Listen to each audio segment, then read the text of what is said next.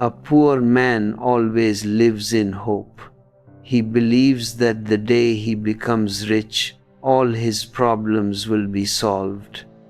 But when a man reaches the very peak of wealth, like in New York, the moment he attains everything money can buy, that great illusion shatters. He no longer has a lie left to hide behind. Externally, his world is covered in pure gold, but internally, he is left stark naked with a terrifying emptiness. That is exactly why nothing fails like success, and why ultimate wealth brings the greatest sense of inner emptiness. Look at New York, the very peak of human achievement, where your skyscrapers pierce the sky like frozen architectural egos. You have gathered all the gold, all the neon lights, and all the comfort the earth can provide, yet your eyes look completely dead. You are trapped inside a golden cage of your own making, running like madmen because you are utterly terrified of what will happen if you stop. The richer the city becomes externally, the more intensely its inner poverty bleeds. I tell you, nothing fails like your material success, for you have conquered the whole world, only to realize your own soul is starving inside. Hello, my beloved friends, my fellow travelers on this beautiful, mysterious journey of life. Look at the world around you. Look at the towering achievements of modern civilization. Look at New York. What is New York? It is not merely a geographic location on a map. It is a state of mind. It is the absolute zenith of human ambition, the ultimate monument to the ego's desire to conquer matter. You see skyscrapers piercing the clouds, glittering lights that turn night into day, and avenues paved with unimaginable wealth. It is the diamond capital of the world's dreams. But let me ask you a very simple, very intimate question, a question that hits directly at the center of your being. Have you ever looked beneath that glittering surface? Have you ever paused in the middle of your frantic running to feel the profound hollow space that resides within your chest? You have built a golden cage, a magnificent structure of comfort, prestige, and financial security. But a cage is still a cage. Whether the bars are made of rusty iron or 24-karat gold makes absolutely no difference to the soul of the bird trapped inside. In fact, the golden cage is far more dangerous because it deludes you into believing that you have arrived, that you are successful, that you are free. Wealth feels empty because it is empty. Gold cannot feed your consciousness. Money can buy you a beautiful bed, but it cannot buy you sleep. It can buy you the most exquisite company, but it cannot buy you love. It can build you a palace in the middle of Manhattan, but it cannot give you a home within yourself. I see you running every single day on those crowded avenues. In New York, people do not walk, they run. They are always in a hurry. always chasing the next deadline, the next million, the next promotion. Why are you running so fast? If you look deeply into your psychology, you will find a terrifying truth. You are not running toward a goal, you are running away from yourself. The fast-paced rhythm of the modern metropolis is nothing but a frantic, desperate escape mechanism. You are terrified of stopping, because the moment you stop, the noise of the external world fades, and the deep, silent void within your being begins to assert itself. You are terrified of encountering your own inner architecture, which has fallen into decay while you were busy constructing your outer empires. If this message resonates with the silent space in your heart, if it touches that hidden wound you have carried for so long, take a moment to drop a comment below and share your reflections. Let this space become a gathering of conscious seekers. And if you wish to walk this path of awakening with me, subscribe to this channel and share this video with those who are still lost inside their own golden palaces.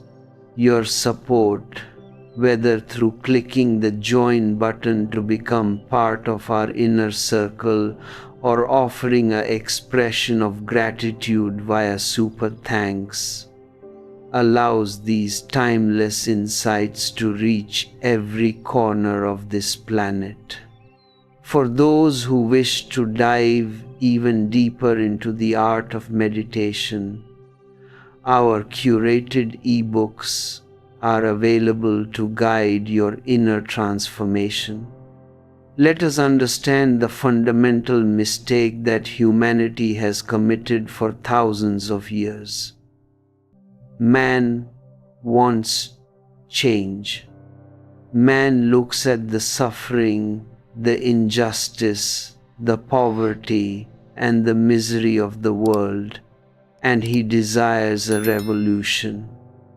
But his approach is entirely horizontal, entirely political. The revolutionary belongs to the mundane, political world. His understanding is incredibly superficial. He believes that by changing the social structure, by changing the government, by changing the laws and the bureaucracy, he can change the man. This is a tremendous fallacy, a dangerous illusion that has brought humanity to the brink of global suicide. Society in itself does not exist. Society is only a word, a collective name, like a crowd. If you go out into the world to find society, you will never encounter it anywhere. Wherever you go, you will only ever encounter an individual. The individual has a soul, a living consciousness, a possibility of evolution, of transformation. Society has no soul. It has no substance. It is a ghost. Yet, all your political revolutions have tried to change the ghost while completely neglecting the living reality of the individual.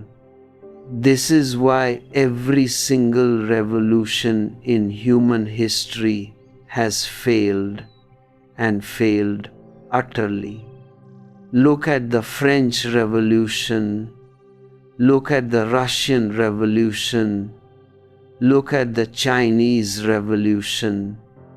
They all began with beautiful slogans of liberty, equality, and fraternity. They talked about liberating the oppressed, about destroying private property, about creating a paradise for the proletariat.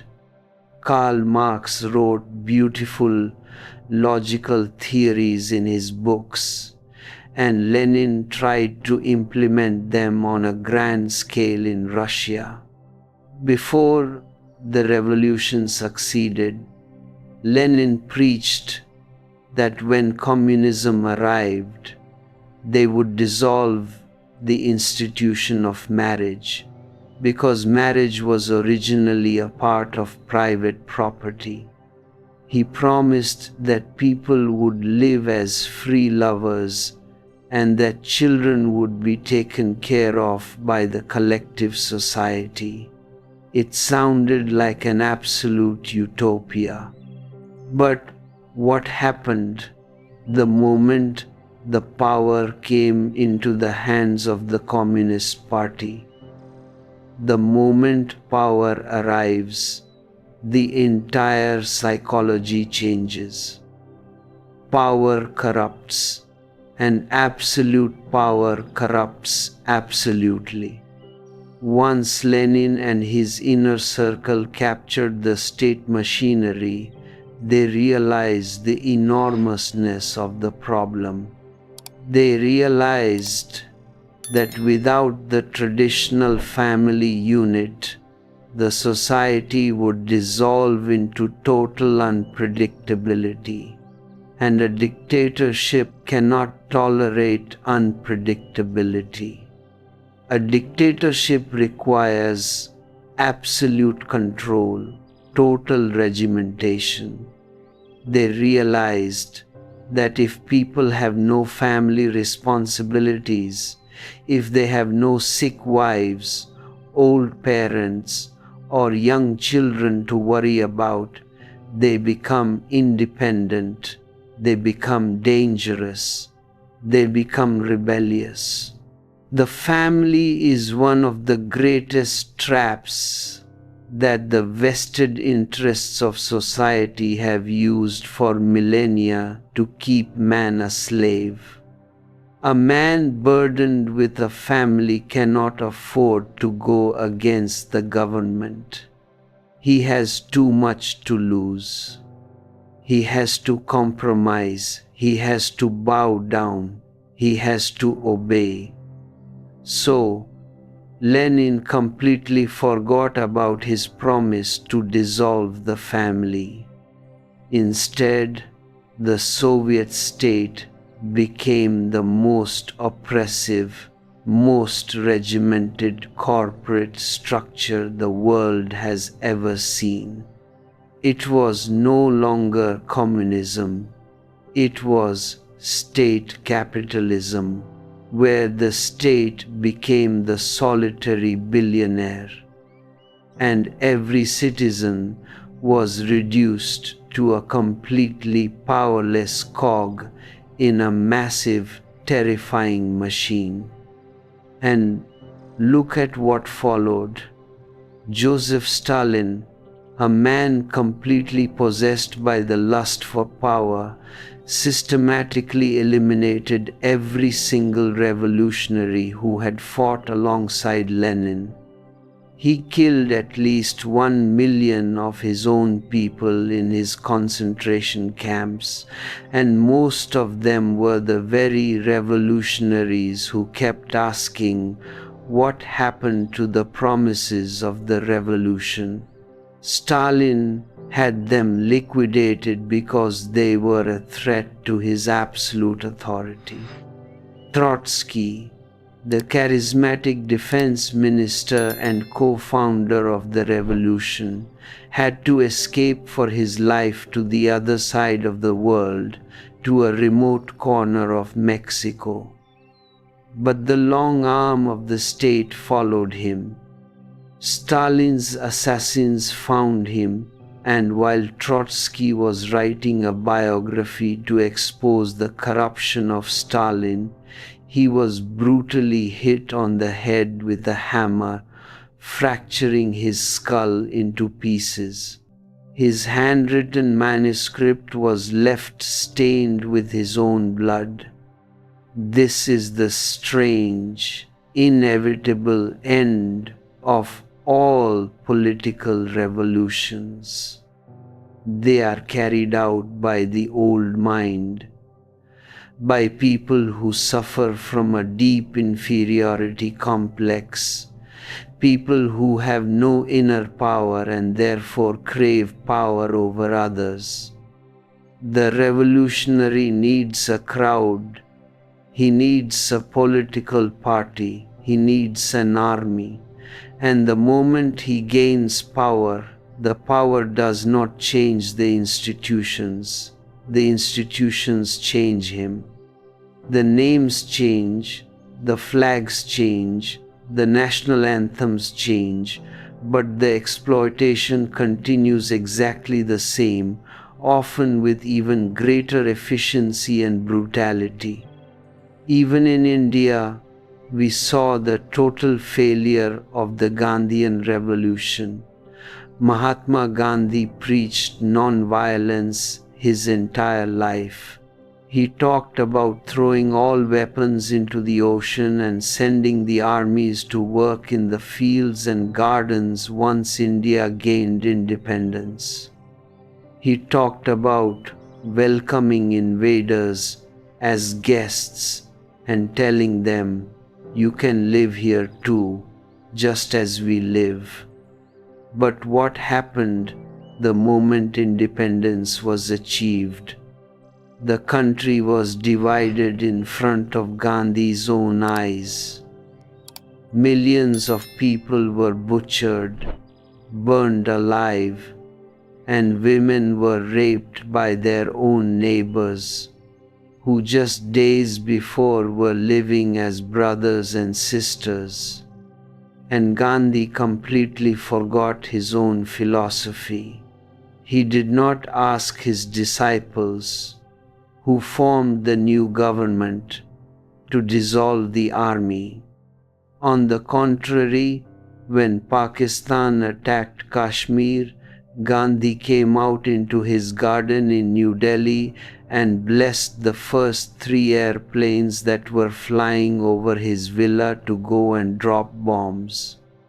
Unashamedly, without ever seeing the immense contradiction in his actions, the prophet of non-violence blessed the weapons of war. Why? Because when you deal with the outer structures of power, you are forced to play by the rules of power. The outer world is mechanical, natural, and governed by the laws of cause and effect. I do not teach revolution, I teach rebellion. And there is not only a quantitative difference between a rebel and a revolutionary, there is a qualitative difference.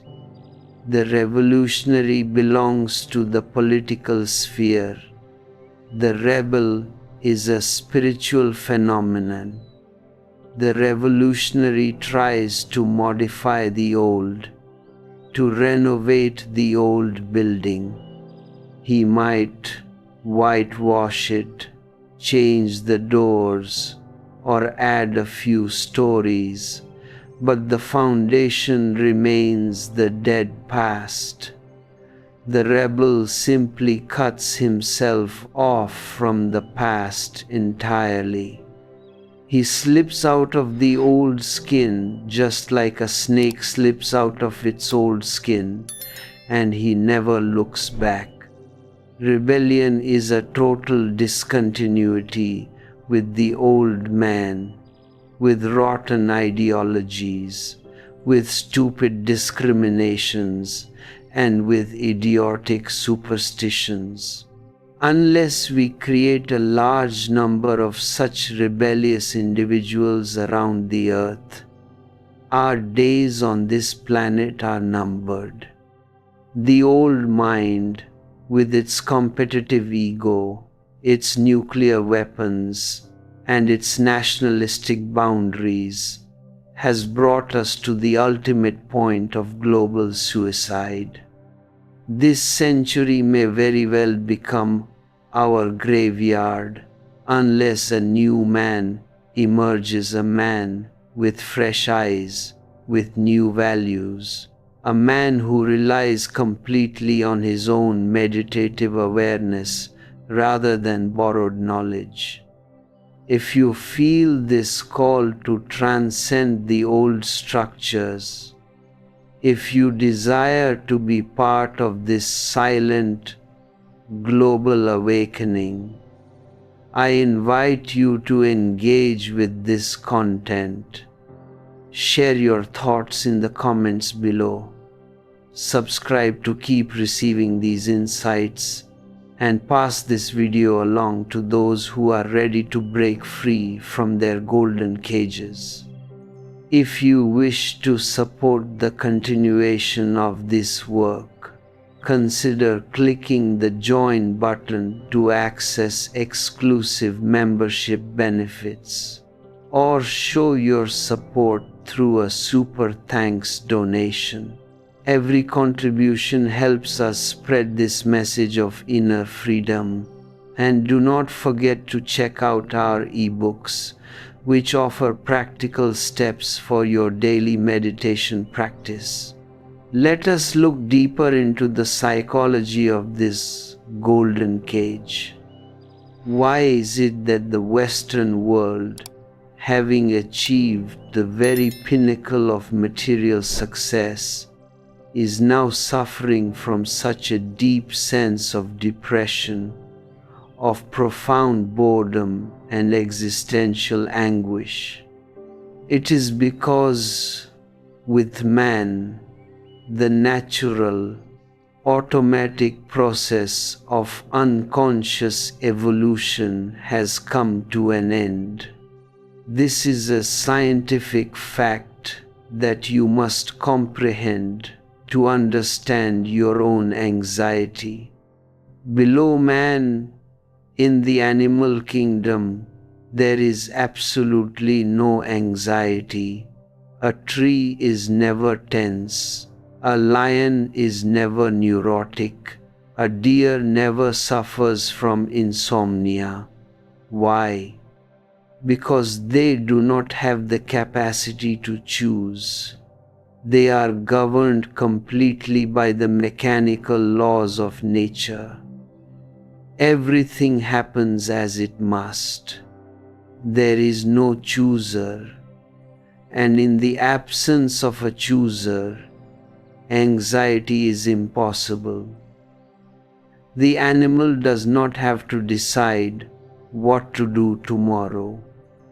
Its life is an automatic script written by nature. But with man, consciousness emerges. And the moment consciousness comes into being, unconscious evolution stops, because its purpose has been fulfilled. Nature has brought you up to the point of being a conscious individual. Now nature leaves you free. Now your evolution is no longer a collective, automatic process. It is entirely your own individual responsibility. You can choose to evolve, or you can choose to remain stagnant. You can choose to move toward the heights of a Buddha, or you can choose to fall below the level of animals. This freedom to choose is the greatest glory of human beings, but it is also the heaviest burden. Every choice you make is a gamble in the dark, because nothing is certain. Your choice becomes your destiny, and you cannot undo it. You cannot go back on it. This is the root cause of human anxiety. Man is tormented by the questions: to be or not to be, to do or not to do. You are forced to choose. You are not even free to not choose, because deciding not to choose is also a choice, and it will have its own consequences. Because this freedom is so terrifying, because the burden of individual responsibility is so heavy, the average human being tries everything possible to escape from it. He wants to shirk his responsibility and place it on someone else's shoulders. This is the secret behind the immense appeal of totalitarian ideologies like communism and fascism. They take away your individual freedom and promise to take care of you. They say, the state is responsible, the party is responsible, you just obey. It is an escape from the burden of choice. Slavery is very comfortable because there is no responsibility. We also do the same thing with our religions and our gurus. We create ready-made gods in our minds, or we run to priests and gurus so that we can surrender our intelligence to them. We tell them, you tell us what is right and what is wrong. You take charge of our lives. But this is juvenile, childish, and a complete regression. In denying your freedom, you destroy the very possibility of your evolution. You fall back into the animal state of unconsciousness. When a person cannot accept a god or a guru, and yet cannot bear the immense tension of his inner void, he turns to intoxicants, to drugs, to alcohol. The hustle and bustle of New York, the constant chasing of money, the loud music, the alcohol, the sleeping pills, what are they? They are all desperate attempts to buy a temporary unconsciousness, to forget the terrifying fact that you are alone and that you are totally responsible for your own life. But let me tell you, there is no escape. You can postpone the problem until death, but the problem will remain, and your new birth will continue in the exact same state of tension. The only way out is through. Responsibility is not a condemnation, it is a magnificent opportunity. It is the door to your inner revolution. The moment you become totally aware that you alone are responsible for your suffering, for your joy, for your heaven, and for your hell, a tremendous strength is born within you. You stop looking outside for saviors. You realize that no Jesus, no Buddha, no Krishna is going to come to save you. You have to become a savior unto yourself. The minute you accept this absolute aloneness, a miracle happens. But you must understand the difference between loneliness and aloneness. Loneliness is a negative state of misery. It is the feeling that comes when you are missing the other, when you are escaping from yourself and trying to find someone else to fill your empty space. Loneliness is full of beggars, each begging the other to give them love, to give them attention, to fill their void. And because both are beggars, both remain empty, and the relationship becomes a battlefield of expectations and frustrations. Aloneness is a positive state of absolute health. It is the joy of being yourself, sufficient unto yourself. It is the realization that your interiority is a golden palace, a dreamland of immense beauty, peace, and bliss. The ego cannot exist in aloneness. The ego can only exist in relation to others.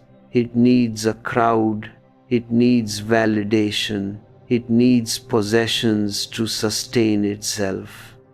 When you are totally alone, the ego naturally weakens. And if you have the courage to remain in that aloneness without escaping, without turning on the television, without reaching for a drink, without calling a friend, if you just sit silently with your facts, the ego shatters, it explodes, and in that explosion, the I dies, and the divine is born. The divine is neither I nor thou, it is one. It is a vast oceanic consciousness that encompasses the total existence. But to reach this oneness, you must pass through the fire of total aloneness. You cannot create false substitutes for this oneness. Nationalism, corporate groups, religious sects, these are all false substitutes created by cowards who are afraid to stand alone. In a crowd, you lose your individual consciousness and regress into a primitive group consciousness. A man will not burn a church or a mosque alone, but as part of a crowd, he will do it laughingly, because he feels he is no longer individually responsible. A true rebel does not choose any false substitutes. He lives with the facts of life as they are. He looks directly into his inner vacuum. And meditation is nothing but the art of entering into this vacuum, the art of focusing on the gaps. Let us examine the mechanism of the mind. How does your mind function? The mind is a constant machine of verbalization. It takes every existential experience and immediately transforms it into words. You see a beautiful sunrise over the ocean, and before you have even felt the warmth of the rays, the mind jumps in and says, "What a beautiful sunrise." The moment you utter those words, you have moved away from the fact. You have wrapped the living presence of the sunrise in a dead shroud of language. The words become a barrier, an imprisonment between you and existence. We have become so habituated to this mechanical verbalization that we are completely unaware of the gaps between our thoughts. Between two words, there is always a small interval of silence. Between two notes of music, there is always a gap. If there were no gaps, the words would merge into one chaotic noise. They could not remain distinct. But because you are so focused on the words, you completely miss the silences in between. It is exactly like a Gestalt picture. A drawing can contain both the image of an old lady and a young girl at the same time. If you focus on the old lady, the young girl disappears. If you focus on the young girl, the old lady disappears. You cannot see both simultaneously, even though you know they are both there. Similarly, if your consciousness is focused only on words, you live in a non-meditative, chaotic state of mind. But if your focus shifts to the gaps, the words disappear, and you are suddenly thrown into a deep state of meditation. Many people try to force the mind to be silent by using mental tricks, by repeating a mantra like Ram, Ram, Ram or Om, Om, Om over and over again. This is not meditation. It is Mahesh Yogi style auto-hypnosis. By repeating a single word continuously, you create such an immense boredom in the brain that the mind falls asleep. You enter into a state of unconscious oblivion. It can give you a little physical relaxation. It can lower your blood pressure, but it is just a psychological drug. It falls below language into the unconscious. It does not go beyond language into pure consciousness. I tell you, drop all mantras, drop all ready-made techniques. Do not try to push words out of the way, because any effort to eliminate words will only use more words. Simply become a witness to the procession of your thoughts. Stand on the side of the road and watch the thoughts pass by like a crowd of strangers. Do not judge them. Do not say this thought is good and that thought is bad. Do not become identified with them. Just watch. As your awareness becomes more acute, the speed of the mind naturally slows down. The thoughts move further apart, and the gaps begin to widen. And one day, suddenly, you find yourself inside the gap. It is a bottomless abyss of peace, light, and ecstatic joy. In that space, language is no longer needed.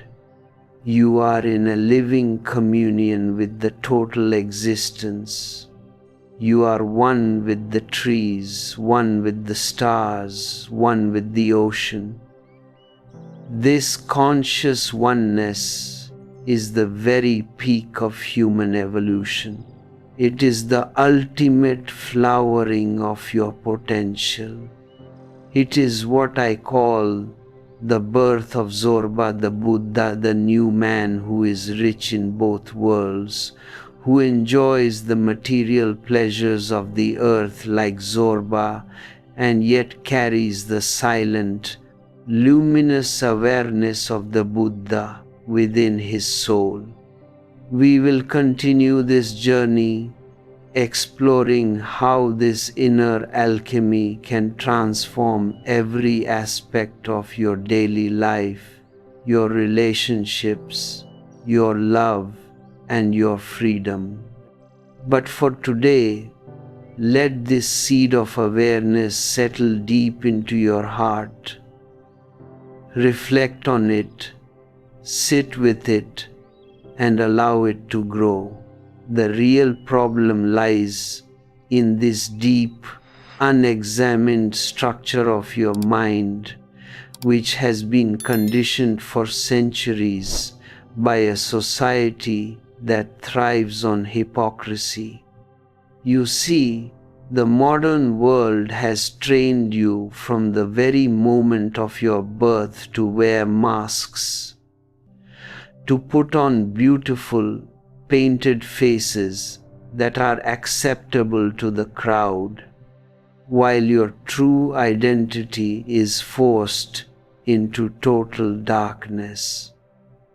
You are told how to sit, how to walk, how to speak, and how to behave, until you completely lose touch with your original face.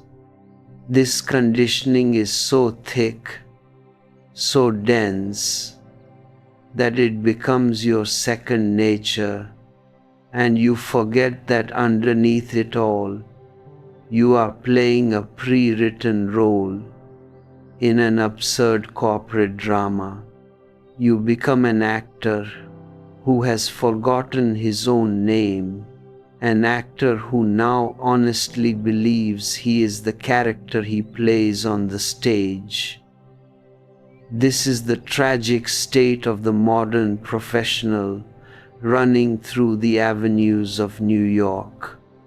You are a bundle of borrowed thoughts, living an imitation of life, yet you wonder why your soul feels utterly starved and vacant. Look at how you define success. Your success depends entirely on the recognition and validation of the crowd. If the crowd praises you, if the crowd awards you prestige and financial reward, you feel significant. But who is this crowd? The crowd consists of unconscious, blind sleepwalkers who do not know who they are. You are begging for validation from people who are themselves absolute beggars, searching for their own identity in your eyes. What kind of dignity is this? The opinion of others has become the master of your life because your entire personality has been built from the outside. Your name, your religion, your academic degrees, your bank accounts, your elegant clothing, they are all given to you by the outside world. If the outside world takes them away, you feel you will evaporate into nothingness. This creates a terrifying, constant fear within your psychology, a deep-seated anxiety that forces you to continue playing the game according to their rules, no matter how degrading or empty it feels. I have always loved the stories from my own childhood. Back when I was a student in school and college, I was a constant trouble for my teachers and professors because I could not resist questioning everything they said. No professor could move a single inch with his pre-formulated lectures because I would immediately raise a problem that shattered his old, out-of-date information. They used to hit their heads with their hands in absolute frustration. They would tell me, either you remain silent or you go out of the classroom. I always chose to go out. I would stand outside the room, by the window, and continue my questioning from there.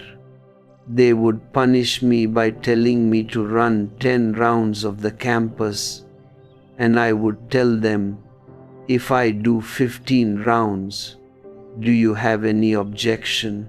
It is a beautiful morning exercise. I was expelled from colleges and universities because the authorities could not cope with a mind that refused to accept borrowed information as true knowledge. They told me that I was ruining the discipline of the institution, but I told them that an institution that requires you to swallow dead lies without questioning is not a seat of learning. it is a manufacturing plant for spiritual slaves. The same manufacturing process is what has created the golden cage of modern materialism. The West has chosen a highly rational, scientific path. It has worked intensely on matter, reaching deep into the secrets of physics, chemistry, and technology. And through this logical, linear approach, it has created a society of immense abundance and absolute richness of worldly goods. But look at the paradox. In the middle of this vast material abundance, the modern man finds himself completely hollow, soulless, and lost.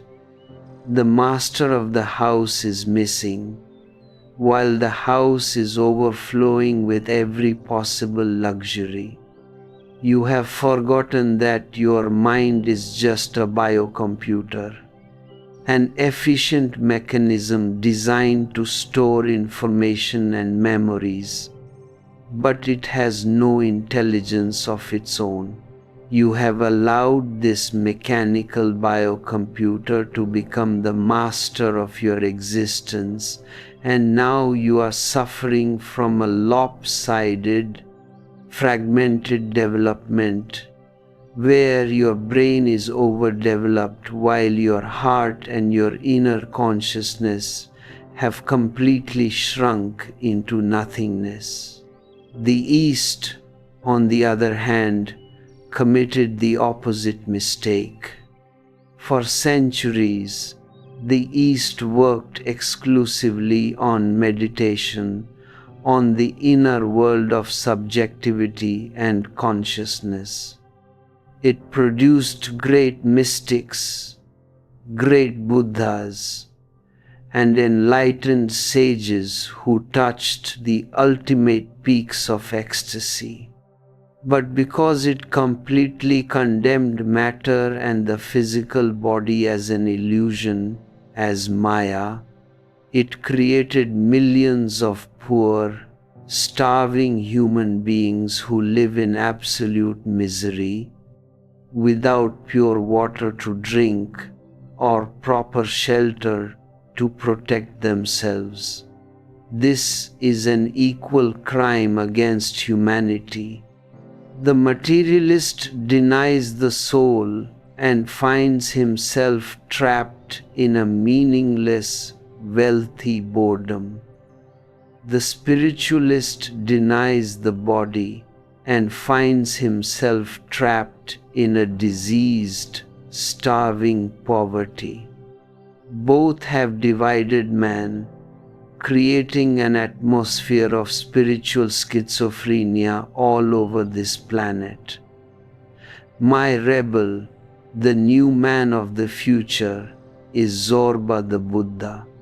He is a beautiful, harmonious synthesis of matter and consciousness, of body and soul.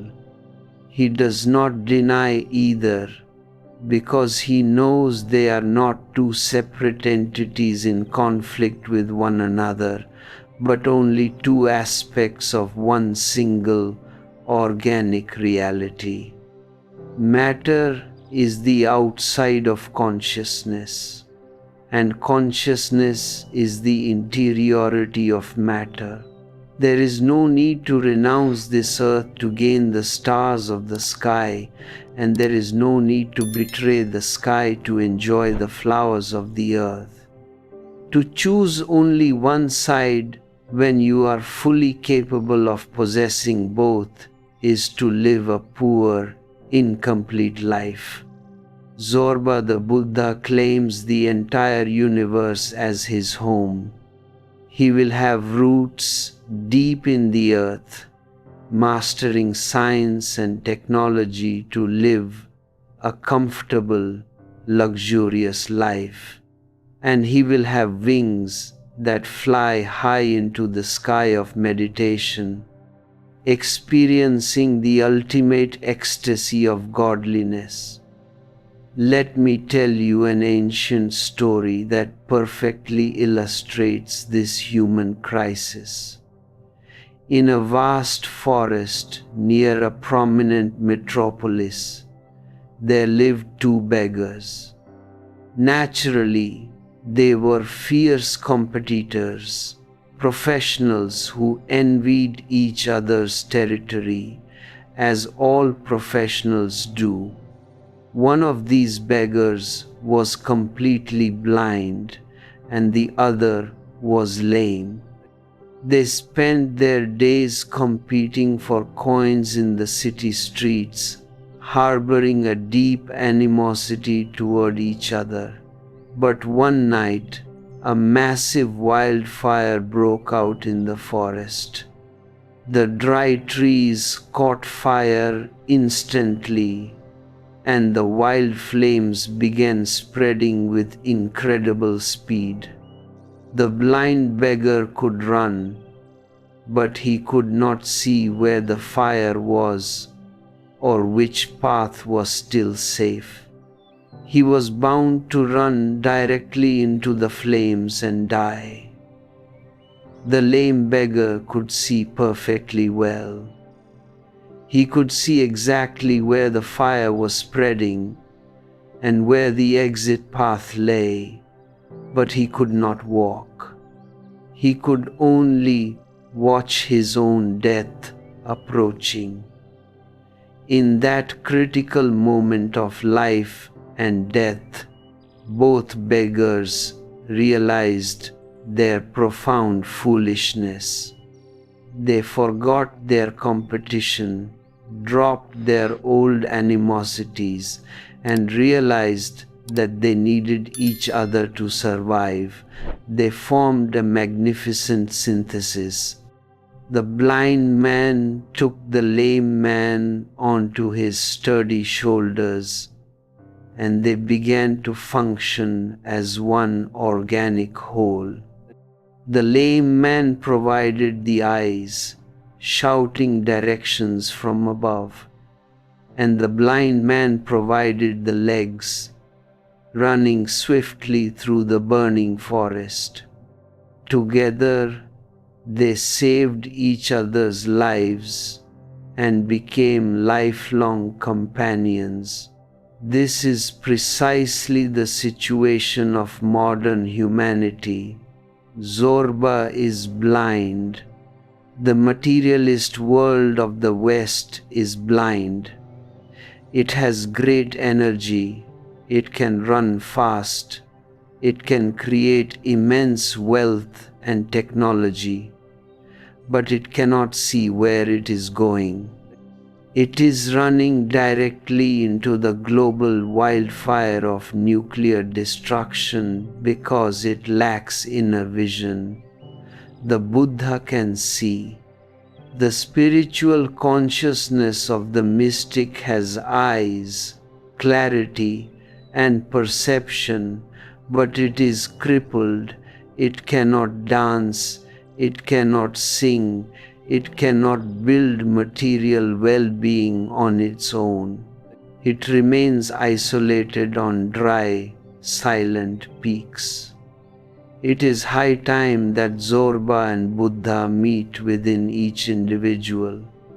This meeting is the only hope for the survival of this planet. When the vision of the Buddha guides the dancing, rejoicing energy of Zorba, your life becomes a dynamic celebration. To understand this integration, you must look closely at how the mind uses language to destroy the freshness of your life. Language is an old, dead mechanism, an invention of human society for utilitarian purposes. But existence itself has no language. Existence is non-verbal. Every morning a new rose flowers in your garden. It is absolutely unique. It has never existed before and it will never exist again. But the moment your eyes fall upon it, your mechanical mind immediately labels it, saying, "This is a beautiful rose." With that single old word, rose, you have murdered the living uniqueness of that flower. You have covered the fresh, mysterious reality with a dead, repetitive, photographic picture from your memory. You are no longer experiencing the flower, you are only experiencing your own linguistic projection. We live in a world of words, which means we do not live at all. Our entire life becomes a dead album of old, accumulated memories and verbal descriptions. Meditation means learning the supreme art of turning off this verbalizing mechanism. It means living non-linguistically. It means having the immense courage to look at a person, a flower, a sunrise, or an inner mood without translating it into words. Let the presence be felt directly. When you are deeply in love, words naturally disappear. If two lovers are sitting together on a bench under the moonlight and they are constantly chattering, it is a definitive proof that love is dead. They are simply filling the terrifying gap of their empty hearts with a wall of words. When love is alive, words become completely inadequate. An overwhelming silence takes over, a silence that penetrates and bridges two souls without any linguistic barrier. Meditation is the absolute culmination of love, not for a single person, but for the entire existence that surrounds you. It requires you to become a detached witness to the mechanical functioning of your mind. The mind is always future-oriented, always creating goals, always projecting what you ought to be, what you should become. This becoming is the foundational source of all human tension and misery. You are never at ease with yourself as you are in the present moment. You are constantly denying your being, constantly creating a gap between what is and what should be. The greater the gap you create through your imagination, the more agonizing your inner tension becomes. A person who accepts his desires, his thoughts, his body, and his confusion totally, without any judgment, steps completely out of the world of tension. If you accept your inner state exactly as it is right now, there is no longer a goal to be achieved, no future to be reached. The gap evaporates instantly. You are at ease with yourself, relaxed in the eternal now. This total acceptance is the only true miracle in life, but it requires a radical rebellion against the old mind, which is obsessed with ideals and perversions. All your ancient traditions and religions have done exactly the opposite. For thousands of years, they have been providing you with a ready-made structure of ideals that go completely against human nature. They preach celibacy, they preach asceticism, they praise self-torture and poverty as spiritual values. This has created an unbelievable state of inner conflict within every individual. Nature pulls you in one direction through your biological instincts, which are irresistible, and your conditioned mind pulls you in the diametrically opposite direction through your moral ideals. You are caught in a permanent state of wavering and indecisiveness, a spiritual paralysis that leaves you deeply uncomfortable and sick. Whatever you choose, you are bound to feel guilty. If you choose to follow your natural senses, the priest inside your head condemns you as a sinner. If you choose to follow the unnatural ideals, you have to repress your energy, which then boils inside you and finds expression as a dangerous, neurotic perversion. This has been a massive, global conspiracy between the priests and the politicians to keep man a subhuman slave. They don't want you to be healthy, integrated, or whole, because an organic, whole human being is naturally decisive, independent, and fiercely rebellious. He cannot be manipulated. He cannot be forced to work in empty, exhausting, corporate bureaucratic setups. He cannot be drafted into armies to go and kill other human beings across artificial national boundaries. The establishment requires fragmented, guilt-ridden, insecure people, because only such broken people are obedient to authority. They will listen to the politician out of fear, and they will run to the priest out of guilt. The new rebel makes a great bonfire of all these old, rotten ideals.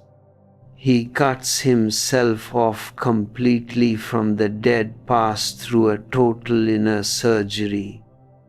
He realizes that whatever is natural is intrinsically right. He does not repress his energy. He learns the subtle art of transforming it through awareness. He allows his consciousness to move down from the brain, which is the monopolizing center of the establishment, back to the heart, and down to the very roots of his vitality at the navel center. You must understand this physical and psychological architecture within yourself. The body and the mind are not two separate things. They are two poles of one single energy system.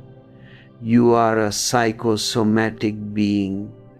The body is the gross expression of this energy, and the mind is the subtle expression. Ordinarily, modern education and urban civilization force your entire life force to accumulate exclusively in the brain. The brain becomes an overactive, loud control tower that dictates every movement, while the heart is completely suppressed and the navel center is left entirely asleep. Because your energy is stuck in the head, you live an entirely verbal, mathematical existence. You can think about love, you can write books about love, but you cannot love. You can study the scriptures of meditation, but you cannot be silent. The brain is a great organizer, a magnificent biocomputer for dealing with matter and the objective marketplace. But it is completely impotent when it comes to experiencing the subjective inner reality of your being. If you try to use systematic mathematical methods to quiet the mind, the brain will simply absorb those techniques and make them a part of its own routine, strengthening its own domination over you. That is why I use chaotic, unsystematic methods like my dynamic meditation. It is a deliberate, scientific technique designed to bypass the mathematical control of the brain. When you go into total chaos through deep, chaotic breathing and intense, uninhibited catharsis, the brain is completely nullified. It has no logic to apply to a chaotic situation. It cannot organize it, so its function stops. The center of your consciousness is instantly pushed down from the head to the heart center. The heart is the realm of your suppressed emotions, your unlived longings, your buried tears, and your hidden laughter.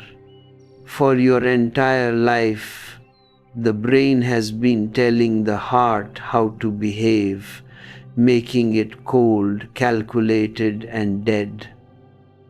Through the chaotic explosion of catharsis, the heart is completely unburdened.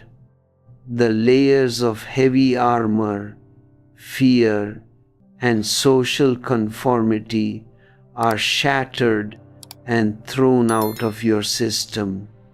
The heart becomes light, transparent, and open once again. And the moment the heart center is cleared, the consciousness is pushed even further down to the original seed source of your life at the navel center. The navel is the place where you were connected to your mother's womb, the original source from which your entire physical and psychological existence bloomed. It is the center of pure vitality, of unconditioned being. If you ask a Zen monk from where he thinks, he will place his hands on his stomach, near his navel. When Western travelers first encountered this, they thought it was absolute nonsense. How can a man think from his stomach? But the Zen monk is expressing a profound truth. He does not operate from the remote control tower of the brain. His consciousness is rooted at the very source of life energy. He is centered, balanced, and completely at home with existence. When your energy is rooted at the navel center, you enter into a vertical dimension of awareness, leaving behind the horizontal running of the mechanical mind. Now, you are no longer a victim of cause and effect. Your actions do not arise as a mechanical reaction to your past experiences or your social conditionings. Your actions arise fresh, spontaneous, and pure out of your present moment awareness. You become completely unpredictable. A dead machine is perfectly predictable. A modern materialist running through the streets of New York is entirely predictable because his responses are determined by his body chemistry and his social programming. But an enlightened, rebellious individual cannot be predicted by any science or psychology, because he lives each moment in absolute, spontaneous freedom. This inner transformation is a process of deep, conscious revolution. It cannot happen collectively. No divine force is going to descend from the clouds to grant you ready-made enlightenment as a collective birthright. If it were given to you as a free gift, it would be completely valueless to you. You would take it for granted, just as you take your eyes, your hands, and your breathing system for granted. You have much, but it means nothing to you because you have not earned it through your own toil, through your own individual struggle. The struggle itself is what creates the inner capacity to contain, feel, and cherish the immense bliss that crowns the achievement. I want you to drop all false substitutes for this inner transformation. Do not take refuge in ancient scriptures. Do not take refuge in ready-made dogmas. And do not expect a savior to come and take away your responsibilities. The total responsibility for your life belongs entirely to you. This realization may feel heavy and terrifying at first, but it is a great blessing in disguise. It gives you the necessary friction, the necessary fire, to break out of the golden cage of your mechanical conditioning. I often recall another beautiful joke that illustrates how easily human beings get lost in their own mechanical misunderstandings. A prominent lion is walking down a quiet jungle path in the middle of the morning, feeling very proud of his majestic presence. He comes across a tiny monkey sitting on a low branch. The lion roars fiercely, shakes his heavy mane, and demands, "Who is the undisputed king of this jungle?" The terrified monkey shakes from head to toe, bows down, and squeaks, "You are, Your Highness, you are." The lion smiles proudly, pats him on the head, and continues walking down the path. A few minutes later, he encounters a magnificent giraffe grazing on the high leaves. The lion stands on his hind legs, roars with immense volume, and demands, "Who is the true king of this jungle?" The giraffe drops his head, bows down with great etiquette, and says, "You are, Great Master, you are the king."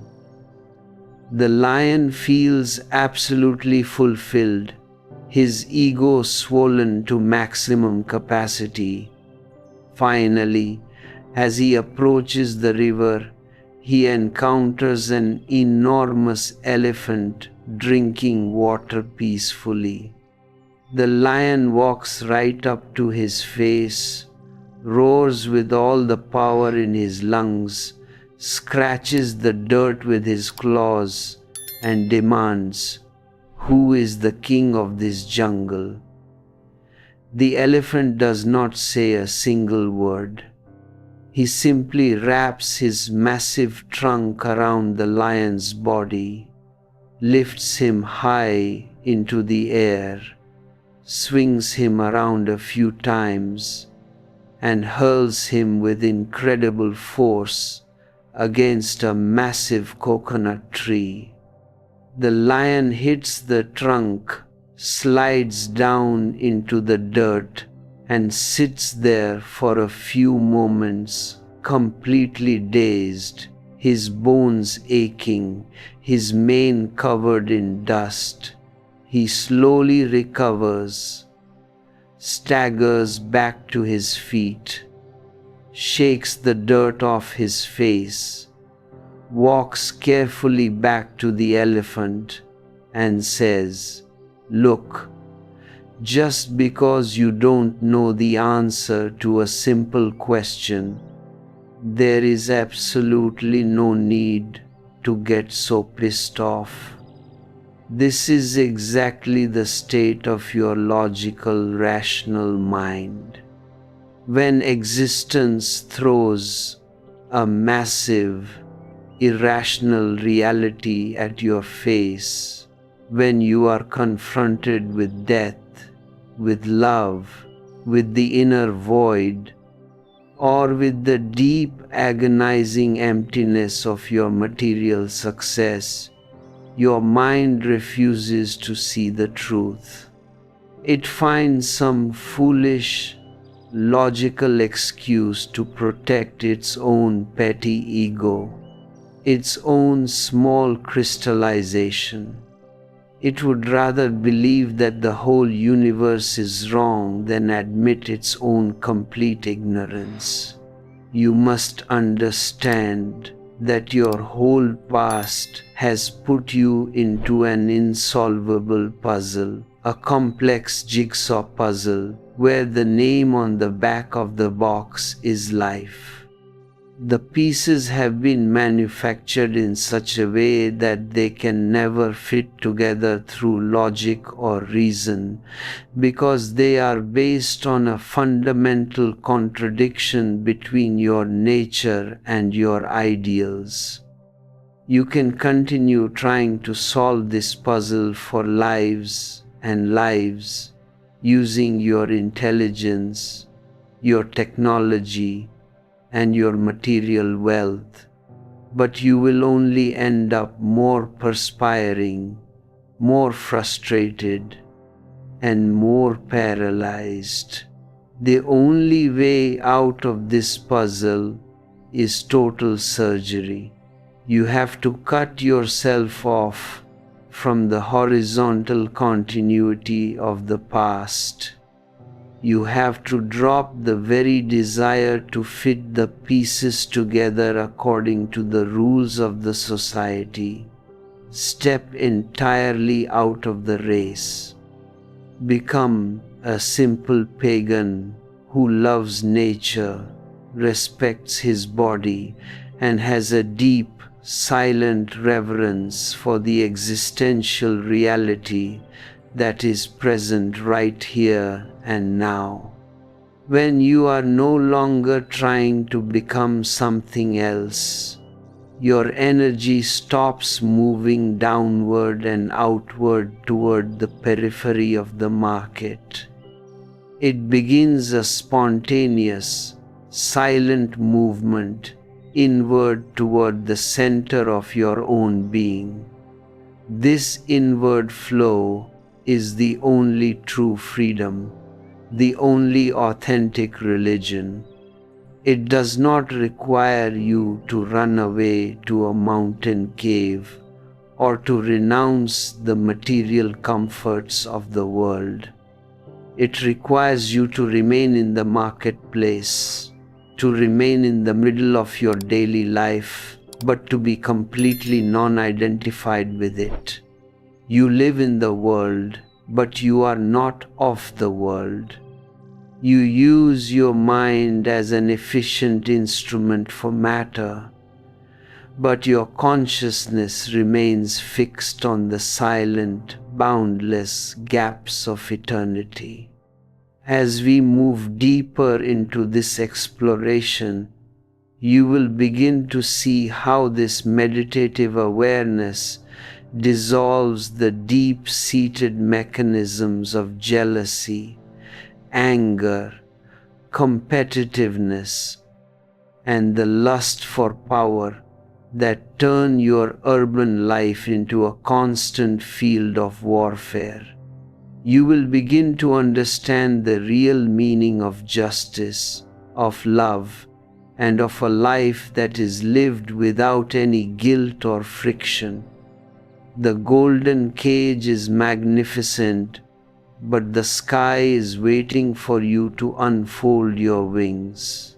And to truly unfold your wings, you must look directly at the most powerful, most misunderstood energy moving within your physical vehicle, your sex energy.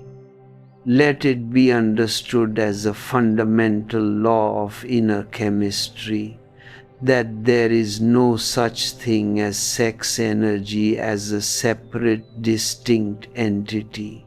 Energy is simply one and the same. It is a solitary, nameless life force flowing through your being. Sex is merely one specific outlet for it, one particular direction, one biological application of that foundational life force. When your pure life energy becomes biological, it manifests through the door of your sexual organs and is labeled as sex energy. It is the natural, biological flow of your vitality, and it represents the absolute lowest application of your potential.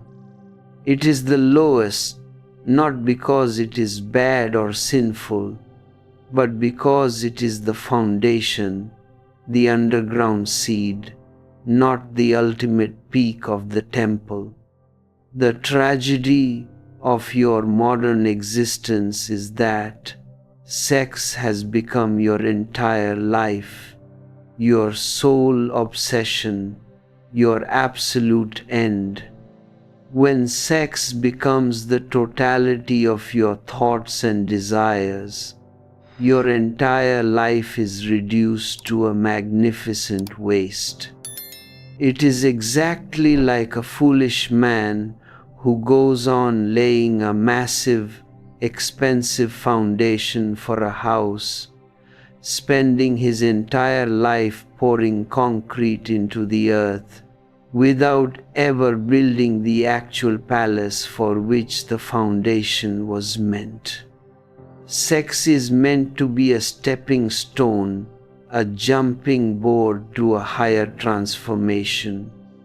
But because you do not know any other door, you remain stuck at the foundational level, repeating the same mechanical, biological routine over and over again, wondering why it ultimately brings you nothing but a deep sense of frustration and meaninglessness.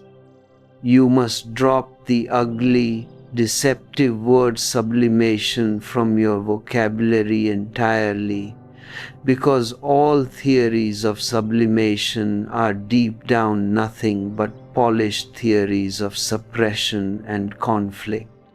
The moment you think in terms of sublimating an energy, you have already taken a negative, antagonistic stance against it.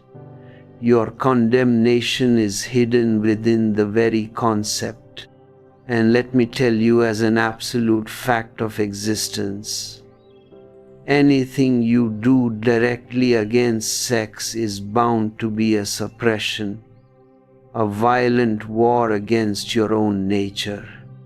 When you fight against your own internal energies, you are a house divided against itself, a person fighting his own shadow.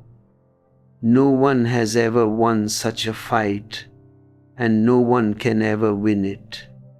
One moment your ego will pretend that it has controlled the energy, that it has attained a saintly celibacy, and the very next moment the irresistible pull of nature will assert itself, your control will shatter into pieces, and you will fall back into the same biological desire, carrying a mountain of guilt on your shoulders.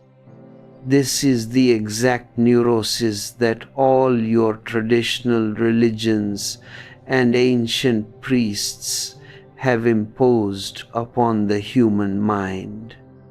They have created a perverted sexuality, a deeply sick and neurotic culture that is completely obsessed with sex precisely because it tries to suppress it. I am absolutely against this anti-life attitude. Sex is a basic biological fact, an unconditioned reality of nature. There is absolutely nothing wrong with it, and it does not require any moral or spiritual labels. You have come into this physical world through the door of sex, and your body carries a built-in biological program to give birth through sex again, because nature insists on the continuity of life. Since your physical body is mortal and destined to die, nature creates a compelling, obsessive drive within your cells to replace that body with a replica, ensuring the survival of the species. If sex were left as a matter of voluntary choice, if it were not a compulsive, intense force, humanity would have disappeared from this planet long ago. Because sex is so non-voluntary and compelling, it has become the ultimate touchstone for spiritual realization. We cannot see directly into your soul to know if you have encountered the divine, but we can see directly whether the compulsive pull of sex has naturally withered away from your life. When a man finds a hoard of diamonds, he drops the ordinary stones he was carrying in his hands automatically, spontaneously, without making any conscious effort to renounce them. He doesn't even notice that they have fallen from his hands. But your traditional ascetics do the exact reverse. They throw away the stones through sheer willpower, while their eyes are still full of greed for the diamonds they have not yet found.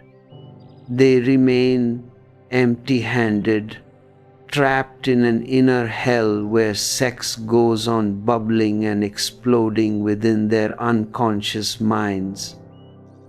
This is not brahmacharya. This is just a diseased, suppressed sexuality. If you want to move toward the divine, you must begin from a state of total health and normality, not from a neurotic, perverted mind. You must accept sex as a normal, healthy biological reality. Stop fighting with nature. You are part and parcel of it. Adopt a deeply friendly, sympathetic attitude toward your body and its functions. The sexual act is originally the deepest, most intimate dialogue between your individual being and the cosmic nature. It is not merely an encounter between a man and a woman. It is a profound dialogue of man with nature through the medium of a woman, and of woman with nature through the medium of a man. For a solitary, ecstatic moment, you are caught up in the cosmic flow, relaxed in the celestial harmony of the universe, completely one with the whole.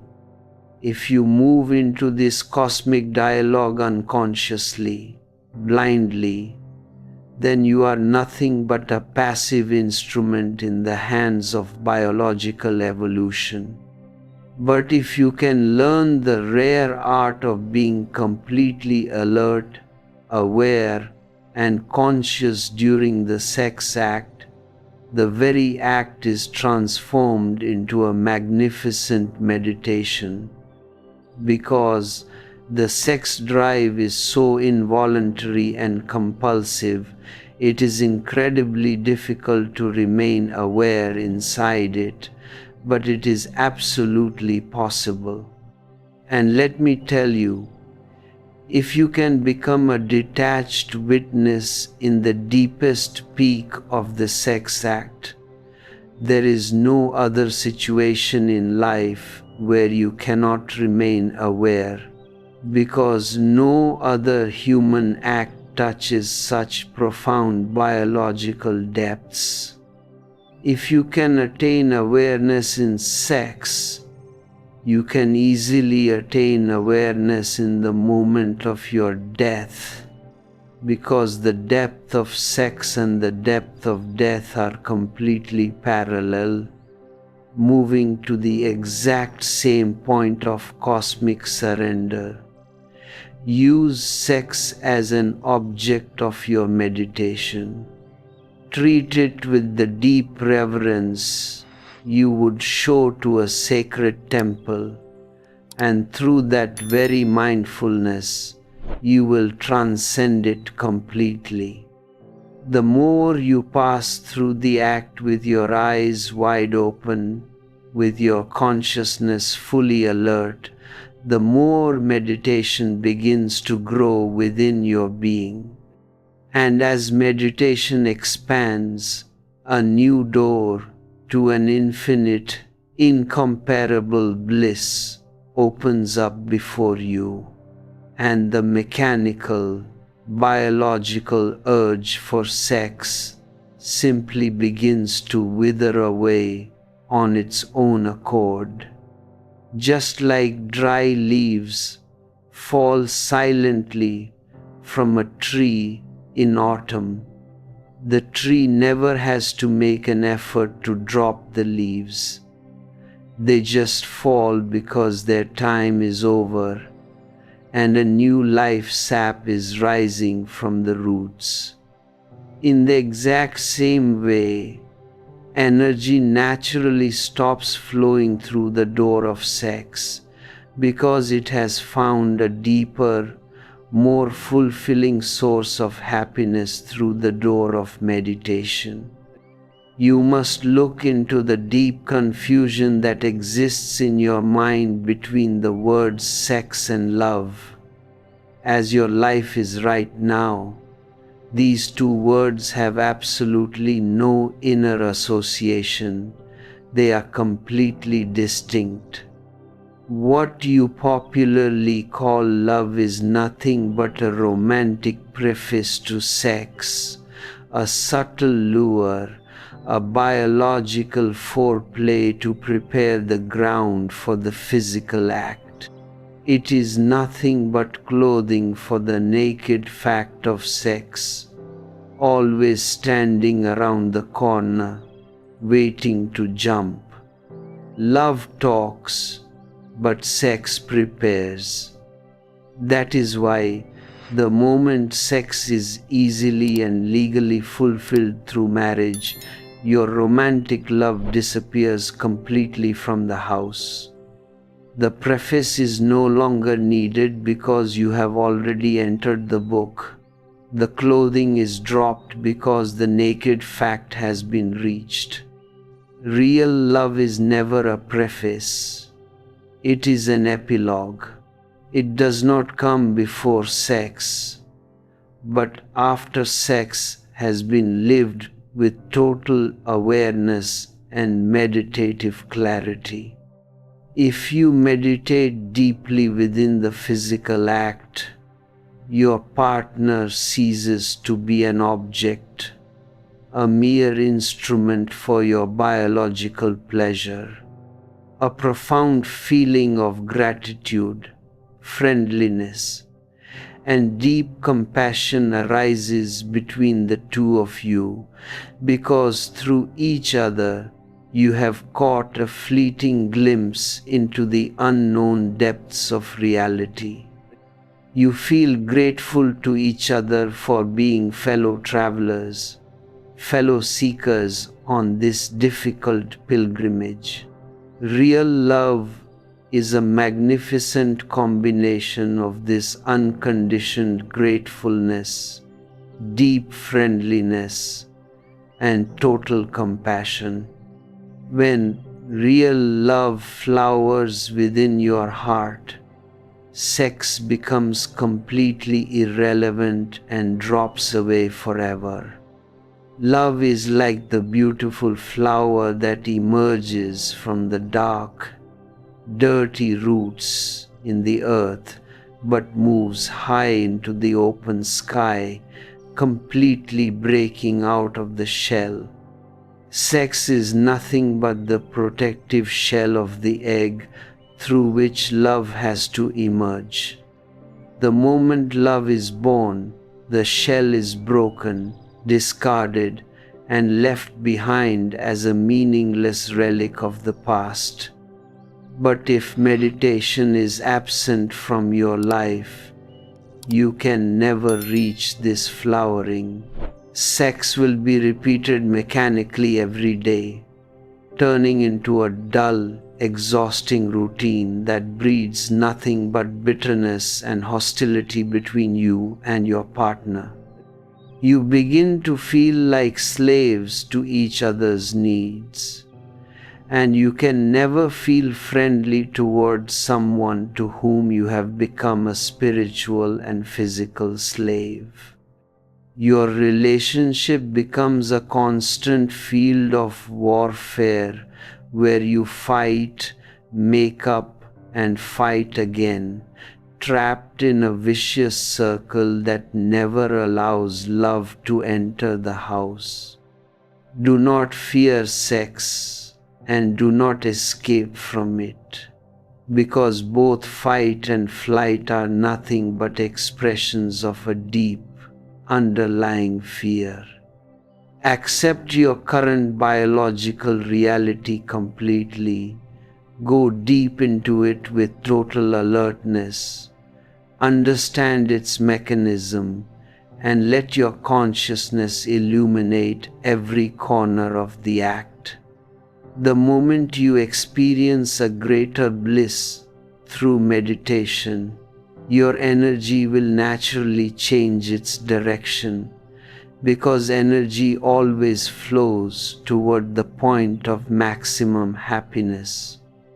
When your energy deepens into love, you leave behind the physical meeting of bodies and enter into a psychic meeting of souls.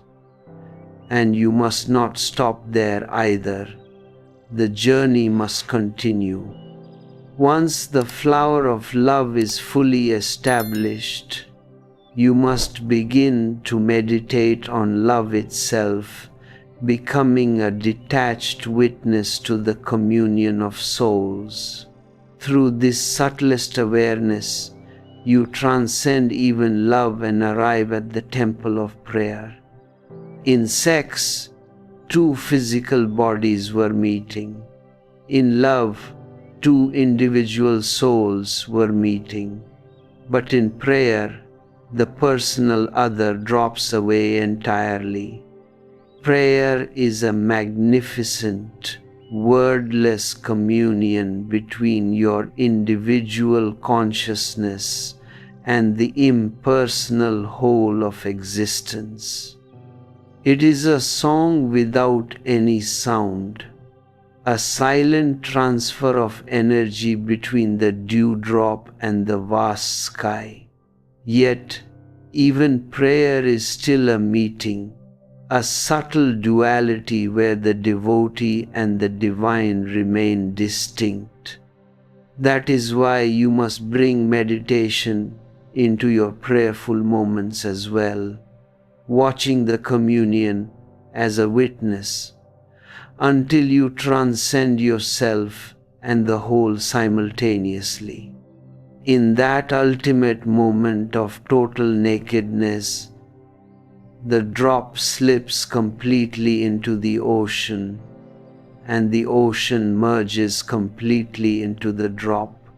There is no longer an experiencer and no longer an experience. There is only a total ecstatic oneness, an ocean of pure consciousness that knows no boundaries, no birth, and no death.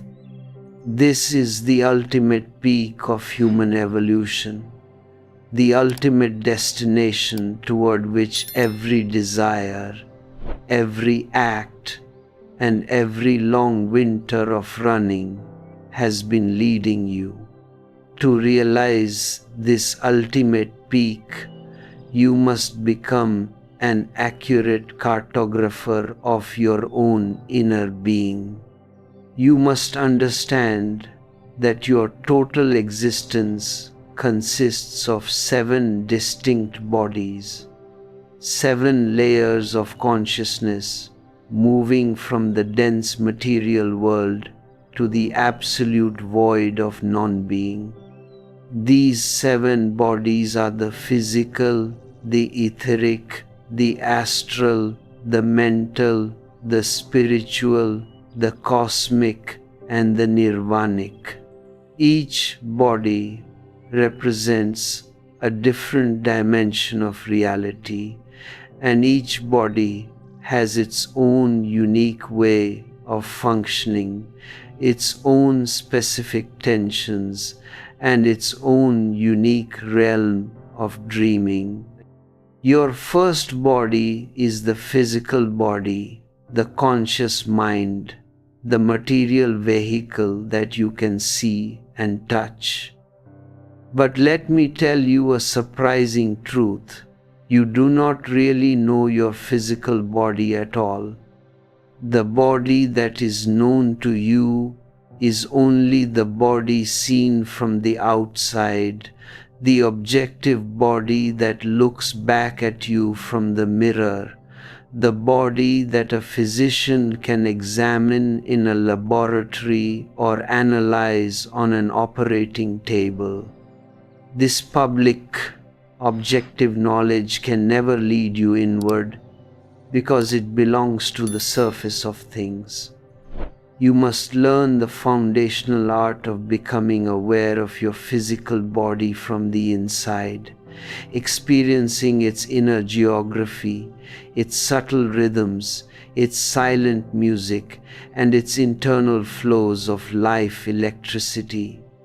When you close your eyes, you can no longer see your hand objectively, yet you still have an intimate, immediate inner feeling of something being there.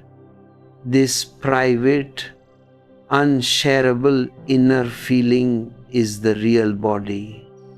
You must become deeply mindful of this inner presence in every situation of your life. When you are eating, do not just swallow the food mechanically while thinking about your business office. Become the very process of eating, feeling how the body absorbs the vitality from within. When you are walking, feel the inner muscular sensations of movement. When you wake up in the morning, do not open your eyes immediately to look at the clock. Remain still under the covers for a few minutes, watching the subtle morning changes as your physical body rises from the depths of sleep. This Sandhya, this moment of transformation from sleep to awakening, carries an incredible beauty and an immense well-being.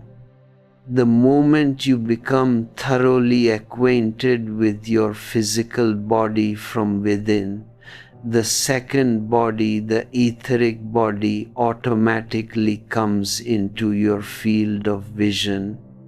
You will begin to see the etheric body from the outside while residing comfortably inside the physical body. The etheric body is the unconscious mind of Western psychology, and it looks like condensed smoke or a vaporous replica of your physical form. It carries no solidity, and gravitation has absolutely no pull over it, which is why during deep meditation, when the etheric body expands, you suddenly feel as if you have risen from the floor and are floating in space. The etheric body is the repository of your unfulfilled emotional desires, and its language is expressed entirely through the world of dreams. When your etheric body is healthy and non-tense, your dreams become beautiful flowing poetry. But when it is deeply suppressed and burdened by social taboos, it creates terrifying nightmares that haunt your sleep. The etheric body can travel easily through space, completely unhindered by distance, because space exists only for the physical body. It can leave your physical frame during sleep or deep trance and travel to remote corners of the earth, and when you wake up, you remember it as a highly realistic dream. It is this etheric body that is put to work during hypnosis, because the etheric mind is completely open to suggestion. If a hypnotist suggests to your etheric body that you have gone blind or that your arm is completely paralyzed, your physical body will immediately manifest those symptoms. Because 75% of all physical diseases and physical pains originate within the suggestible nature of the etheric body. To master the etheric body, you do not need any systematic hatha yoga postures or breath control. You simply need to use the power of total wish, which becomes will. Because there is no gravitation in the etheric plane, the simple total desire to be outside the physical body is immediately fulfilled. When you step inside the etheric body, your physical frame ceases to exist for you. You are inside the second body and standing completely outside the third body, which is the astral body. The astral body is the collective unconscious, the deep repository of your individual history across thousands and thousands of previous births. It is a transparent, wall-less expanse of energy where you can travel not only through space but through time itself. The astral body can trespass every barrier of the past, moving through the entire infinite series of your evolutionary history, from the amoeba to the human state. The tension within your astral body is the absolute essence of desiring the accumulated longing of millions of unfulfilled lifetimes. When you begin to work on the astral plane through deep meditation, you will suddenly be confronted with a chaotic crowd of ancient desires that seem completely overwhelming. Many seekers become terrified at this stage and feel that their meditation is making them worse. But let me tell you, these tensions were always there, hidden in the deepest vaults of your collective unconscious. You have simply become aware of them for the first time. The touchstone of the astral body is the total disappearance of the fear of death. If you have truly known the real astral body and have not just fallen into an astral dream projection, you will know your own immortality as an experiential fact. You will know with absolute certainty that you have died millions of times in previous lives, yet your core consciousness has remained untouched, eternal, and deathless. To dissolve the mountain of tension within the astral body, you must learn the supreme secret of total acceptance. Do not fight against your desires. Do not try to suppress them. And above all, do not create a foolish desire to be desireless, because that is the most dangerous trap of the ego. Simply sit in the middle of the crowd of your desires, watching them with a deep, silent, choiceless awareness. Accept them as your historical accumulation. Accept them as they are, without any judgment or condemnation. The moment your acceptance becomes total and unconditional, the entire crowd of desires evaporates into nothingness. Because a desire can only exist when there is a future goal to be reached, an expectation to be fulfilled. When you accept the present moment completely, desiring stops, and the astral body enters into a magnificent state of positive health, clearing the way for you to enter the fourth body, the mental body. The mental body is the last home of the mind, the absolute frontier beyond which the no mind begins.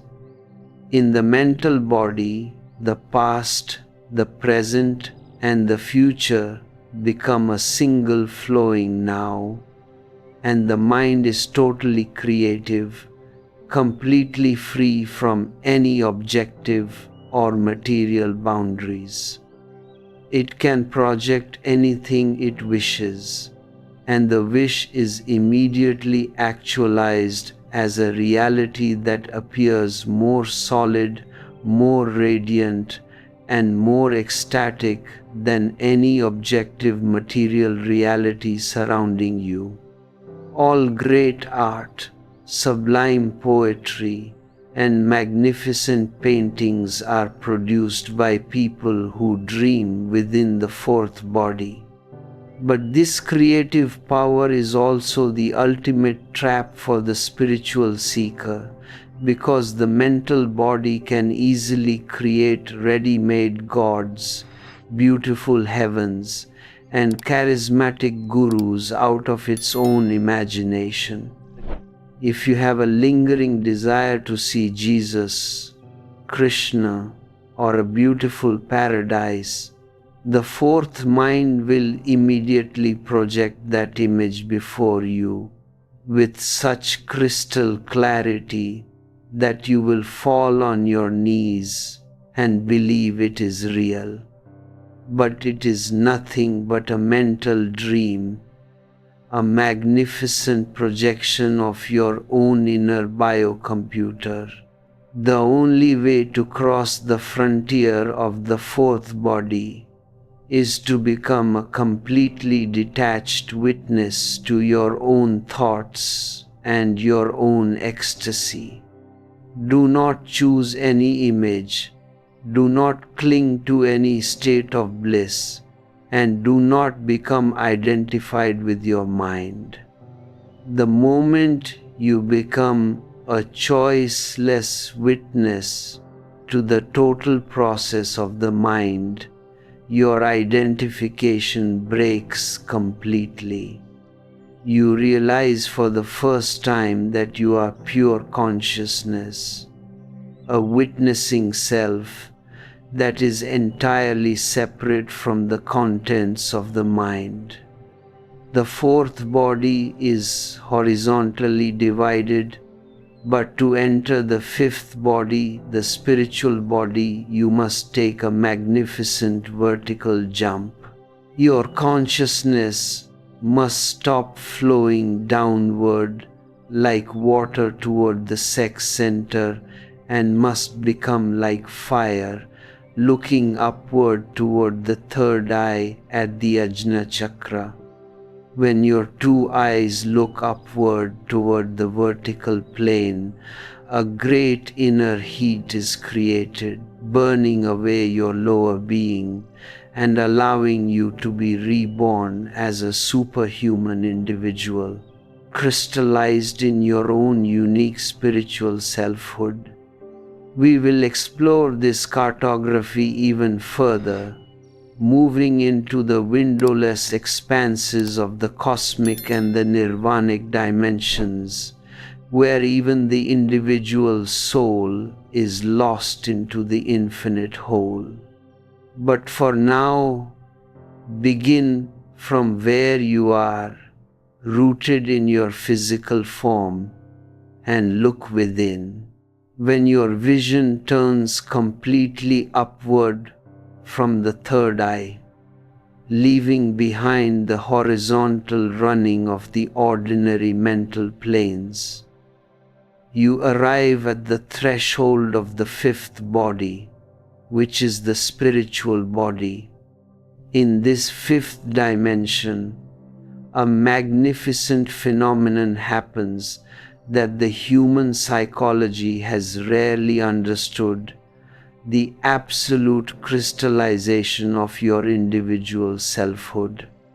Up to the fourth body, you are not a unified entity. You are a chaotic crowd of shifting desires, conflicting thoughts, and fragmented personalities. One moment your anger rules the house, the next moment your lust takes charge, and the next moment your reason pretends to be the master. You are split into multiple subpsyches, a state of perpetual inner division. But the moment you step into the spiritual body, all the servants vanish from the house, and the true master takes charge of the property. This is what George Gurdjieff meant when he spoke about the essential crystallization of the human being. For the first time, you become a genuine individual, an indivisible presence, a solid nucleus of pure consciousness. But with this great crystallization comes the ultimate tension of the spiritual plane, which is the agonizing presence of the crystallized ego itself. Up to the fifth body, your progress has been supported by a subtle fulfillment of the ego, because it feels wonderful to move from chaos to unity, to move from ignorance to a crystallized state of self-awareness. But now, this very center, this very crystallized selfhood, becomes the final wall that prevents you from merging with the boundless expanse of the cosmos. The fifth body is the richest possible state for a human being. It is the absolute peak of your individuality, the culmination of all your meditation, love, and compassion. Thorns have been left far behind, and your inner being has become a magnificent, radiant flower. But now, the flower itself must be completely lost so that only the perfume remains. If you cling to the flower, if you become enchanted by your own spiritual crystallization, you remain locked within a windowless, doorless atomic existence. You become what philosophers have called a monad, a closed, windowless spirit that is completely isolated from the total existence that surrounds it. This is the point where many ancient spiritual systems and traditional sages stopped. They looked at the immense beauty and clarity of the crystallized soul in the fifth body and proclaimed that this is the final liberation, the ultimate moksha. They insisted that even in the liberated state, your individual soul will remain separate, embodied in its own unique selfhood forever. But let me tell you, this is a major misunderstanding, a halt on a bridge that is meant to be crossed. The fifth body is not the end of the journey, it is merely a new beginning. To move from the fifth body to the sixth body, which is the cosmic body, you must step into a dimension where no scientific methods or technical practices can ever help you. Every method, every technique, and every systematic scientific discipline is intrinsically bound up with the ego, because a method requires a user, a doer, who carries out the practice.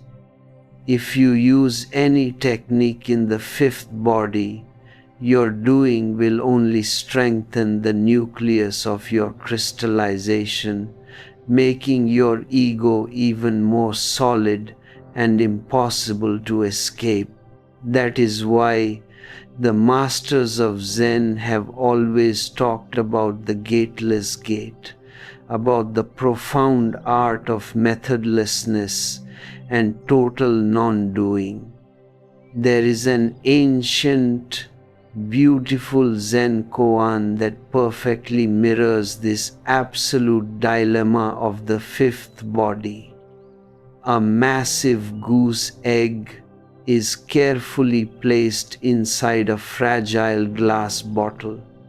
The goose hatches from the egg and begins to grow bigger and greater inside the bottle. Soon, the goose becomes so large that it completely fills the inner space of the glass structure. The mouth of the bottle is incredibly small, so the goose cannot come out, yet it goes on growing. Now, the dilemma is placed before the disciple. You must get the goose out of the bottle without breaking the glass and without killing the goose. What is to be done? If you save the bottle, the goose will die. If you break the glass, the bottle is lost. For days and nights, the disciple sits alone in his room, pondering over this rational impossibility. His logical mind goes completely crazy, trying to invent a clever method to solve the puzzle. Every solution he brings is immediately rejected by the master, because any logical method is bound to either break the glass or kill the goose. Finally, when the disciple reaches the absolute limit of his intellectual exhaustion, when his reasoning capacity completely shatters and falls silent, a sudden flash of understanding dawns upon him.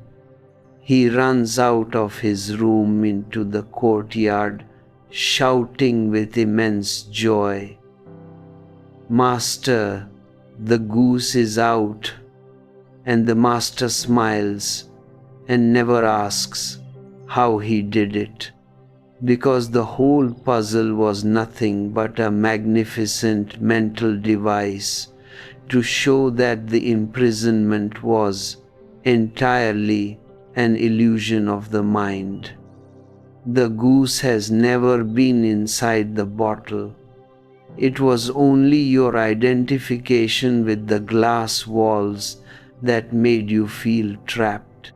To move from the crystallized self of the fifth body into the cosmic expanse of the sixth body, you do not need a method. You simply need to remain completely aware of your own crystallization without any identification. Just watch the walls of your eye, watch the closed house of your ego, and in a single moment of total non-doing awareness, an explosion happens. The bottle shatters, and you find yourself standing under the infinite, boundless sky of the cosmic body. In the sixth body, there is no longer a center, there is only a magnificent, unlimited circumference. You are no longer a separate drop of water, you have become the ocean itself. You are no longer a person, you are the total expanse of existence. I am reminded of a beautiful encounter that happened in Japan with a great Zen master. The emperor of the country, who was a fierce samurai warrior, had gone to visit this master in his remote mountain hut. The emperor bowed with great courtesy and said, "Master, I have come to ask you a fundamental question that has tormented my mind for years. Is there truly a hell, and is there truly a heaven? Or are they merely fictions invented by the priests to control the ignorance of the masses?" The Zen master looked directly into the emperor's eyes with absolute contempt and said, "You idiot! You call yourself an emperor, yet you look like a common beggar. Your face is ugly, your clothes are ridiculous, and you don't even have the manners to approach an enlightened man. This is an absolute insult to the wisdom of the ages." The emperor could not believe his ears. No one in his entire life had ever dared to speak to him in such a manner. He was a proud warrior, a master of the sword, and his ego felt deeply humiliated and enraged. In a single second, his face turned completely red, his blood boiled, and he pulled his massive samurai sword out of its sheath, intending to cut off the master's head right there. As the sharp blade hovered in the air, ready to strike, the Zen master laughed softly and said, "Here opens the door to hell." Suddenly, the emperor saw the point. He realized that the master had deliberately created a living situation to answer his question, completely bypassing the verbal explanations of the mind. He saw that hell is not a geographic place below the earth, but a state of unconscious, reactive rage within your own ego. The emperor, filled with immense gratitude, dropped his sword immediately, sheathed it, and bowed his head down to the master's feet in total humility. And the master looked down at him and said, "Here opens the door to heaven." You must see the profound intelligence of this approach. The master did not quote scriptures. He did not give a logical lecture, and he did not provide a ready-made theological definition. He provoked a direct, living experience of understanding. And this is exactly what distinguishes the old, traditional sages from the new spiritual rebel. The old sage was an agent of the establishment, an obedient, respected representative of the social structure, who went hand in hand with the politicians and the priests to protect the status quo. He talked beautifully about a hypothetical God in the clouds. He sang about a distant heaven after death, and he supported all the ugly, exploitative institutions of his society, because it fulfilled his subtle ego to be worshipped by the masses as a holy incarnation. Look at the ancient history of this country.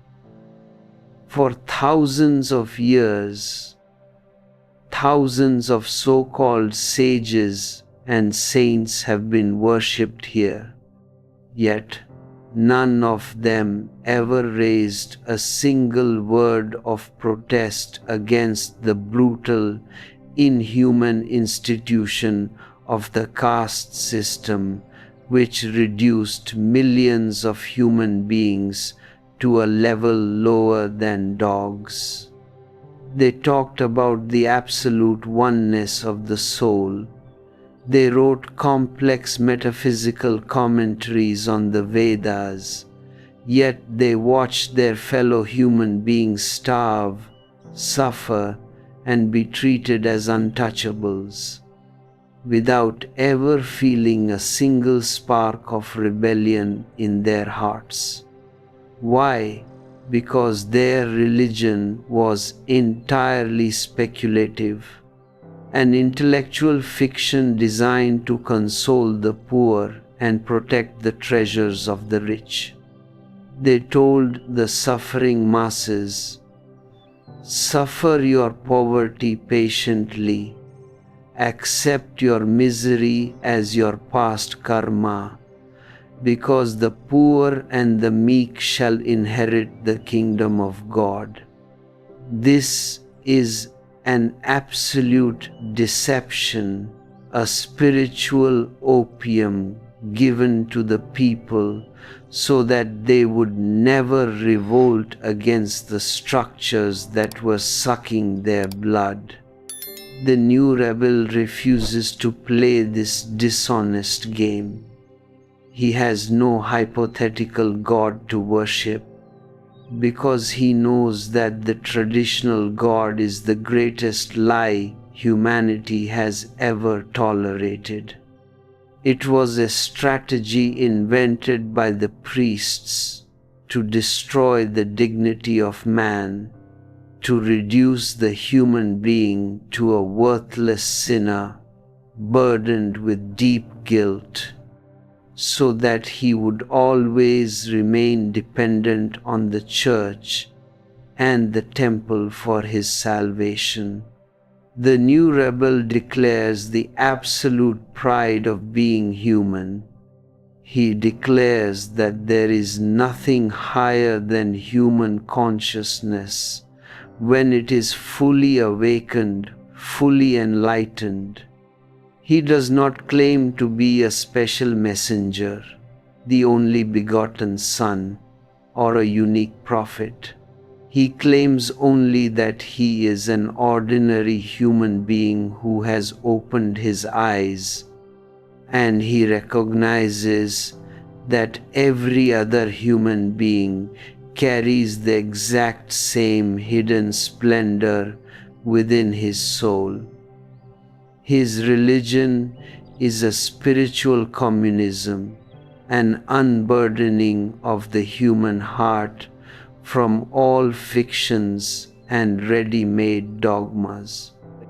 This deep unburdening is the only way to come out of the discomfort and paralysis that the old mind has created within your modern life.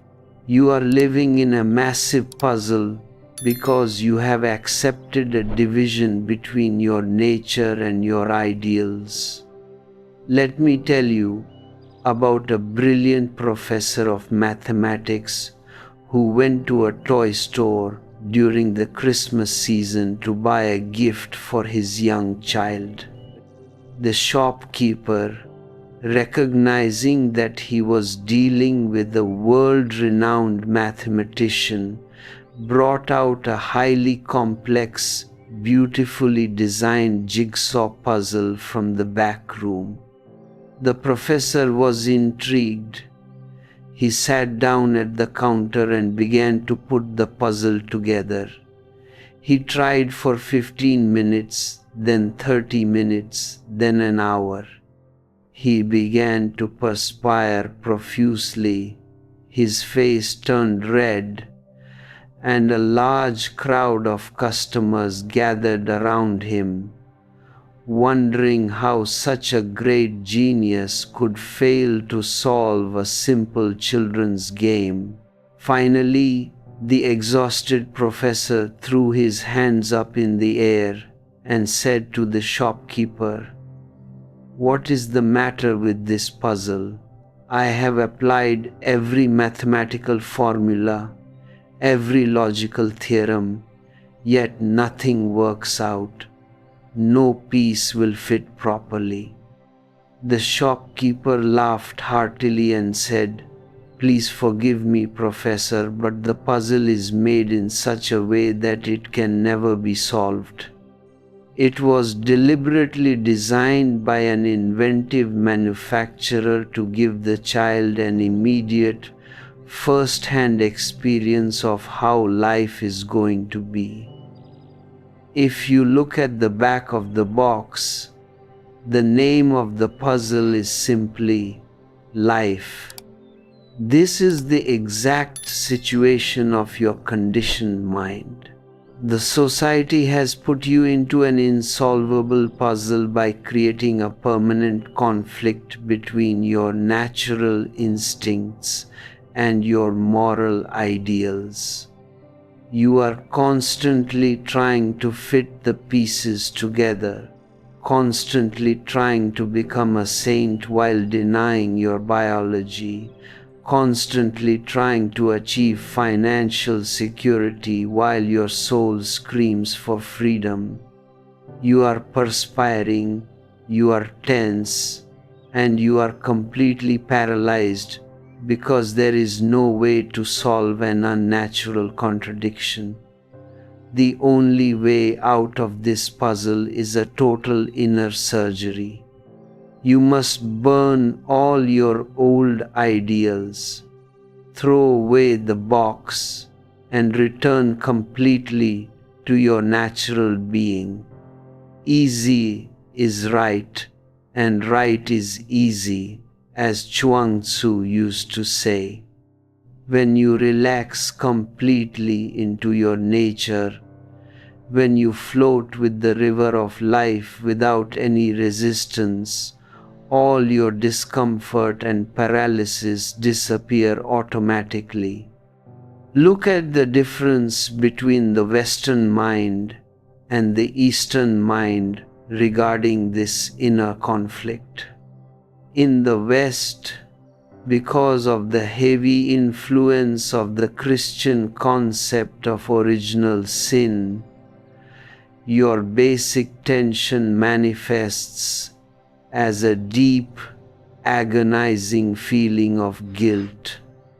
You feel that whatever you do on a behavioral level is somehow wrong, sinful, and distant from the divine commands.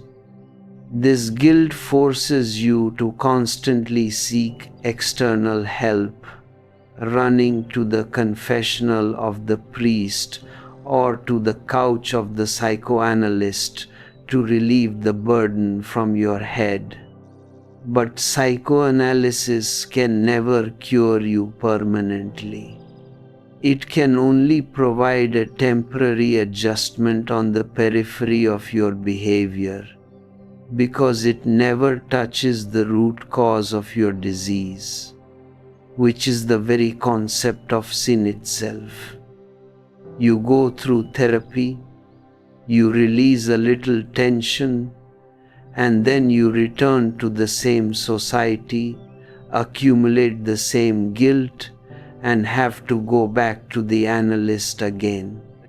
It is a prolonged, expensive process of psychological drugging. In the East, originally, the problem was never seen as sin, but as ignorance, as avidya. The root cause of all human suffering is not that you are bad or sinful, but that you are asleep, unaware of your own internal reality.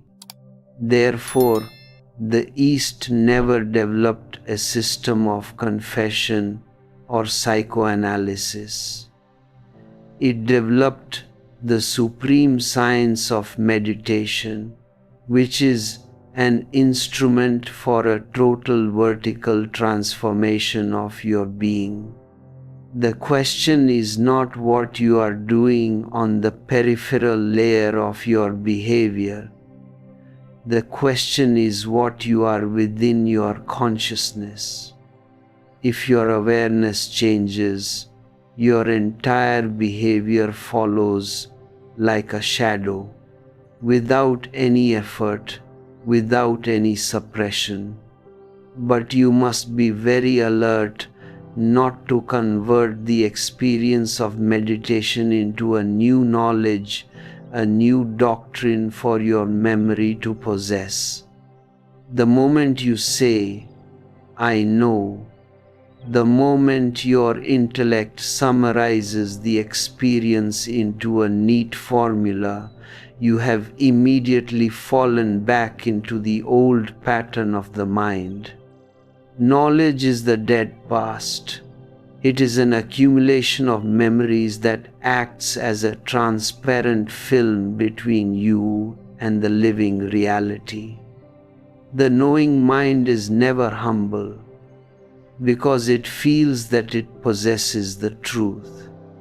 But truth can never be possessed.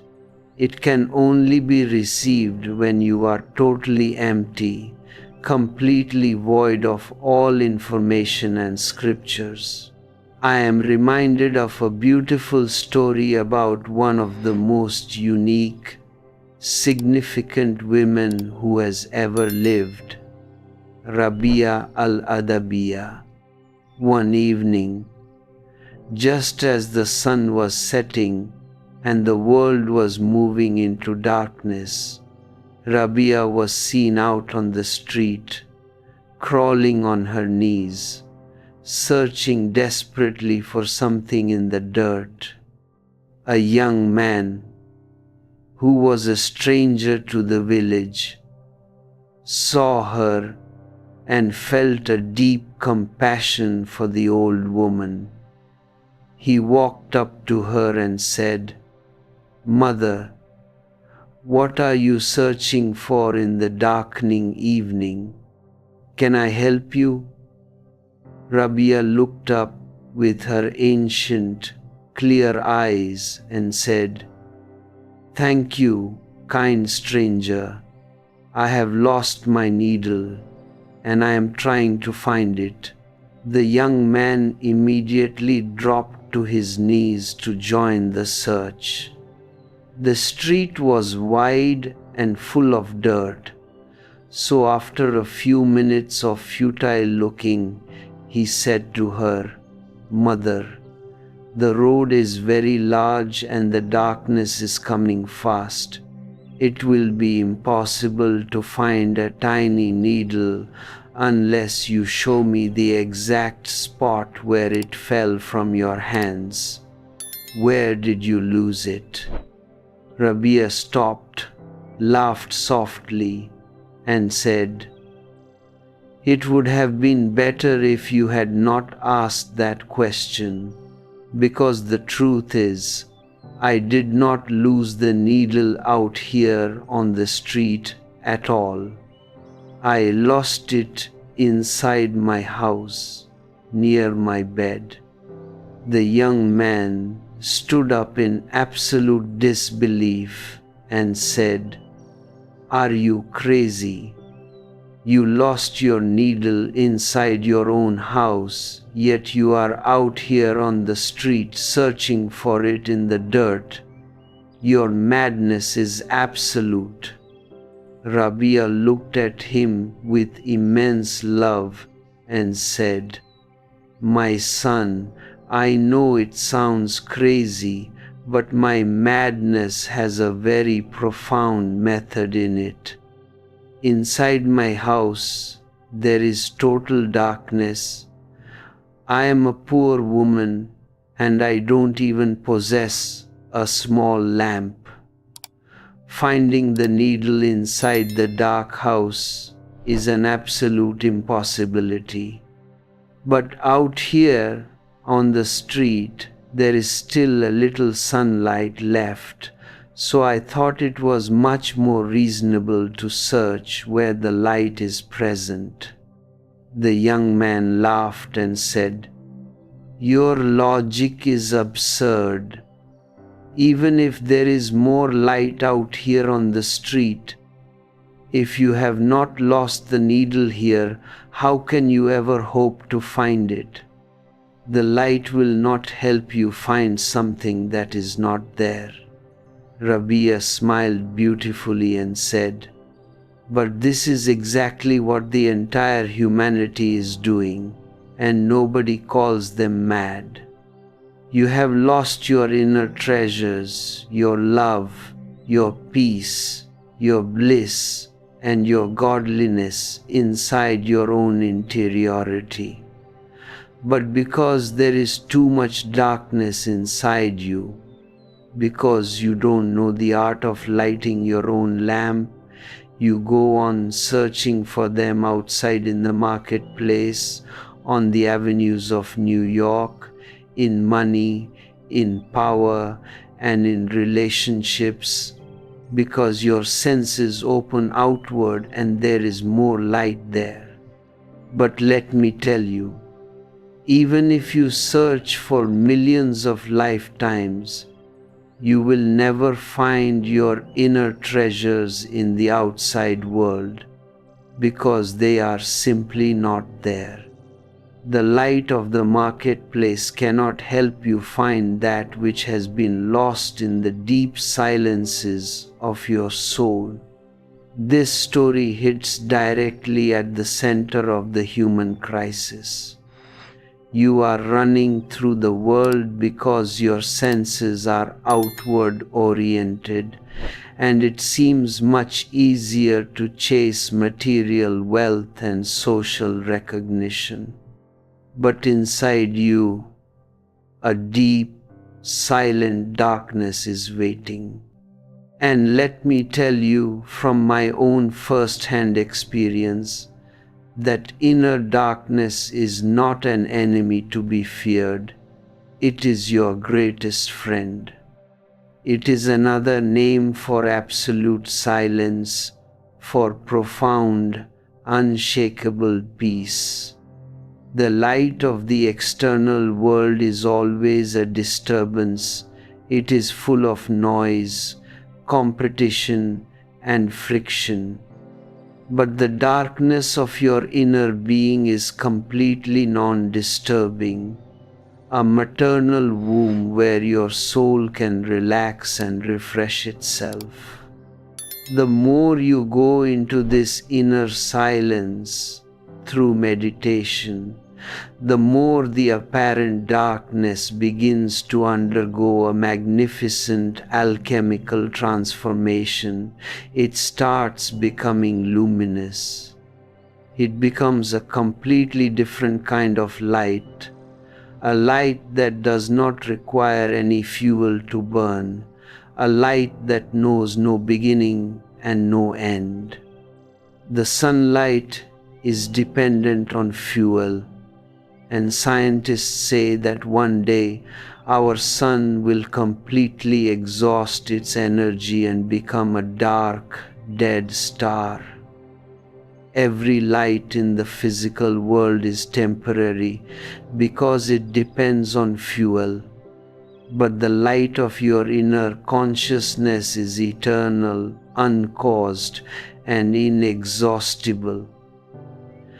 The day your inner world becomes totally luminous, that is the moment of your enlightenment. You have arrived home. So do not ask for any ready-made formulas, and do not look for any shortcuts. Groping in the dark is an essential part of your growth. If you err with total consciousness. Admit your failures, learn from them, and do not repeat the same mistake again. A person who is ready to grope, who is ready to fail, and who refuses to accept any borrowed knowledge as his truth, is always forgiven by the very depths of existence. He is a true inquirer, a scientific seeker of the soul. He does not use doubt to stay away from reality, but to sharpen his intelligence, to slice through all the religious superstitions and corporate fictions that surround him. I want you to see that your entire life can become an organic, non-competitive dance when you drop the horse race of the ego. In a true commune of rebels, there is no hierarchy of professions. A shoemaker is as essential and as dignified as a president. A toilet cleaner serves the society in a far more fundamental way than a prime minister. When every human being is respected exactly as he is, when his unique art or craft is praised without any comparison, the very roots of crime and injustice are destroyed forever. Injustice exists because we have created class divisions through money and power. The rebel removes all currency notes, all artificial measures of exchange, and replaces them with the total responsibility of the commune to fulfill the needs of the individual. When you are no longer burdened by the anxiety of survival, when your physical body is healthy and your heart is light and unburdened, your life naturally becomes an orchestra of multiple dimensions. You become a creator. You create poetry, you create music, you create sculpture, you create magnificent gardens. You do not wait for a paradise after death. You transform this very earth, this very moment into a living paradise. This is the ultimate promise of Zorba the Buddha, to live with such intensity, such totality, and such relaxed awareness that wisdom arises within you as a spontaneous byproduct of your daily existence. Let your consciousness remain centered at your roots, untouched by the public opinion of the retarded masses. The masses have always been fanatically against any change, any revolution, or any rebellion, because it threatens their deep sleep, their status quo. When the first railway trains began operating in England, the Pope, the archbishops, and the priests all condemned them from the pulpit, proclaiming that the train was an invention of the devil, because God had never created railway lines during the 6 days of creation. They warned their congregations that if they ever entered a train, it would start moving and would never stop, destroying their lives completely. Only a few daredevils and criminals took the risk to accept the free ticket, the breakfast, and the lunch offered by the railway company. Trembling with fear, they ate their breakfast, believing it was their last meal on earth. But the train started, it moved fast, and it came back, it stopped. And the Pope and the archbishops were proven to be absolutely foolish. Everything new faces this massive wall of mass ignorance.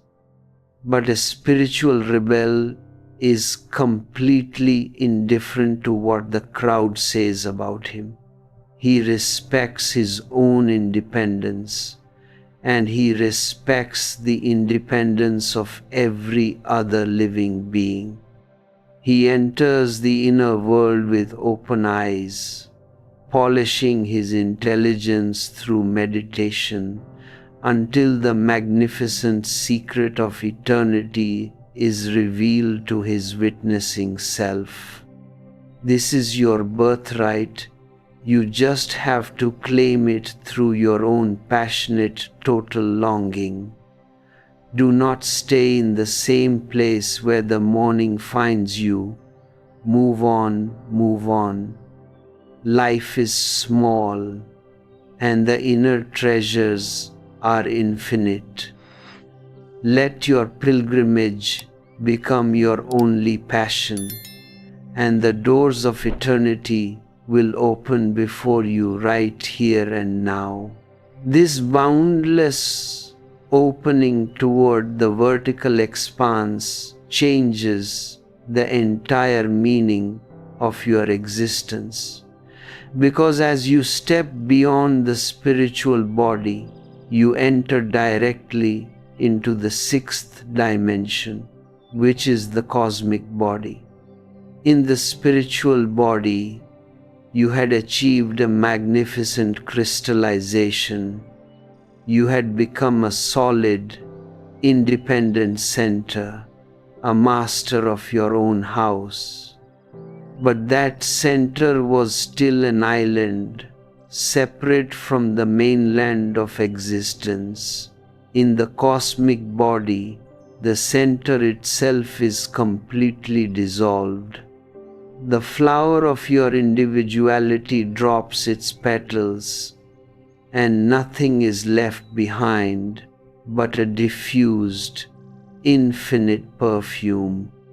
The cosmic body has a magnificent, boundless circumference, but it possesses absolutely no center. You can say either that now everything has become the center, or that there is no center at all. You are no longer an individual drop of water trying to preserve its identity. You have become the vast, roaring ocean itself.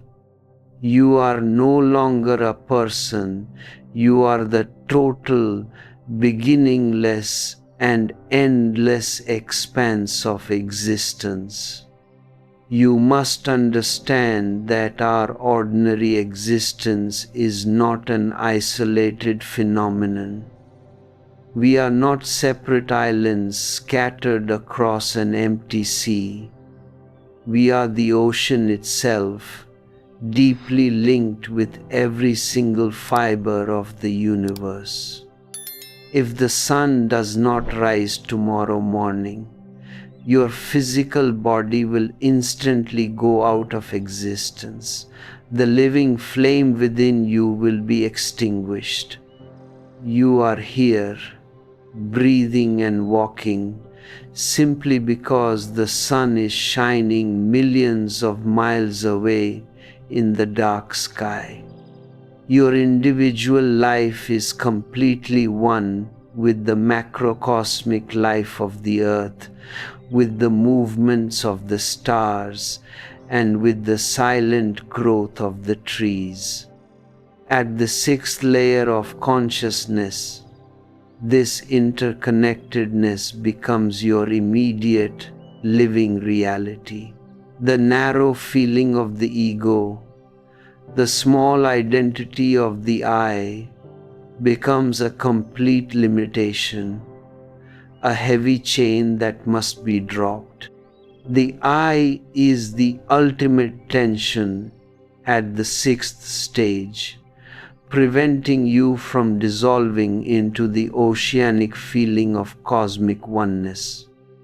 And from this cosmic expanse, you must take the final, most mysterious jump of all into the seventh body, which is the nirvanic body.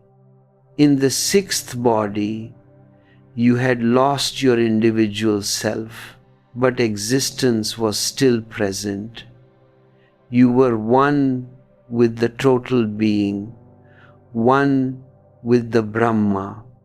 But in the seventh body, even existence is completely lost into non-existence.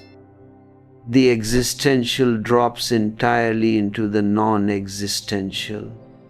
This is the absolute center, the seedless samadhi, where the tree of creation returns to the primordial void from which it originally emerged. Nirvanic means the total, absolute extinction of the flame. When a candle burns down and the light goes out, you cannot ask where the flame has gone. It has simply ceased to be as a distinct, localized phenomenon. It is nowhere. And precisely because it is nowhere, it is everywhere. This total non-being is the only true wholeness, because anything that is positive must have boundaries, frontiers, and limitations. Only the negative, only nothingness can be genuinely infinite. Traditional minds are deeply terrified of this void, because their whole conditioning is based on accumulation, on possessing, on being something. They want to survive. They want to reach a heaven where they can continue to exist as a separate ego forever. But the seventh body is a magnificent, bare temple where there is absolutely nothing to possess and no one to be. It is a state of absolute, eternal silence, a discontinuity with everything that went before. There is no link, no chain of cause and effect between existence and non-existence. something simply ceases and something entirely new enters the house. It is an uncaused, spontaneous happening that cannot be prepared for through any method or technique. This is where the entire structure of human knowledge reveals its total fallacy. Knowledge is nothing but your accumulated past, a dead recording of memories stored inside the biocomputer of your brain. It belongs to the horizontal dimension of time, to the world of information and scriptures. But truth is an existential experiencing, a fresh, living process that can only happen right here and now in the silent gaps of your awareness. The knowing mind is never humble because it is puffed up with borrowed information, with dead words that it has gathered from others. But a mind stuffed with knowledge is a mind that is bound to remain profoundly ignorant.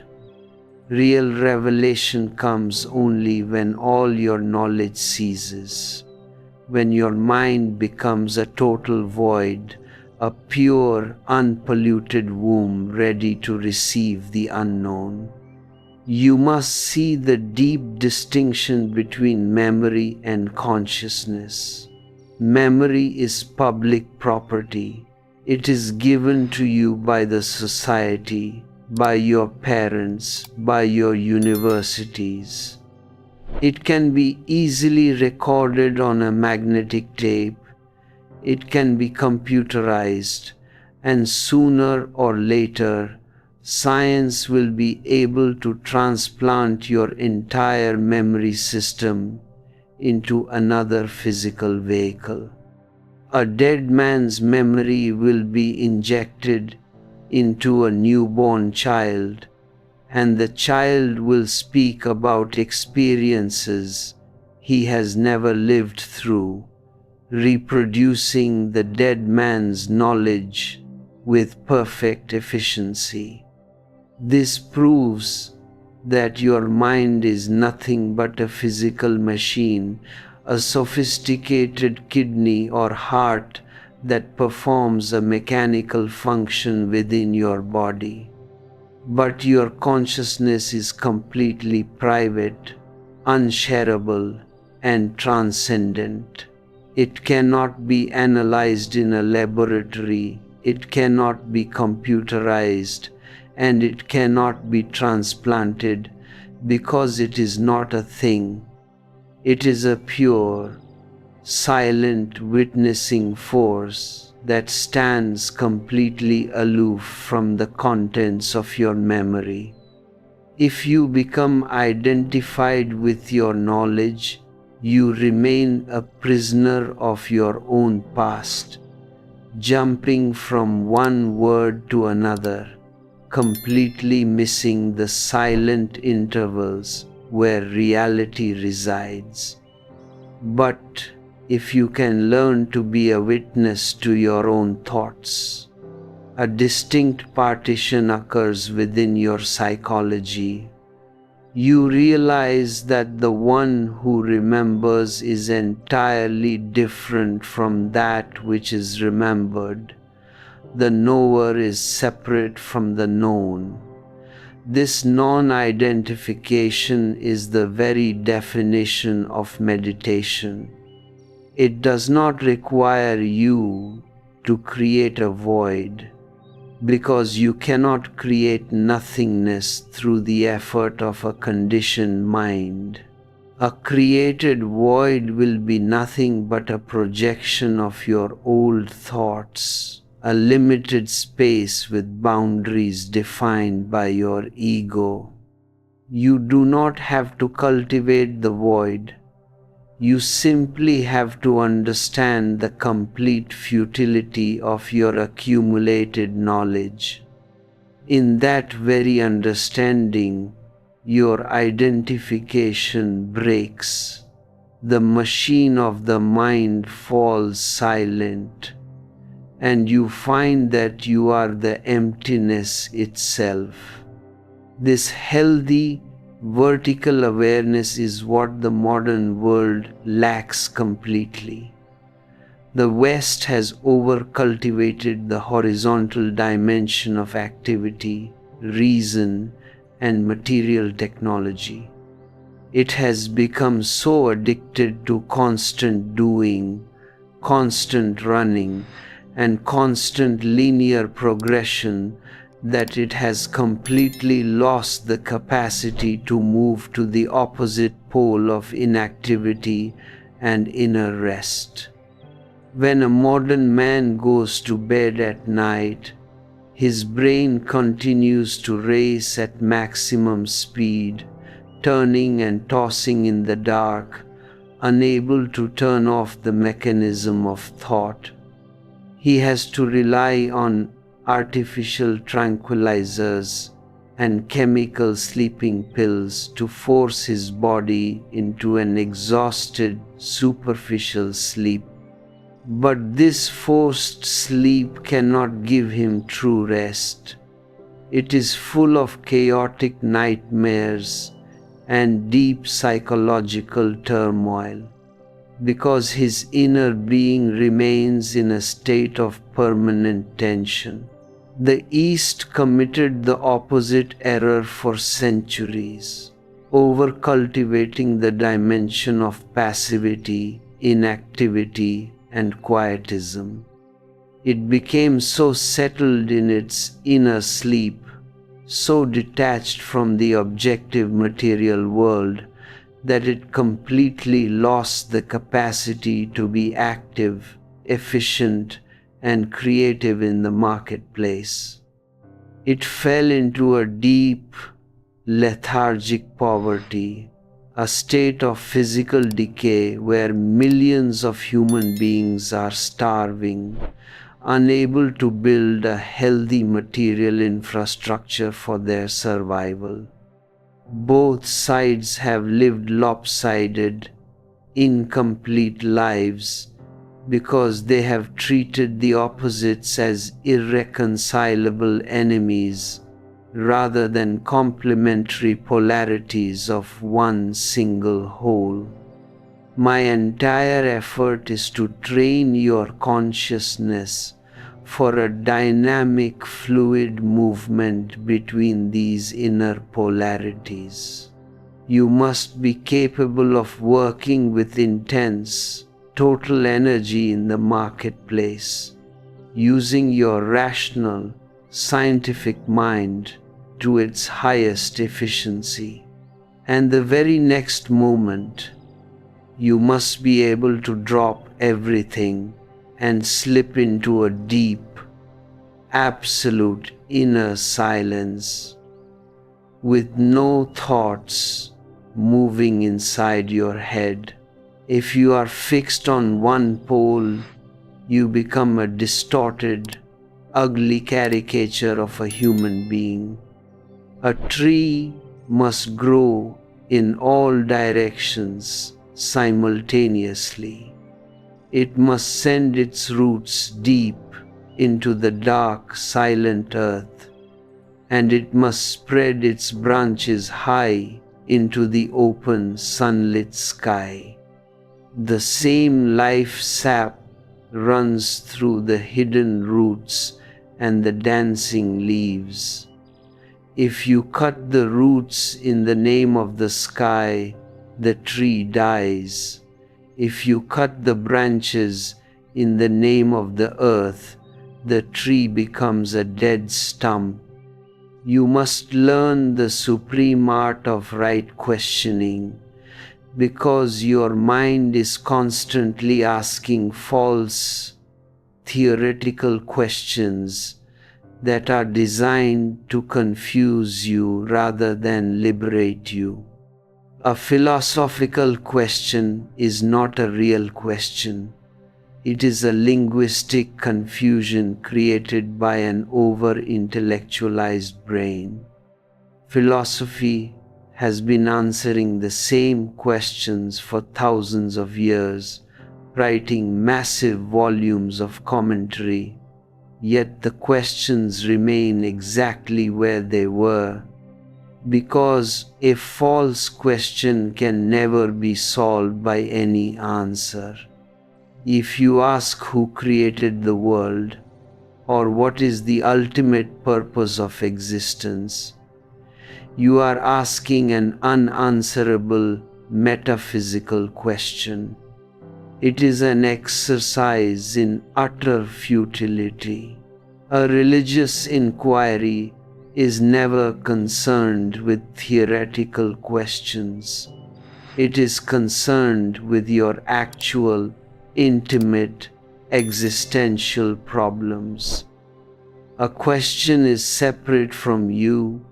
It is just an intellectual curiosity that you can discuss in a restaurant or an university classroom. But a problem is you. You are involved in it. You are suffering from it. It is a living wound within your being. If you ask whether your life is predestined or free, do not look for a philosophical theory. Look directly into your own state of consciousness. If you are completely identified with your physical body, with your material desires, and with your social conditionings, then everything about you is completely predestined. You are nothing but a sophisticated machine, governed entirely by the laws of cause and effect. Your environment, your body chemistry, and your past habits determine every single response you make. Your future is not a new frontier. It is merely a repetitive, predictable reproduction of your dead past. The prominent American psychologist B.F. Skinner is perfectly right when he states that man is a completely mechanical being, completely predictable, if we can only map his total past data. Skinner experimented with thousands of ordinary human beings, and he found that their behavior is entirely determined by external stimuli and chemical conditioning. He is right, because the average human being lives in a state of absolute sleep, functioning as a passive cog in the social wheel. But Skinner's study is profoundly limited, because no enlightened Buddha, no rebellious Christ has ever entered his laboratory to be analyzed. If even one single individual in the entire history of mankind has been able to act in absolute, unpredictable freedom, then the whole deterministic theory falls to the ground. Man is potentially free, but that freedom can only be realized when you disidentify from the machine of your mind and realize your true nature as pure consciousness. Consciousness means freedom. Matter means slavery. The moment you step into the vertical dimension of awareness, your actions are no longer connected to the long chain of your past experiences. Your action does not arise as a reaction to a situation. It arises as a spontaneous response out of your present moment clarity. You become absolutely unpredictable, atomic, and fresh. You act as if it is the very first time you have ever encountered reality. A dead machine can never make an error. It is perfectly consistent with its programming. But a living consciousness is beautifully inconsistent, because it is free to respond to a changing reality. Consistency is a quality of the graveyard. Only a dead man can be perfectly consistent from his cradle to his tomb, because he never grows, never changes, and never learns anything new. I am reminded of a magnificent Zen parable that cuts through this logical obsession with consistency. A renowned Zen master asked his chief disciple a highly complex, deep spiritual question. The disciple, who had been meditating for years, closed his eyes, felt the inner presence, and gave an absolute, perfect answer that came directly from his heart. The master nodded his head in deep approval, smiled, and the matter was finished. The next morning, during the public discourse in the meditation hall, the master called the same disciple forward and asked him the exact same question, word for word. The disciple was slightly puzzled, but he thought perhaps the master wanted the rest of the crowd to hear it, so he repeated the exact same answer he had given the previous day. The master's face immediately turned cold, his eyes flashed with anger, and he shouted, "You idiot! You do not know anything at all. You are a complete fraud." The disciple was shocked and humiliated in front of the entire assembly.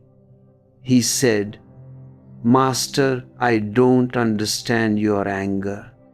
Yesterday afternoon, when we were alone in your room, I gave you this exact same answer, and you nodded your head in deep approval. Why have you changed your mind today?" The master laughed and said, "Yesterday, when you spoke, the answer came fresh out of your present moment awareness. It was alive, and I approved of your state of being. But today, when I asked the question, you did not look inside. You simply reproduced a dead recording from your memory of yesterday. You repeated the words like a parrot. The situation has completely changed. I am not the same man who asked you this question yesterday. You are not the same disciple, and the morning sun is different. Nothing can be repeated in a living existence. The moment you repeat an answer from your past, it is no longer the truth. It is just dead knowledge. This is the foundational secret of a rebellious life. Never rely on your memory for your existential responses. Let your memory be used in your business, in your science, in your technology. But when you deal with life, with love, with death, let your consciousness be completely naked and unburdened by the past. This spontaneous living is what the world desperately needs today, because we are moving toward a terrifying crisis where technology will soon learn how to completely control and manipulate the human mind. Before this century ends, psychological and biochemical sciences will find the keys to completely program your behavior, making you entirely anger-proof, sex-proof, and rebellion-proof through genetic engineering and chemical injections. But let me tell you, a chemically controlled man who cannot feel anger or lust is not a Buddha. He is not enlightened. He is simply an impotent puppet, a paralyzed machine that has been denuded of its natural energies. A Buddha is not a man who is incapable of anger.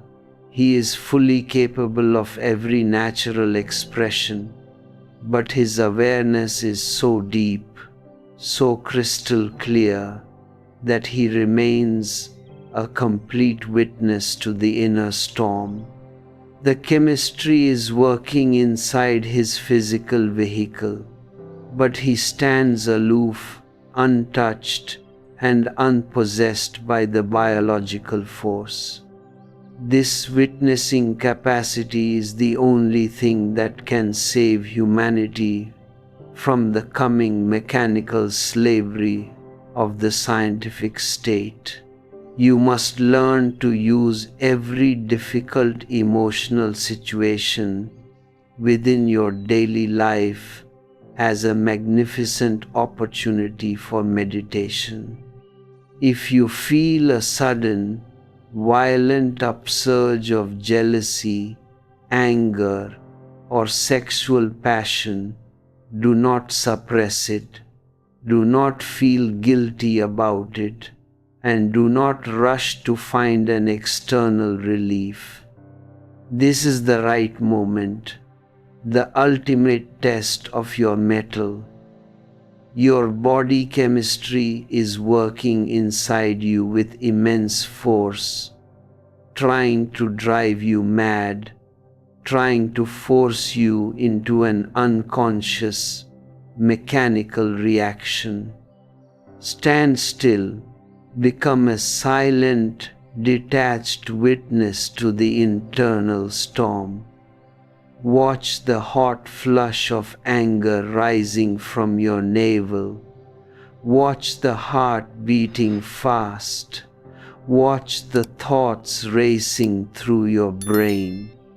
Let the storm happen completely within your physical vehicle, but do not become it, just watch.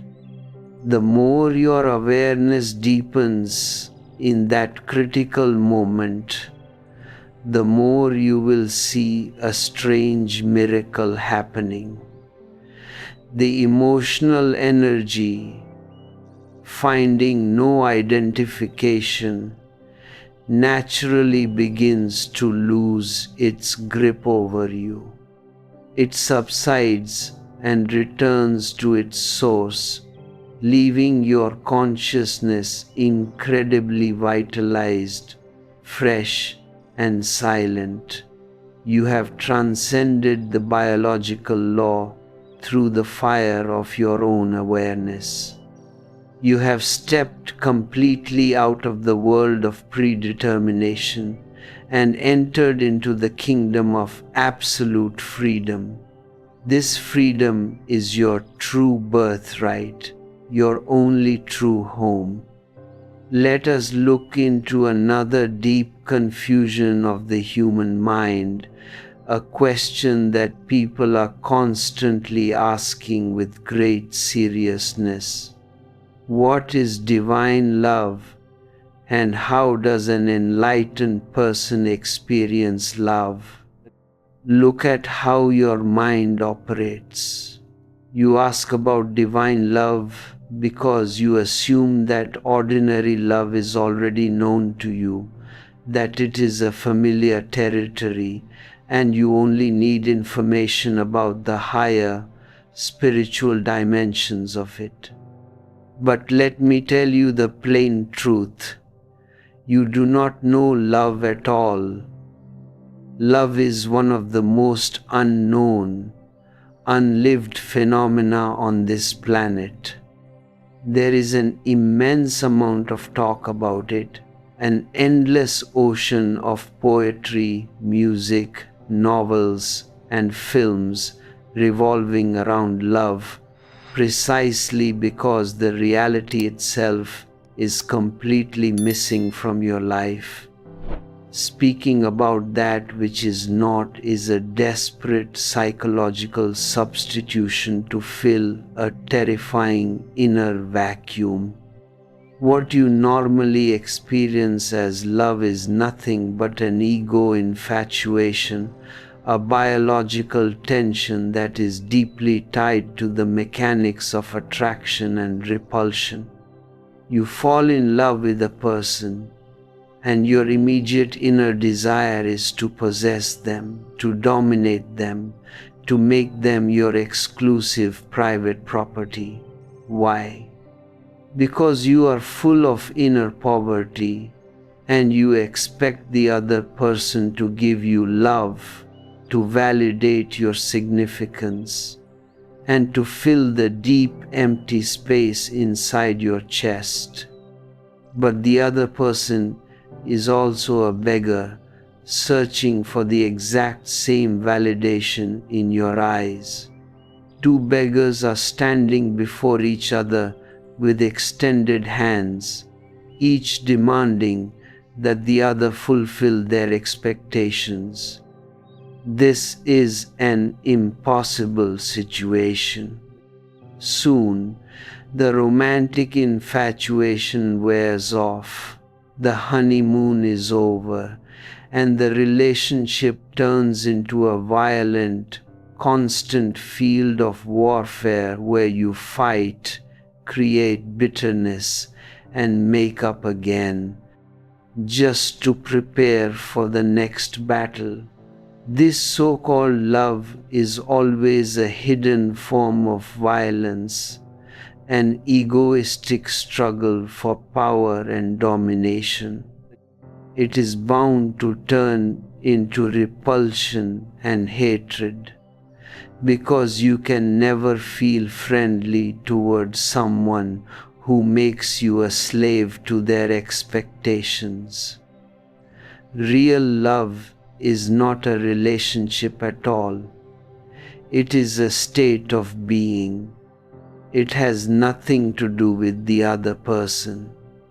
It is a spontaneous byproduct of a deeply meditative, silent mind.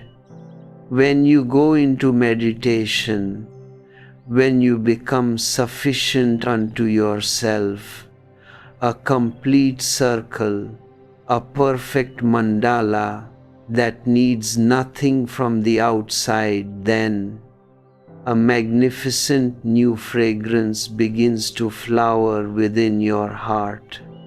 You become love.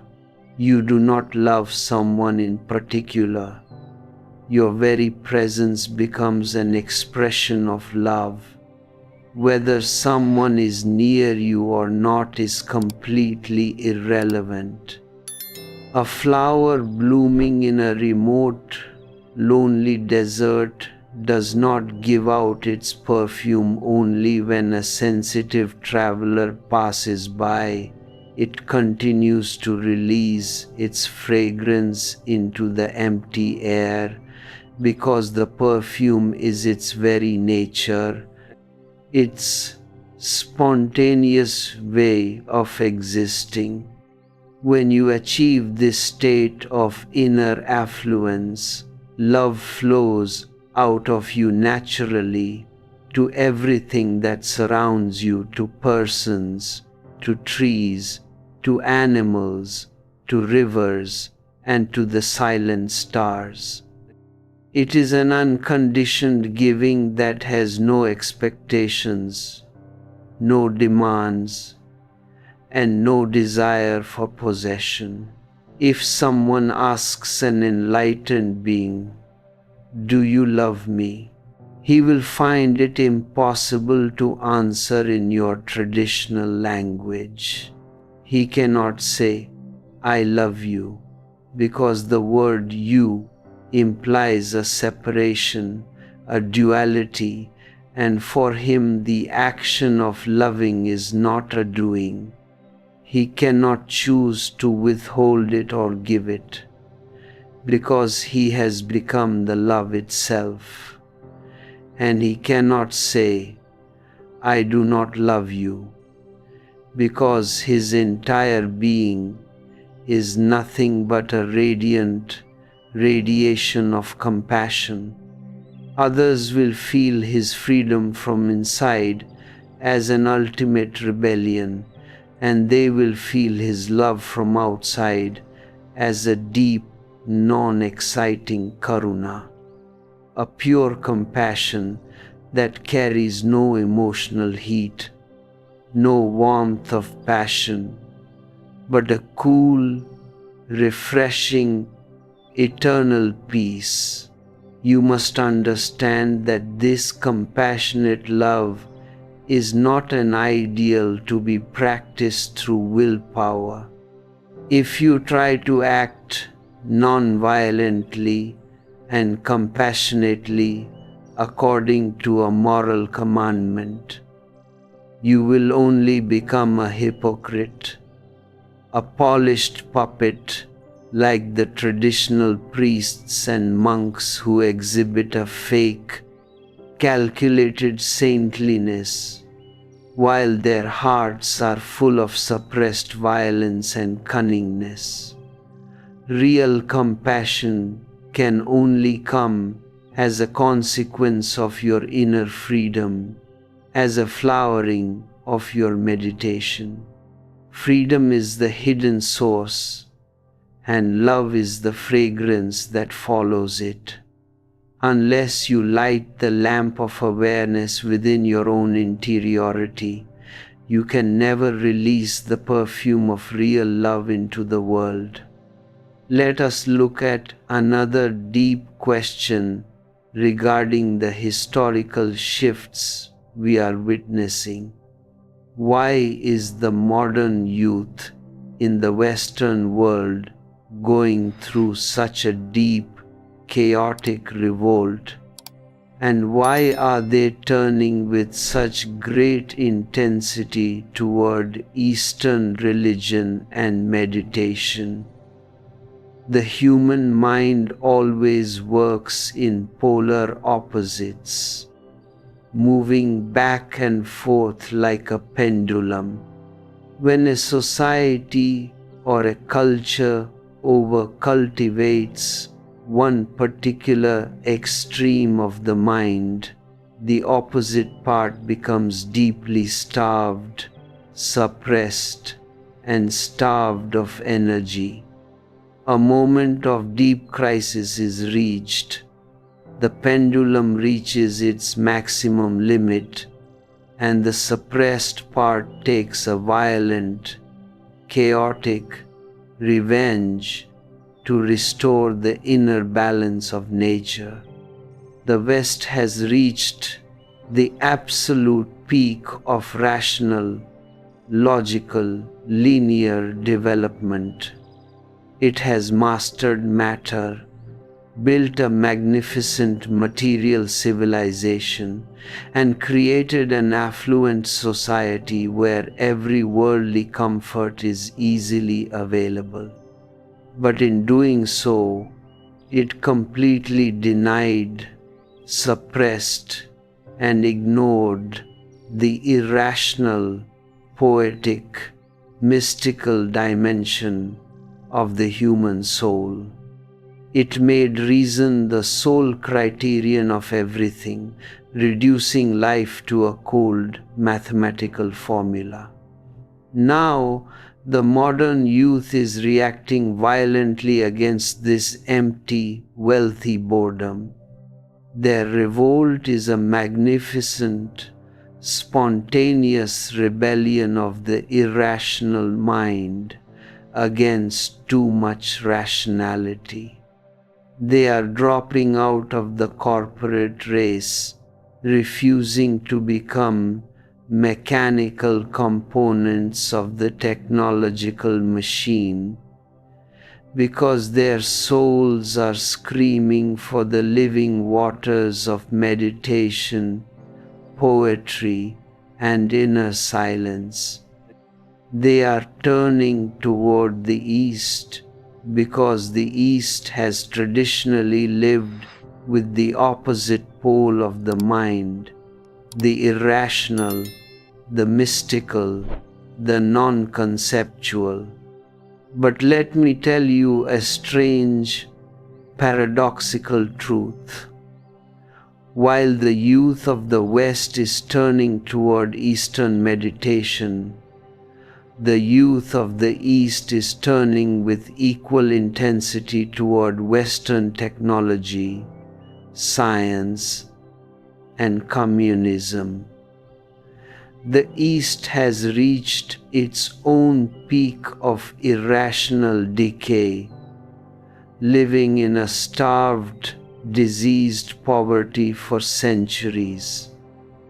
And now its mind is hungry for the rational, material richness of the West.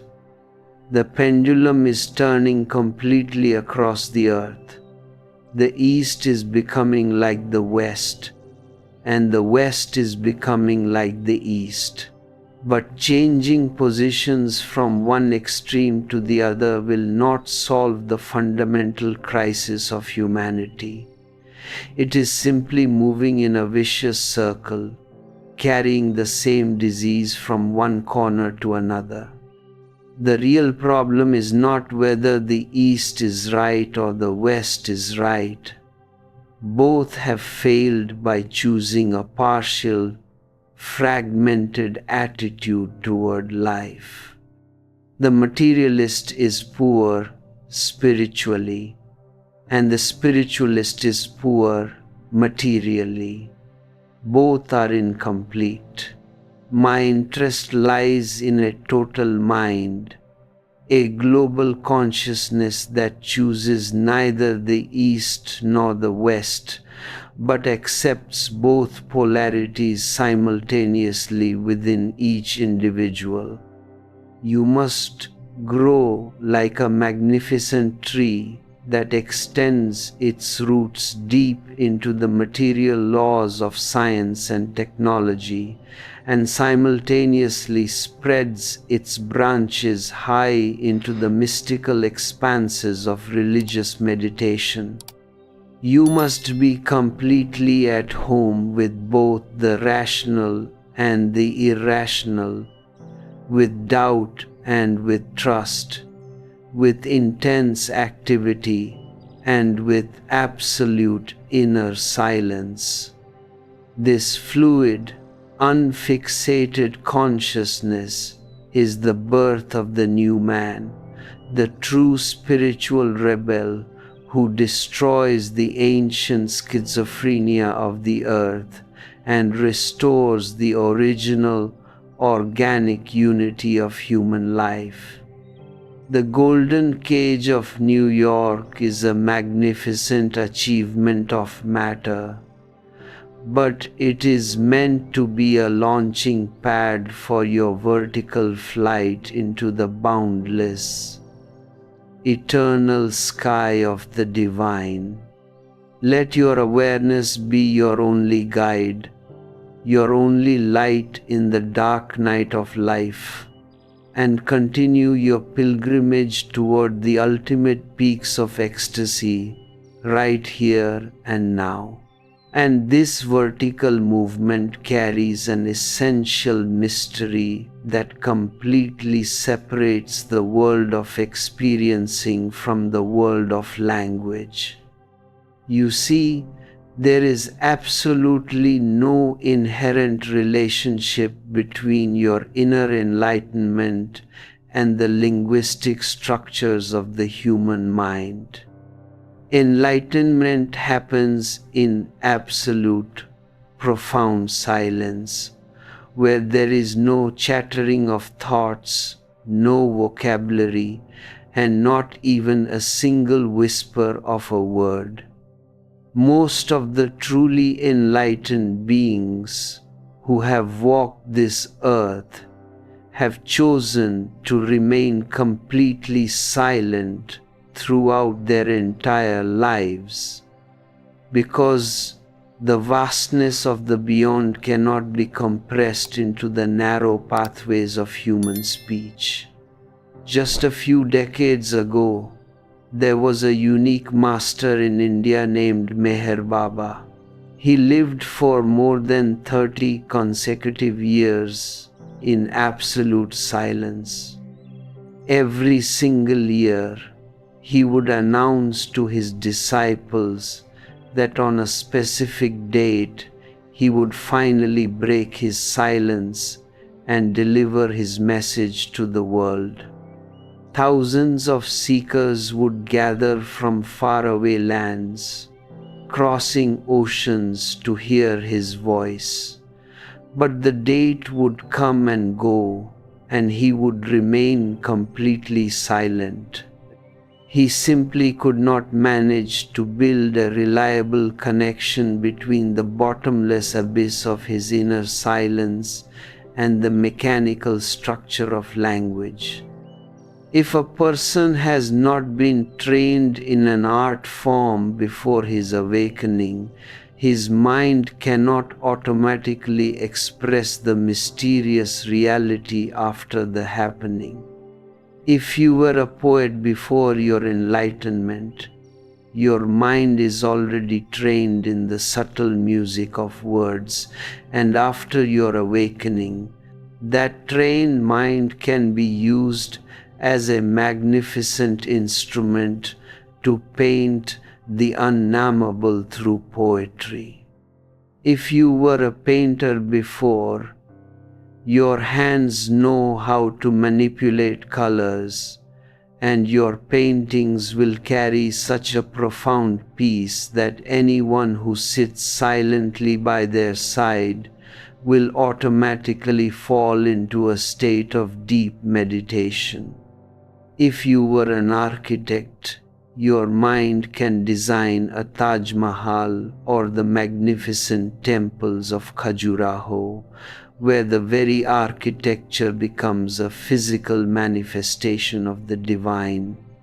But if the mind is not already trained in an art, it cannot create an expression after the awakening, because the distance between the sunlit peaks of consciousness and the dark valleys of the mind is too immense to be bridged from scratch. I have loved the art of talking from my very childhood. It was a constant passion of my life to tell stories, real and unreal, and to challenge every authority through words. I was a constant source of trouble in my schools and universities because I could not sit silently while a professor was repeating out-of-date nonsense from old textbooks. Most of my time was spent standing outside the classroom because the teachers would give me a strict alternative: either remain completely silent or leave the room. I always chose to leave, but I would stand by the open window and continue my questioning from outside, driving them to absolute madness. They would punish me by telling me to run 10 rounds around the entire campus, and I would laugh and ask if I could do 20 rounds instead, because it was a beautiful morning exercise that saved me from their boring lectures. I was expelled from many colleges and universities because the professors threatened the vice-chancellors that they would resign if I were allowed to remain in the institution. They said, "This boy does not allow us to move a single inch. We utter a single sentence and he raises so many uncomfortable questions that we can never finish the prescribed course. The vice chancellors would call me into their offices and say, "We know you are intellectually right, but we cannot afford to lose our well-respected, world-renowned professors just for an unknown student." I would look into their eyes and say, "I am perfectly ready to leave, but remember one thing. Today I am an unknown student, but someday I will become a well-known master, and your well-respected professors will be completely forgotten by history." When I would transfer to another university, their first condition for my admission was that I must promise in writing not to ask a single question in the classroom. I told them that is an absolute impossibility. When I see a blind professor falling into a ditch of ignorance, my compassion forces me to prevent him. I will inevitably forget the promise. The only logical solution is that you give me the required percentage for everyday attendance, and I will promise never to step foot inside your classrooms again. They had to agree to my condition. So most of my university years were spent entirely in the silent vaults of the libraries, reading every book I could find, while my actual presence was marked as present in empty classrooms. It was through this purely accidental lifestyle that I became thoroughly acquainted with the subtle nuances of words, their internal poetry, and their capacity to indicate the beyond. When the ultimate enlightenment overwhelmed my being, it took me 7 full days before I could even conceive of saying a single word about it. The silence was so heavy, so deep, that the very desire to communicate could not arise. But slowly, as I became accustomed to the majestic bliss of that state, a great longing arose within my heart to share this treasure with those whom I loved, with my fellow travelers. It took me years of intense work to refine the dead mechanism of language, to hammer human words into such delicate shapes that they could carry a slight fragrance of my silence to your heart. You must see that a true spiritual rebel is completely independent of all relationships, because the very word relationship implies a subtle form of legal and psychological bondage. I am absolutely against all relationships. I only emphasize the pure quality of friendliness. Friendship is a static noun, a fixed structure that immediately creates expectations and demands, while friendliness is a dynamic verb, a continuous flow of love that leaves the other completely free. Here in this space, no relationship exists at all.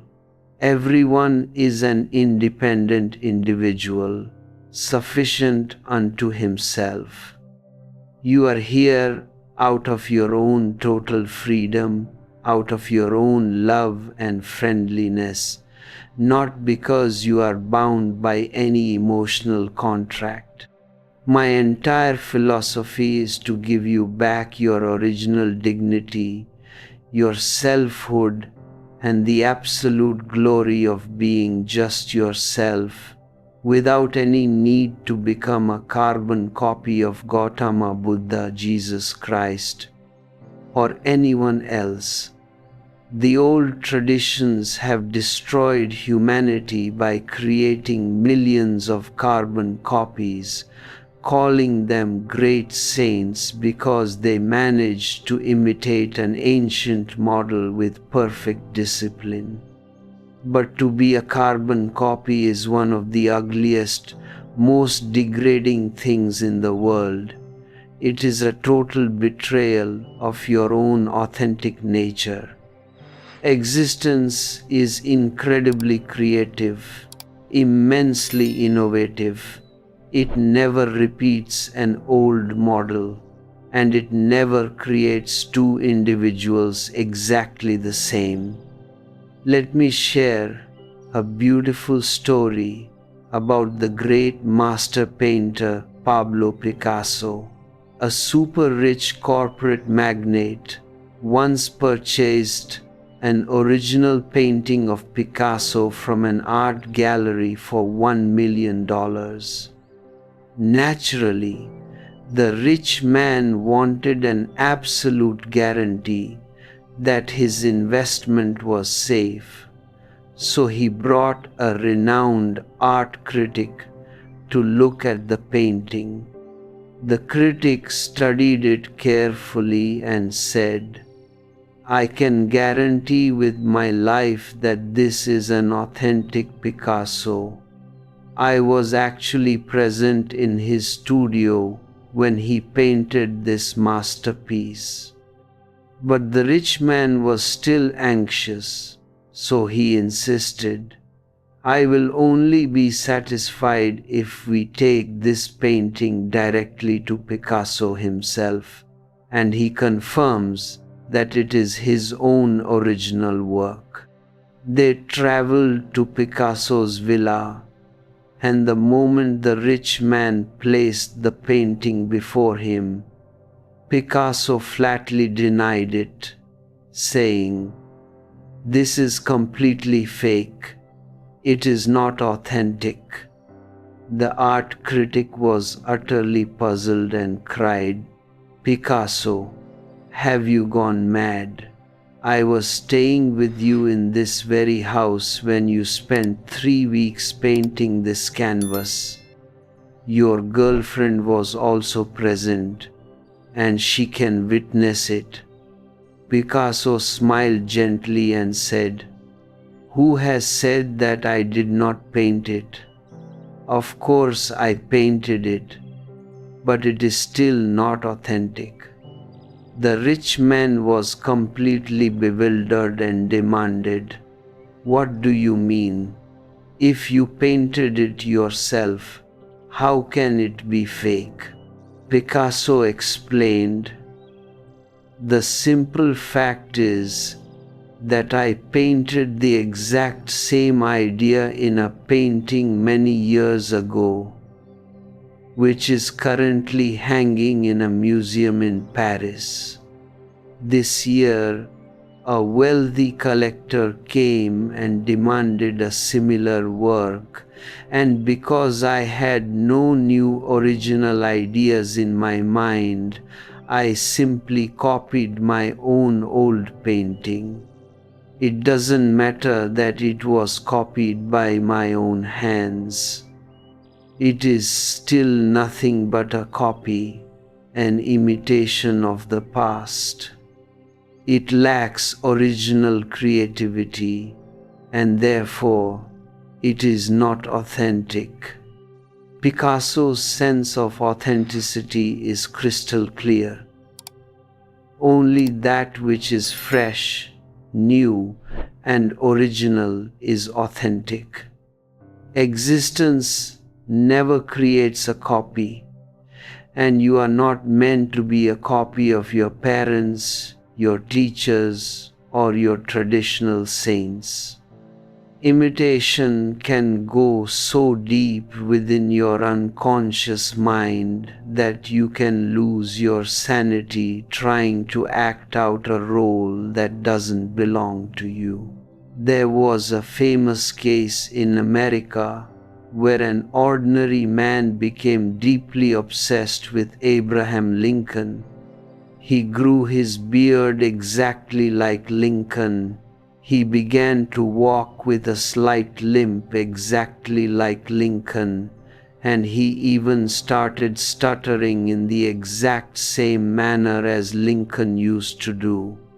His family was completely exhausted by his behavior, so they dragged him to a modern psychiatrist who utilized a highly sophisticated lie detector machine to cure his madness.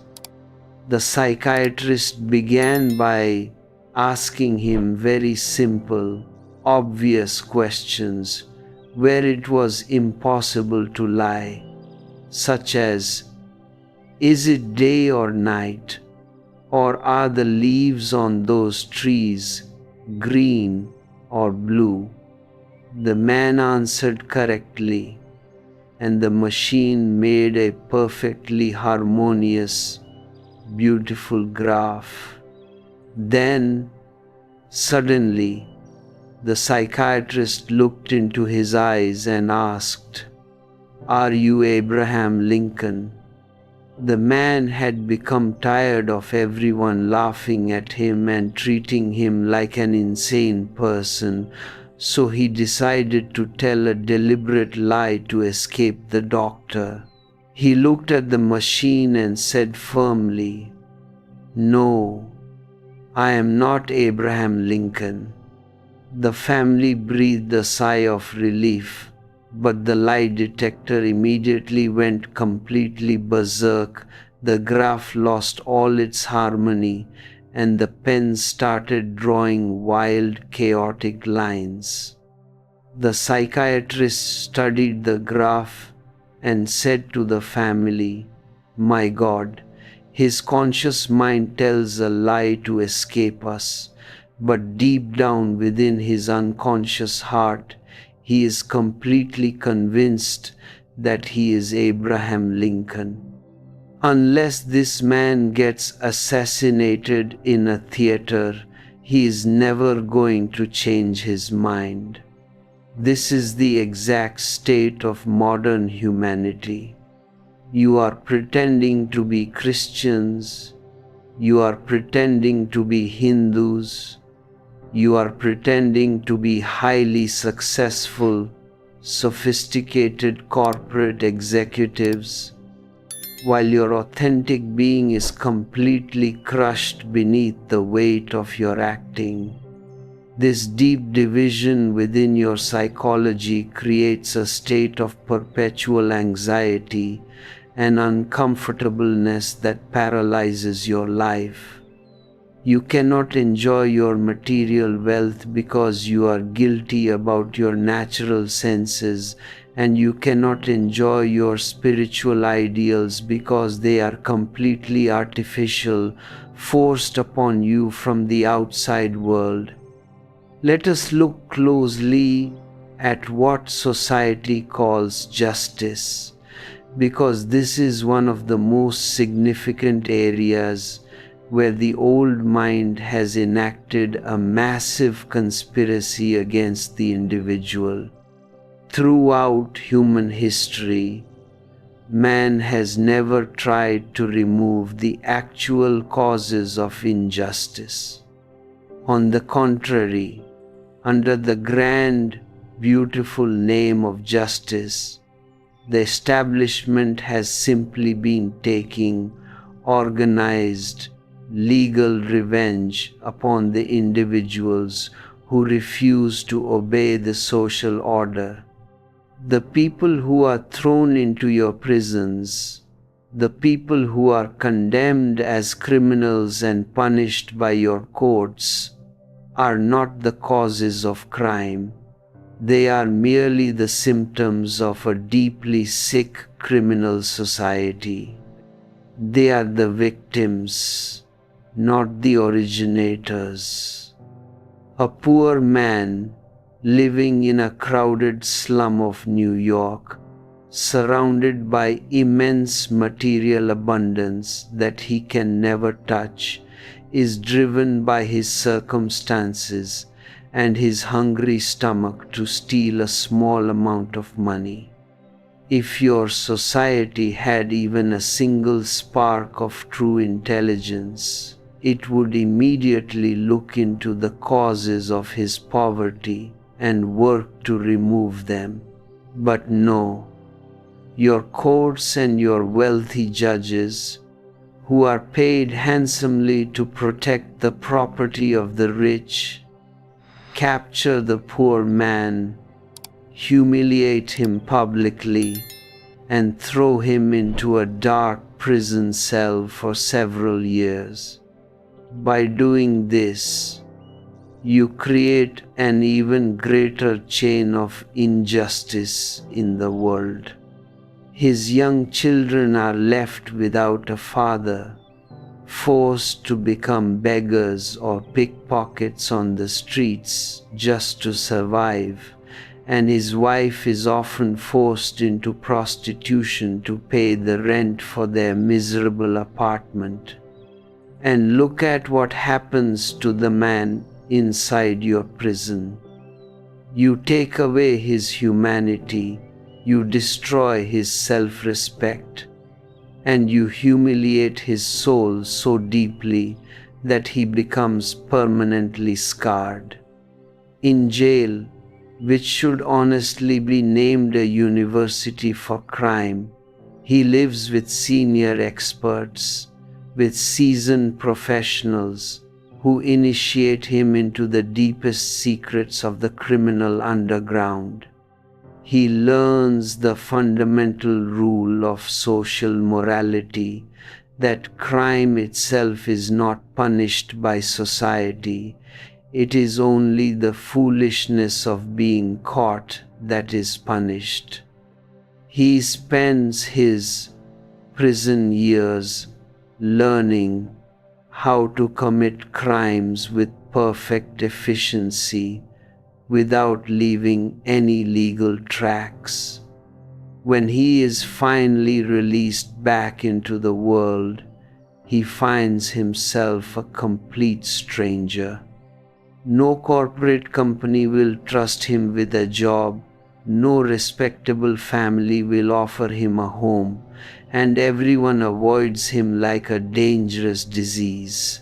He is forced by the very structure of your society to steal again, with greater maturity and greater expertness. It is a known statistical fact that once a man enters your prison system, he becomes a jailbird, coming back again and again because the outside world refuses to treat him as a human being. The old humanity was never interested in removing crime, because to remove crime completely would mean changing the entire exploitative structure of the establishment.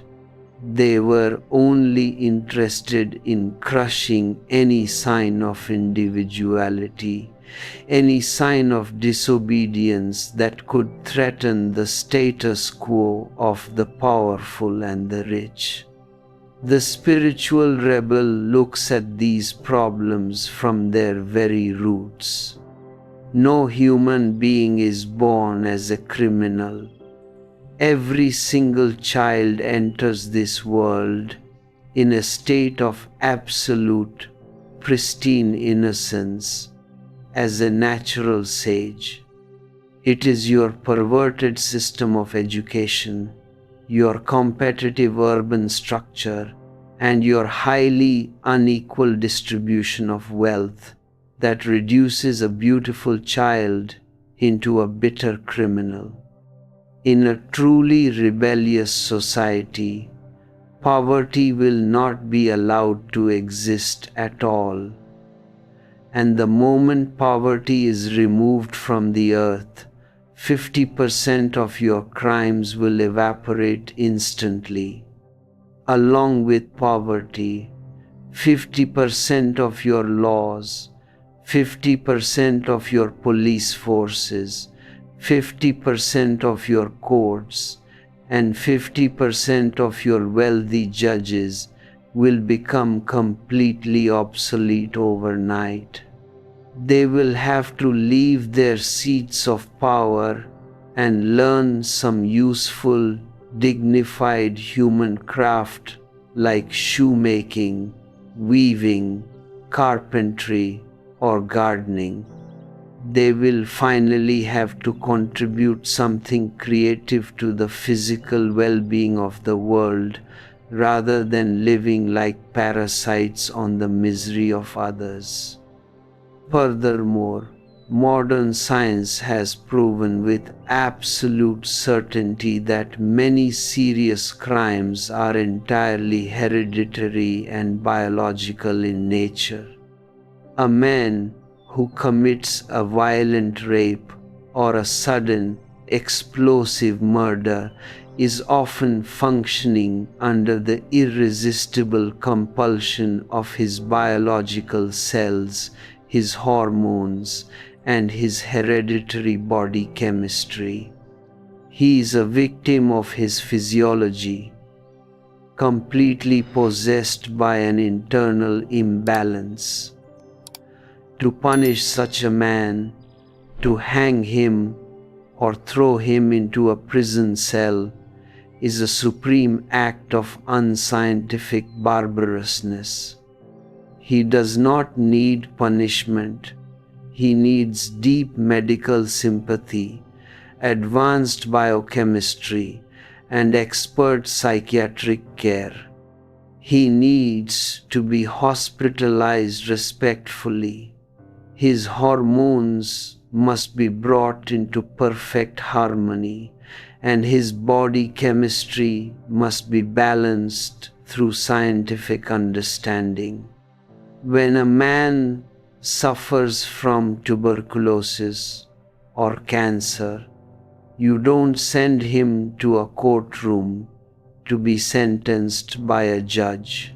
You send him to a specialized hospital to be cured, and when he returns healthy, his social dignity remains completely intact. All your criminal acts are nothing but psychological and physiological illnesses that require treatment, not legal revenge. Look at the Aboriginal societies, the primitive tribes that have lived for centuries in the deep jungles of the world, away from your sophisticated Christian and materialist civilizations. In many of these tribes, the concept of rape has never been recorded in their entire history. There is no divorce and there is no adultery. Why? Because they have never created a repressive moral order around sex. The moment young boys and girls become aware of their biological energy, they are not kept separate under strict moral taboos. They are allowed to live together in a common hall in the center of the village with absolute freedom to experiment, to know each other, and to experience their sexuality without any guilt. They have only one healthy, natural condition: that a boy and a girl can remain partners for only 3 consecutive days, after which they must change. This simple, magnificent rule completely eliminates the poison of psychological jealousy from their minds. It is impossible to be jealous when your girlfriend moves on to someone else after 3 days, because that is the common rule of the game. Everyone becomes thoroughly experienced with every male and female temperament in the entire tribe. By the time they reach the age of maturity, they know exactly with whom they are in perfect, harmonious polarity.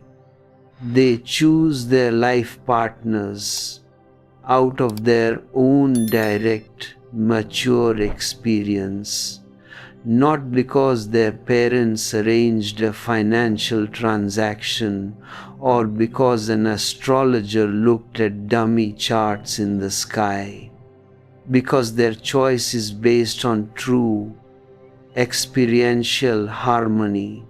Their love continues to grow deeper every single day, and the very concept of divorce becomes completely alien to their culture. But your urban, corporate society has done exactly the reverse. It forces young people to remain completely ignorant of sex in the name of virginity, and then forces them into a legal marriage with a stranger they know absolutely nothing about. Then, when their bodies meet in the dark, they find no biological or psychic harmony. Their life becomes a constant, miserable friction, an unending hell. To console themselves, they consult palmists, palm readers, and birth charts, as if the stars are deeply worried about who is sleeping with whom in a New York apartment. All these superstitions are nothing but rationalizations to hide your complete failure to understand nature. The invention of the birth control pill should have been the greatest revolution in human history, liberating women completely from the biological burden of unwanted pregnancy and allowing young people total freedom to experiment until they find the right harmonious partner. But all your organized religions, the Pope, the priests, and the fanatic political leaders are fighting against this revolution with all their might, proclaiming that the pill is an invention of evil forces. They want you to remain ignorant. They want you to be miserable in your marriages, because only a miserable, frustrated person is interested in running after money, power, and prestige in the marketplace. A blissful, sexually satisfied, and meditatively relaxed human being has no lust for power. He cannot be induced to join the competitive horse race of your corporate empires. Why do people crave power so intensely in New York? Why is there such a mad rush to reach the top of the political and financial ladder? It is because your society has completely destroyed the dignity of ordinary human labor. A master shoemaker who creates a perfect piece of art with his hands is treated as a low-class nobody, while an absolute idiot who happens to win a political election is respected as the president of a country. This is an absolute upside-down arrangement. In reality, the shoemaker is serving humanity in a far more essential, fundamental way than any politician or president can ever do. If all your politicians disappear from the earth tomorrow, the world will become incredibly peaceful, beautiful, and silent. But if all your shoemakers and toilet cleaners disappear, your entire urban civilization will collapse into filth and disease within 48 hours. All respect, all honor is due to the creative laborer, not to the political parasite. I am reminded of a magnificent moment in American history when Abraham Lincoln became the President of the United States. Lincoln was the son of a very poor, ordinary shoemaker, and the entire wealthy aristocracy of America felt deeply insulted that a shoemaker's son was going to rule over them. On the very first day of his inauguration, as Lincoln stood up to deliver his first speech before the Senate, a very wealthy, arrogant aristocrat stood up in the middle of the aisle. He pointed his finger at Lincoln, showed his expensive leather shoes to the entire assembly, and said, "Mr. Lincoln, by a strange accident of politics, you have managed to become the president of this great country. But never forget your place. Your father was nothing but a poor shoemaker, and his hands made the very shoes I am wearing on my feet right now. My entire family used to hire your father to make shoes for everyone." The entire Senate erupted into arrogant, mocking laughter. They thought they had permanently crushed Lincoln's dignity on his very first day. But it is impossible to humiliate a man who has found his own inner center. Lincoln stood there in absolute silence, and as the laughter subsided, tears of deep love and gratitude were seen in his eyes.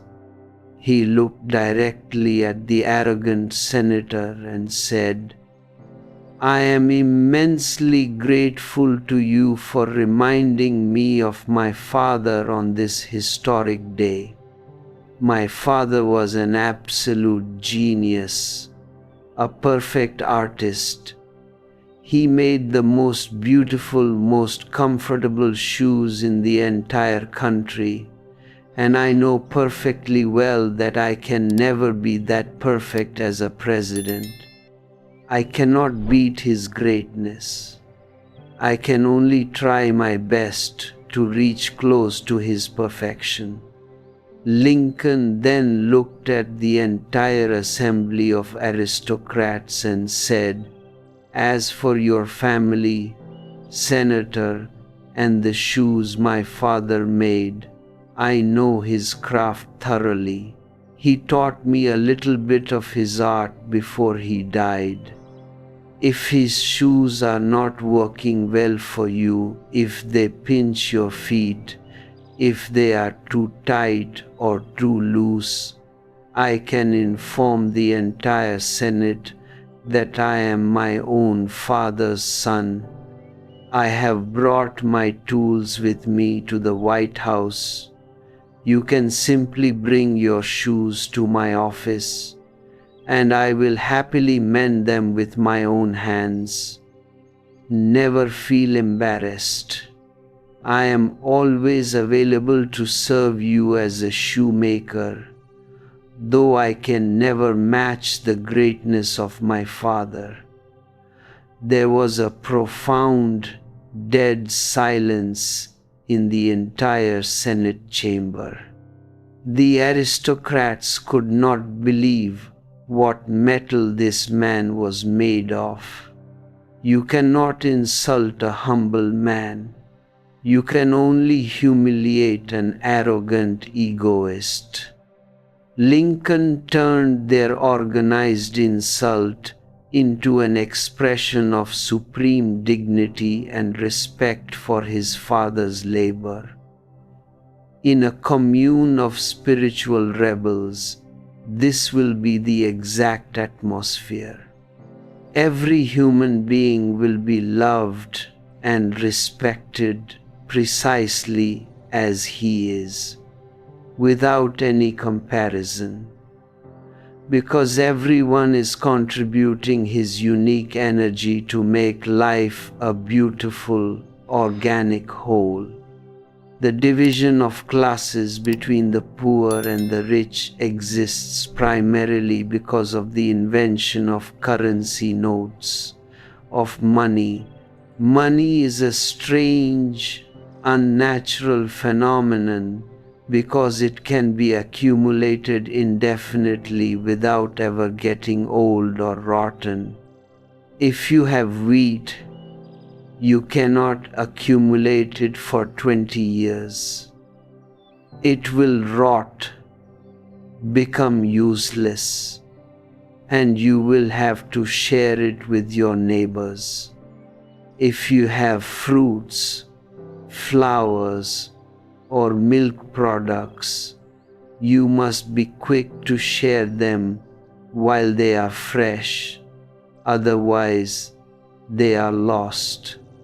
Nature does not allow accumulation, but the currency note never gets old, never rots, and never decomposes. You can go on collecting millions of pieces of paper in your bank vaults, reducing millions of your fellow human beings to absolute starvation just to satisfy your own sick, bloated ego. The new rebel will completely eliminate money from human society. The commune will take total responsibility to provide for every single need of the individual, his food, his shelter, his medical care, his education, and his luxury. There will be no bank accounts, and there will be no financial transactions. Everyone will work out of pure love, out of pure creativity, and out of friendliness, contributing their best energy to the common wealth of the commune. When money disappears, 90% of your crimes, stealing, embezzlement, corporate fraud, and financial swindling will completely disappear from the face of the earth on their own accord. The remaining crimes are nothing but psychological perversions created by your unnatural, moralistic suppressions. I remember a case from my university days when a prominent professor of philosophy approached me in absolute despair. He said, "You must do something to help my 14-year-old son. He has become a compulsive thief, a kleptomaniac. He doesn't need anything. I give him all the money he asks for, yet he steals completely useless junk from the neighbors." I made friends with the young boy. He was an exceptionally intelligent child, but he was entering into puberty. His sexual energy was boiling inside him, and his father, being a fanatically religious man, had strictly prohibited him from having any friendships with young girls. I asked the boy to show me his secret collection, and he was amazed because everyone else in the village condemned him as a criminal. He took me to his room, opened his cupboard, and it was full of absolute junk. He had stolen a bicycle seat, a broken fountain pen, a few buttons, and a single new leather shoe. Everything was carefully labeled with the owner's name and the exact date it had been taken away. I looked at the single shoe and asked, "Where is the other one?" The boy laughed and said, "I left it there because I don't need shoes, they are not even my size. But that professor of botany is so arrogant. He thinks himself a great genius, and he had bought those new shoes that very morning. I had to hide outside his house for 3 hours, and the moment he walked out, I slipped in and took one shoe. He has been running around the entire neighborhood for days, going completely crazy searching for his new shoe." I talked to his father, the philosophy professor, and said, "Your son is not a thief. He has a magnificent, intelligent energy inside him, but you have closed all natural outlets for his youth. You don't allow him to talk to girls. You don't allow him to dance. So his energy has turned into a perversion. He is simply playing a game to show his power over your arrogant professors. You must allow him to find a girlfriend immediately." The father was shocked and cried, "You will corrupt my innocent boy." I told him, "I am going to correct him. It is your fanatical morality that has corrupted his nature." I introduced the boy to a beautiful, intelligent young girl from the campus. They fell into a deep friendliness, and within a single week, his kleptomania vanished completely. He came to me one morning and said, "This collection is completely useless junk.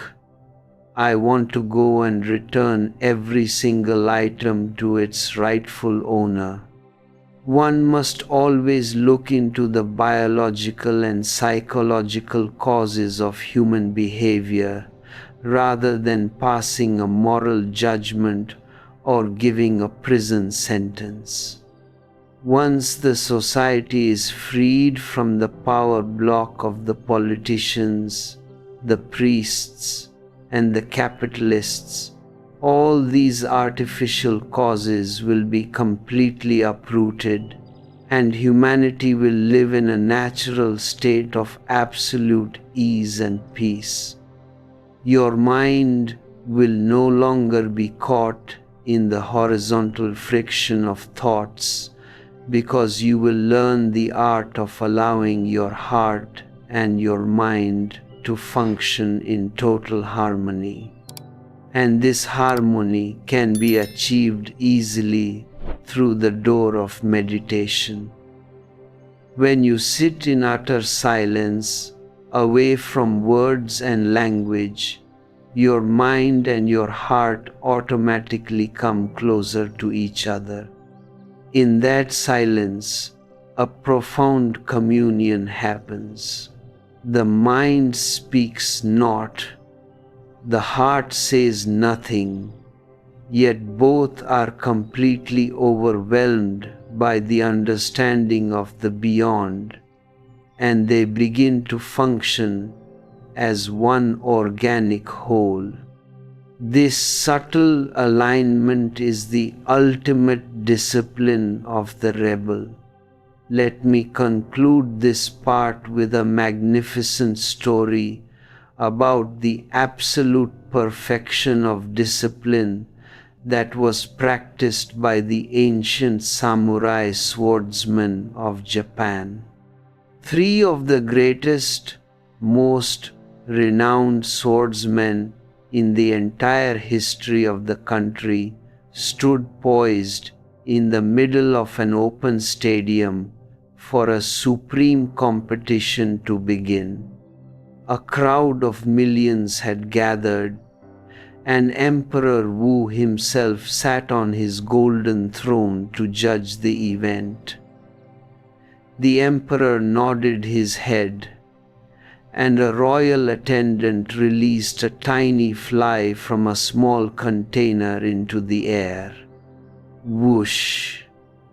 Quicker than the human eye could possibly follow, the sword of the first samurai flashed in the sunlight, and the fly was cut cleanly into two distinct parts, falling dead onto the floor. The entire crowd roared its absolute approval, completely amazed by his speed. Another nod from the emperor, and a second fly was released into the arena.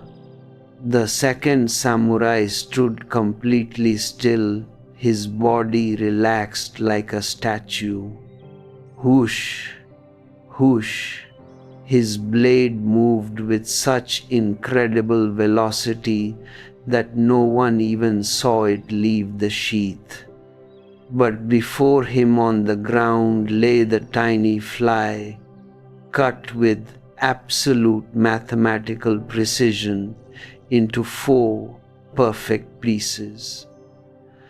The crowd gasped in absolute disbelief. It seemed to be a miracle of human capacity. Emperor Wu studied the third samurai for a long, quiet moment, and then signaled for the final fly to be released. The third samurai made an incredibly impressive, beautiful flourish with his sword through the air, creating a magnificent sound, but the tiny fly could still be heard buzzing loudly around his head. The samurai smiled gently, wiped his blade with a silk cloth, and returned his sword back into its sheath, while the fly buzzed off freely into the morning sky. A ripple of laughter and giggling moved through the crowd, and Emperor Wu felt deeply insulted and mocked. He stood up on his throne in a total fury and shouted, "I will have your head for this insolence. You have made a mockery of my court." The fly got away completely untouched. The third samurai looked up at the emperor, smiled with absolute serenity, and said, "I know the fly got away, Your Highness. But if you look closely at his wings, he has been circumcised with such perfect precision by my blade that he will definitely never be able to make love again for the rest of his life. This is the exact precision of a meditative consciousness. It doesn't destroy your nature, it doesn't kill your life force, but it cuts through your mechanical conditionings with such absolute sharpness that your old mind can never make love to the illusions of the marketplace again. It leaves you completely free, standing naked under the eternal sky of existence, ready to move into the final, boundless dimensions of eternity. This precision of consciousness is what allows you to step completely beyond the horizontal limitations of the lower vehicles and enter directly into the 6th dimension, which is the cosmic body. In the 5th body, you had achieved a magnificent crystallization. You had become a solid, independent center, a true master of your own internal house. But that center was still an island, separate from the vast mainland of existence. In the sixth body, the center itself is completely dissolved. The flower of your individuality drops its petals, and nothing is left behind but a diffused, infinite perfume. The cosmic body has a magnificent, boundless circumference, but it possesses absolutely no center. You can say either that now everything has become the center, or that there is no center at all. It makes no mathematical difference. You are no longer an individual drop of water trying to preserve its tiny identity. You have become the vast, roaring ocean itself. You are no longer a person.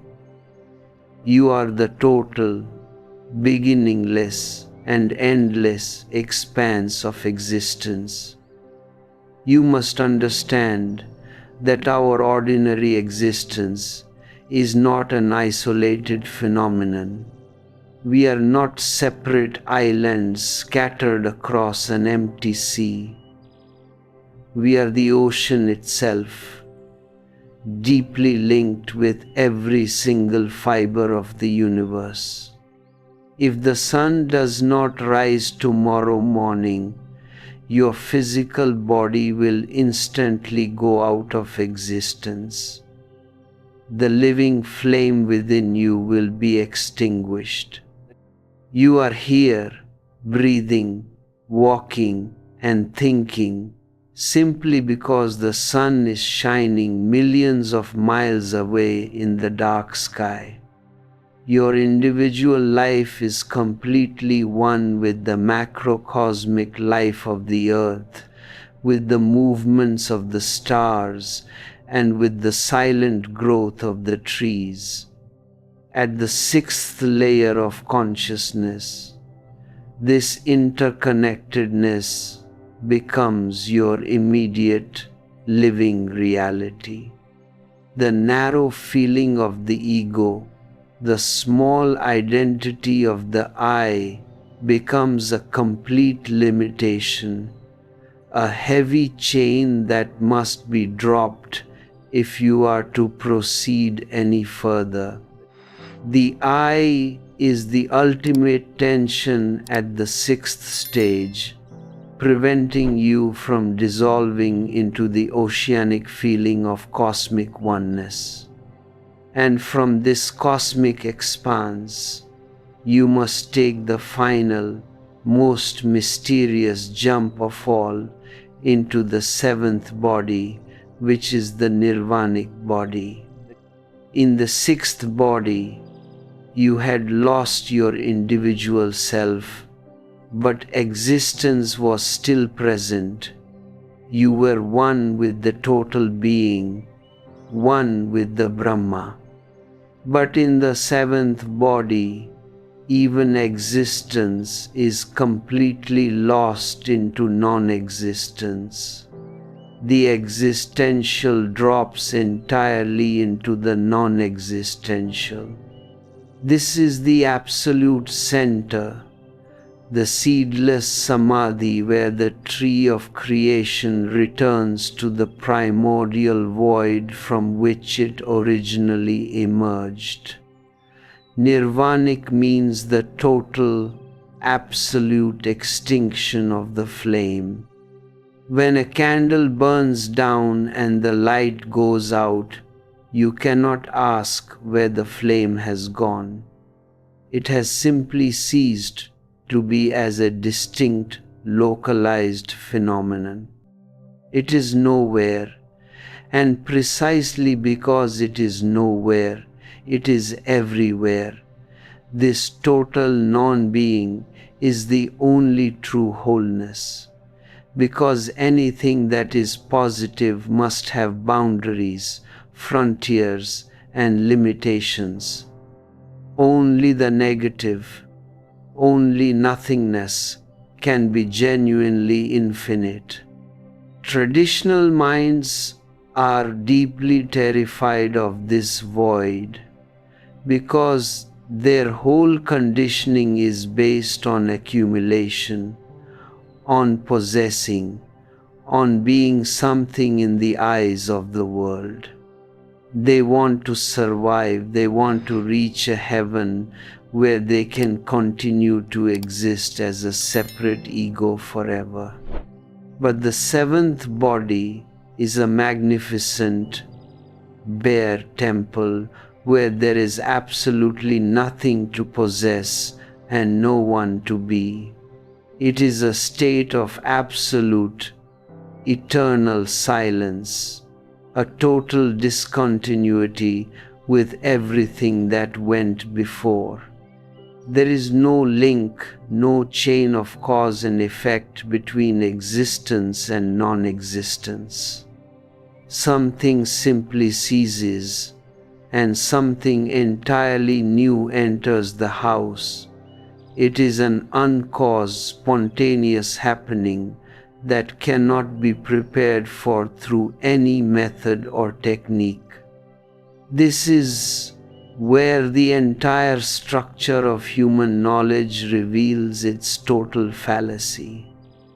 Knowledge is nothing but your accumulated past, a dead recording of memories stored inside the biocomputer of your brain. It belongs to the horizontal dimension of time, to the world of information and scriptures. But truth is an existential experiencing, a fresh, living process that can only happen right here and now, in the silent gaps of your awareness. The knowing mind is never humble, because it is puffed up with borrowed information, with dead words that it has gathered from others. But a mind stuffed with knowledge is a mind that is bound to remain profoundly ignorant. Real revelation comes only when all your knowledge ceases, when your mind becomes a total void, a pure, unpolluted womb ready to receive the unknown. You must see the deep distinction between memory and consciousness. Memory is public property. It is given to you by the society, by your parents, by your universities. It can be easily recorded on a magnetic tape. It can be computerized, and sooner or later, science will be able to transplant your entire memory system into another physical vehicle. A dead man's memory will be injected into a newborn child, and the child will speak about experiences he has never lived through, reproducing the dead man's knowledge with perfect efficiency. This proves that your mind is nothing but a physical machine, a sophisticated kidney or heart that performs a mechanical function within your body. But your consciousness is completely private, unshareable, and transcendent. It cannot be analyzed in a laboratory. It cannot be computerized, and it cannot be transplanted, because it is not a thing.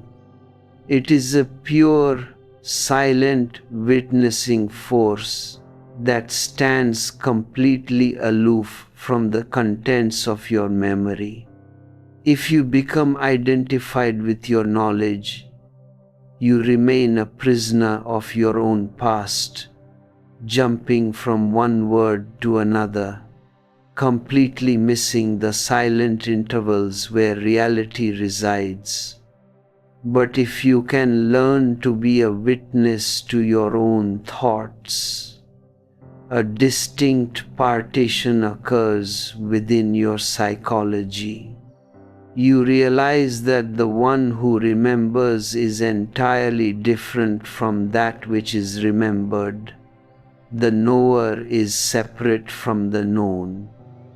This non-identification is the very definition of meditation. It does not require you to create a void, because you cannot create nothingness through the effort of a conditioned mind.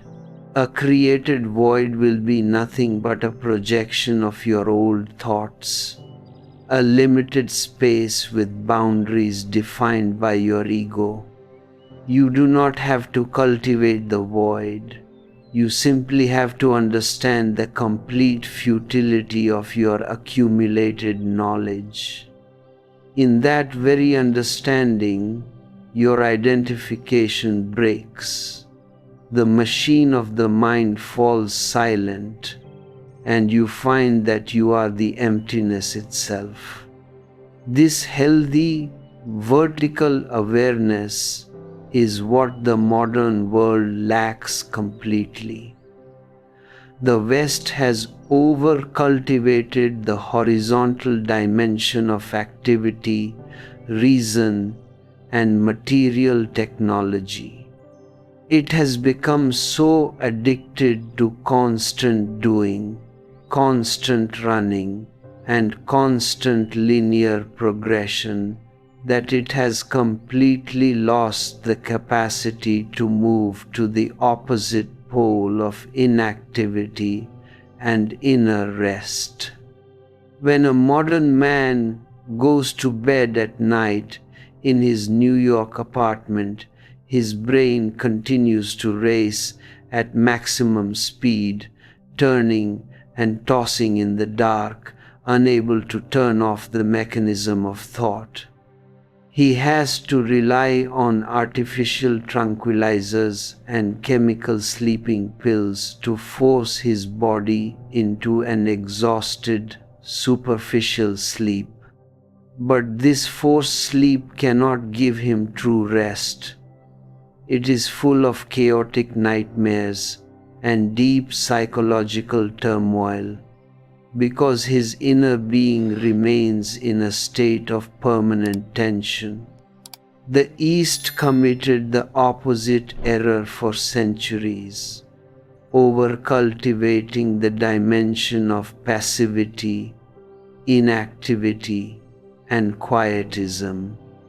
It became so settled in its inner sleep, so detached from the objective material world, that it completely lost the capacity to be active, efficient, and creative in the marketplace. It fell into a deep, lethargic poverty, a state of physical decay where millions of human beings are starving, unable to build a healthy material infrastructure for their survival. Both sides have lived lopsided, incomplete lives because they have treated the opposites as irreconcilable enemies rather than complementary polarities of one single whole. My entire effort is to train your consciousness for a dynamic, fluid movement between these inner polarities. You must be capable of working with intense, total energy in the marketplace, using your rational, scientific mind to its highest efficiency. And the very next moment, you must be able to drop everything and slip into a deep, absolute inner silence with no thoughts moving inside your head.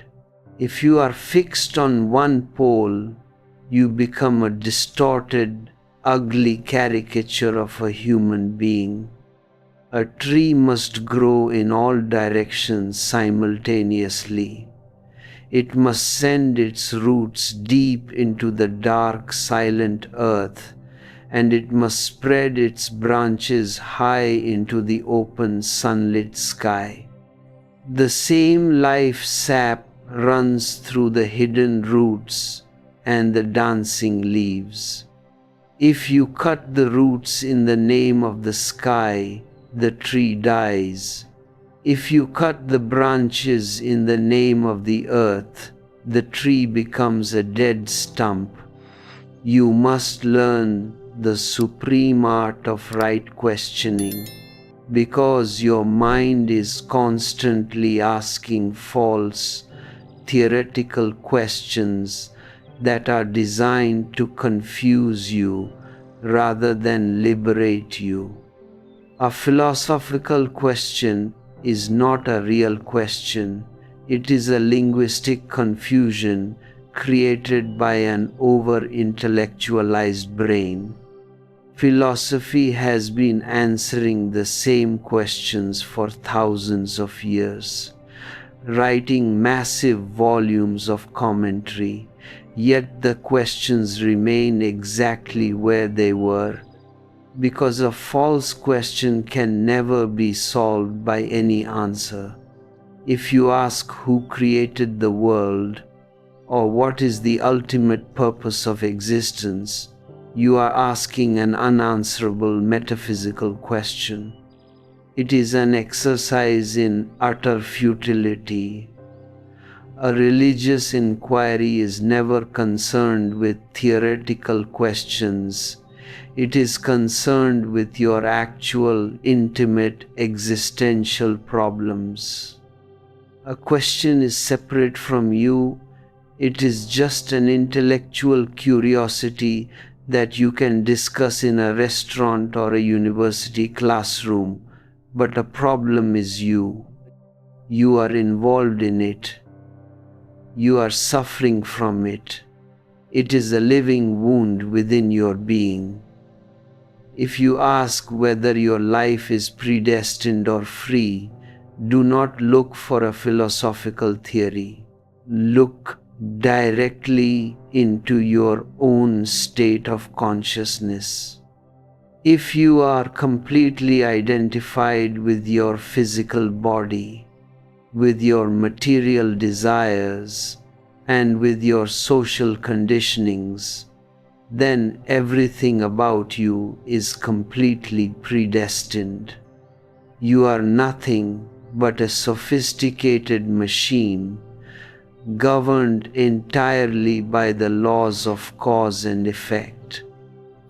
Your environment, your body chemistry, and your past habits determine every single response you make. Your future is not a new frontier. It is merely a repetitive, predictable reproduction of your dead past. The modern psychologists are perfectly right when they state that man is a completely mechanical being, completely predictable if we can only map his total past data. They experiment with thousands of ordinary human beings, and they find that behavior is entirely determined by external stimuli and chemical conditioning. They are right because the average human being lives in a state of absolute sleep, functioning as a passive cog in the social wheel. But their study is profoundly limited, because no enlightened Buddha, no rebellious Christ has ever entered their laboratories to be analyzed. If even one single individual in the entire history of mankind has been able to act in absolute, unpredictable freedom, then the whole deterministic theory falls to the ground. Man is potentially free, But that freedom can only be realized when you disidentify from the machine of your mind and realize your true nature as pure consciousness. Consciousness means freedom. Matter means slavery. The moment you step into the vertical dimension of awareness, your actions are no longer connected to the long chain of your past experiences. Your action does not arise as a reaction to a situation. It arises as a spontaneous response out of your present moment clarity. You become absolutely unpredictable, atomic, and fresh. You act as if it is the very first time you have ever encountered reality. A dead machine can never make an error. It is perfectly consistent with its programming. But a living consciousness is beautifully inconsistent, because it is free to respond to a changing reality. Consistency is a quality of the graveyard.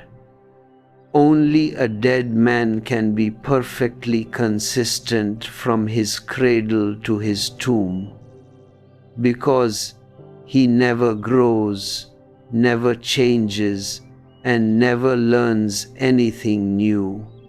I am reminded of a magnificent Zen parable that cuts through this logical obsession with consistency.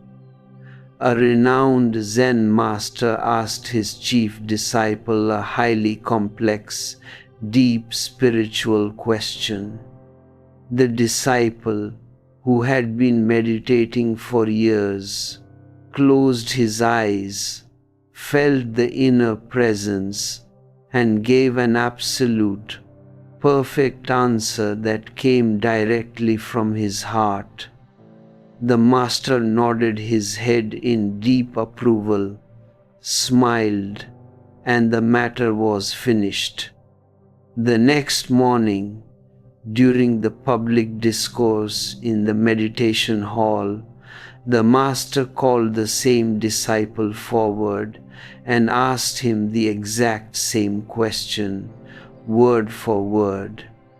The disciple was slightly puzzled, but he thought perhaps the master wanted the rest of the crowd to hear it, so he repeated the exact same answer he had given the previous day. The master's face immediately turned cold, his eyes flashed with anger, and he shouted, "You idiot! You do not know anything at all. You are a complete fraud." The disciple was shocked and humiliated in front of the entire assembly. He said, "Master, I don't understand your anger. Yesterday afternoon, when we were alone in your room, I gave you this exact same answer, and you nodded your head in deep approval. Why have you changed your mind today?" The master laughed and said, "Yesterday, when you spoke, the answer came fresh out of your present moment awareness. It was alive, and I approved of your state of being. But today, when I asked the question, you did not look inside. You simply reproduced a dead recording from your memory of yesterday. You repeated the words like a parrot. The situation has completely changed. I am not the same man who asked you this question yesterday. You are not the same disciple, and the morning sun is different. Nothing can be repeated in a living existence. The moment you repeat an answer from your past, it is no longer the truth. It is just dead knowledge. This is the foundational secret of a rebellious life. Never rely on your memory for your existential responses. Let your memory be used in your business, in your science, in your technology, but when you deal with life, with love, with death, let your consciousness be completely naked and unburdened by the past. This spontaneous living is what the world desperately needs today, because we are moving toward a terrifying crisis where technology will soon learn how to completely control and manipulate the human mind. Before this century ends, psychological and biochemical sciences will find the keys to completely program your behavior, making you entirely anger-proof, sex-proof, and rebellion-proof through genetic engineering and chemical injections. But let me tell you, a chemically controlled man who cannot feel anger or lust is not a Buddha. He is not enlightened. He is simply an impotent puppet, a paralyzed machine that has been denuded of its natural energies. A Buddha is not a man who is incapable of anger. He is fully capable of every natural expression, but his awareness is so deep, so crystal clear, that he remains a complete witness to the inner storm.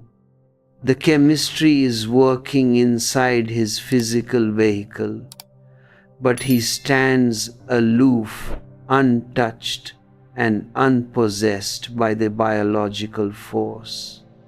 This witnessing capacity is the only thing that can save humanity from the coming mechanical slavery of the scientific state. You must learn to use every difficult emotional situation within your daily life as a magnificent opportunity for meditation. If you feel a sudden, violent upsurge of jealousy, anger, or any raw passion, do not suppress it. Do not feel guilty about it, and do not rush to find an external relief. This is the right moment, the ultimate test of your mettle. Your body chemistry is working inside you with immense force, trying to drive you mad, trying to force you into an unconscious, mechanical reaction. Stand still. Become a silent, detached witness to the internal storm.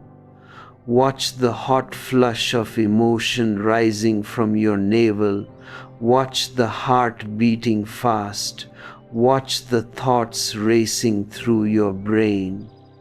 Let the storm happen completely within your physical vehicle, but do not become it. Just watch. The more your awareness deepens in that critical moment, the more you will see a strange miracle happening. The emotional energy, finding no identification, naturally begins to lose its grip over you.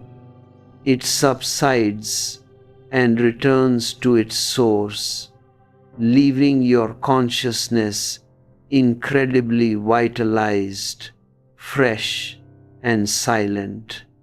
You have transcended the biological law through the fire of your own awareness. You have stepped completely out of the world of predetermination and entered into the kingdom of absolute freedom. This freedom is your true birthright, your only true home. Let us look into another deep confusion of the human mind, a question that people are constantly asking with great seriousness. What is divine love, and how does an enlightened person experience love? Look at how your mind operates. You ask about divine love because you assume that ordinary love is already known to you, that it is a familiar territory, and you only need information about the higher, spiritual dimensions of it. But let me tell you the plain truth. You do not know love at all. Love is one of the most unknown, unlived phenomena on this planet. There is an immense amount of talk about it, an endless ocean of poetry, music, novels, and films revolving around love, precisely because the reality itself is completely missing from your life. Speaking about that which is not is a desperate psychological substitution to fill a terrifying inner vacuum. What you normally experience as love is nothing but an ego infatuation, a biological tension that is deeply tied to the mechanics of attraction and repulsion. You fall in love with a person, and your immediate inner desire is to possess them, to dominate them, to make them your exclusive private property. Why? Because you are full of inner poverty, and you expect the other person to give you love, to validate your significance, and to fill the deep empty space inside your chest. But the other person is also a beggar, searching for the exact same validation in your eyes. Two beggars are standing before each other with extended hands, each demanding that the other fulfill their expectations. This is an impossible situation. Soon, the romantic infatuation wears off, the honeymoon is over, and the relationship turns into a violent, constant field of warfare where you fight, create bitterness, and make up again, just to prepare for the next battle. This so-called love is always a hidden form of violence, an egoistic struggle for power and domination. It is bound to turn into repulsion and hatred, because you can never feel friendly toward someone who makes you a slave to their expectations. Real love is not a relationship at all. It is a state of being. It has nothing to do with the other person. It is a spontaneous byproduct of a deeply meditative, silent mind. When you go into meditation, when you become sufficient unto yourself, a complete circle, a perfect mandala that needs nothing from the outside, then a magnificent new fragrance begins to flower within your heart. You become love. You do not love someone in particular. Your very presence becomes an expression of love. Whether someone is near you or not is completely irrelevant. A flower blooming in a remote, lonely desert does not give out its perfume. only when a sensitive traveler passes by. It continues to release its fragrance into the empty air, because the perfume is its very nature, its spontaneous way of existing. When you achieve this state of inner affluence, love flows out of you naturally to everything that surrounds you, to persons, to trees, to animals, to rivers, and to the silent stars. It is an unconditioned giving that has no expectations, no demands, and no desire for possession. If someone asks an enlightened being, "Do you love me?" he will find it impossible to answer in your traditional language. He cannot say, "I love you," because the word "you" implies a separation, a duality, and for him the action of loving is not a doing. He cannot choose to withhold it or give it, because he has become the love itself. And he cannot say, "I do not love you," because his entire being is nothing but a radiant radiation of compassion. Others will feel his freedom from inside as an ultimate rebellion, and they will feel his love from outside as a deep, non-exciting compassion that carries no emotional heat, no warmth of passion, but a cool, refreshing, eternal peace. You must understand that this compassionate love is not an ideal to be practiced through willpower.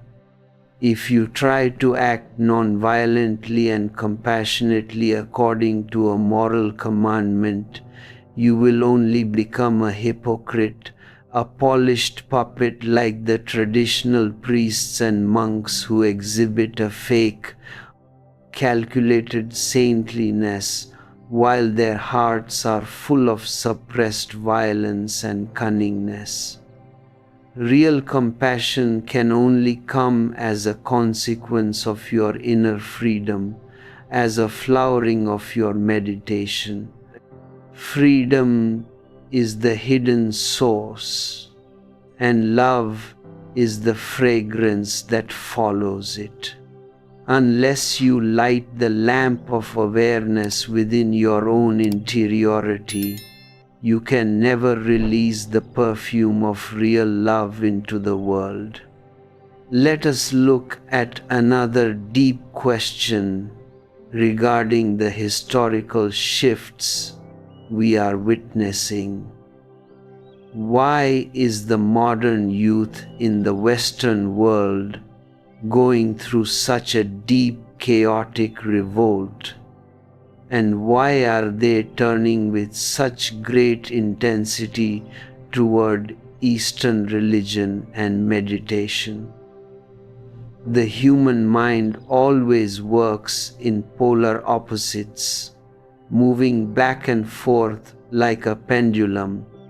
When a society or a culture over-cultivates one particular extreme of the mind, the opposite part becomes deeply starved, suppressed, and starved of energy.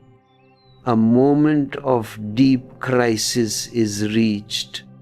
The pendulum reaches its maximum limit, and the suppressed part takes a violent, chaotic revenge to restore the inner balance of nature.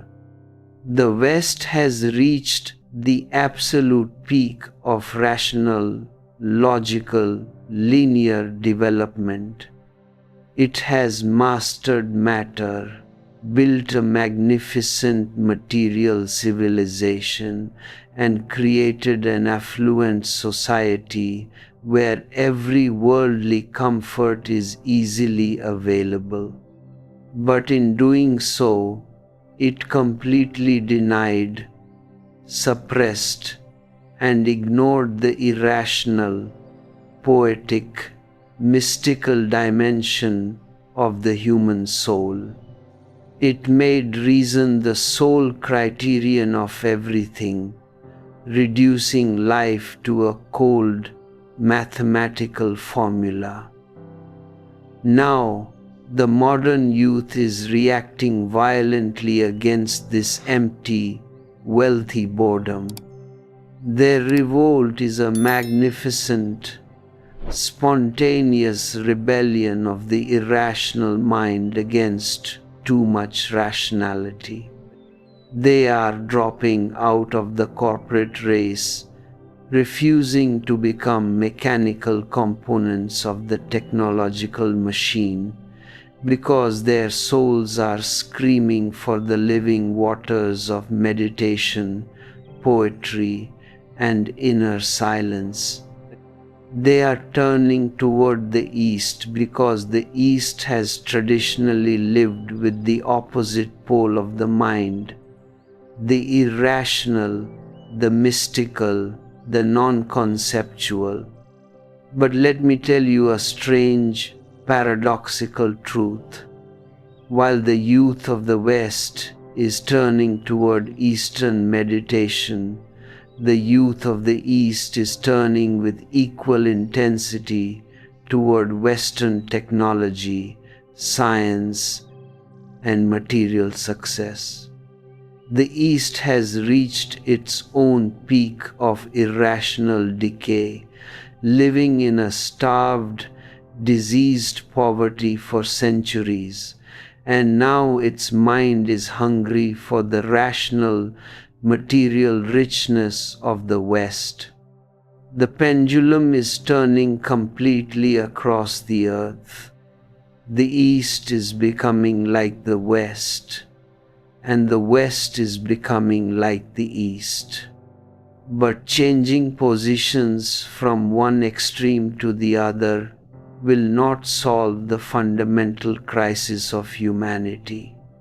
It is simply moving in a vicious circle, carrying the same disease from one corner to another. The real problem is not whether the East is right or the West is right. Both have failed by choosing a partial, fragmented attitude toward life. The materialist is poor spiritually, and the spiritualist is poor materially. Both are incomplete. My interest lies in a total mind, a global consciousness that chooses neither the East nor the West, but accepts both polarities simultaneously within each individual. You must grow like a magnificent tree that extends its roots deep into the material laws of science and technology, and simultaneously spreads its branches high into the mystical expanses of religious meditation. You must be completely at home with both the rational and the irrational, with doubt and with trust, with intense activity and with absolute inner silence. This fluid, unfixated consciousness is the birth of the new man, the true spiritual rebel who destroys the ancient schizophrenia of the earth and restores the original, organic unity of human life. The Golden Cage of New York is a magnificent achievement of matter, but it is meant to be a launching pad for your vertical flight into the boundless, eternal sky of the divine. Let your awareness be your only guide, your only light in the dark night of life, and continue your pilgrimage toward the ultimate peaks of ecstasy right here and now. To discover the structured steps to complete this inner awakening, you can access our comprehensive guide, The Hidden Energy Protocol Reclaim Your God Mode, available right now in the description below.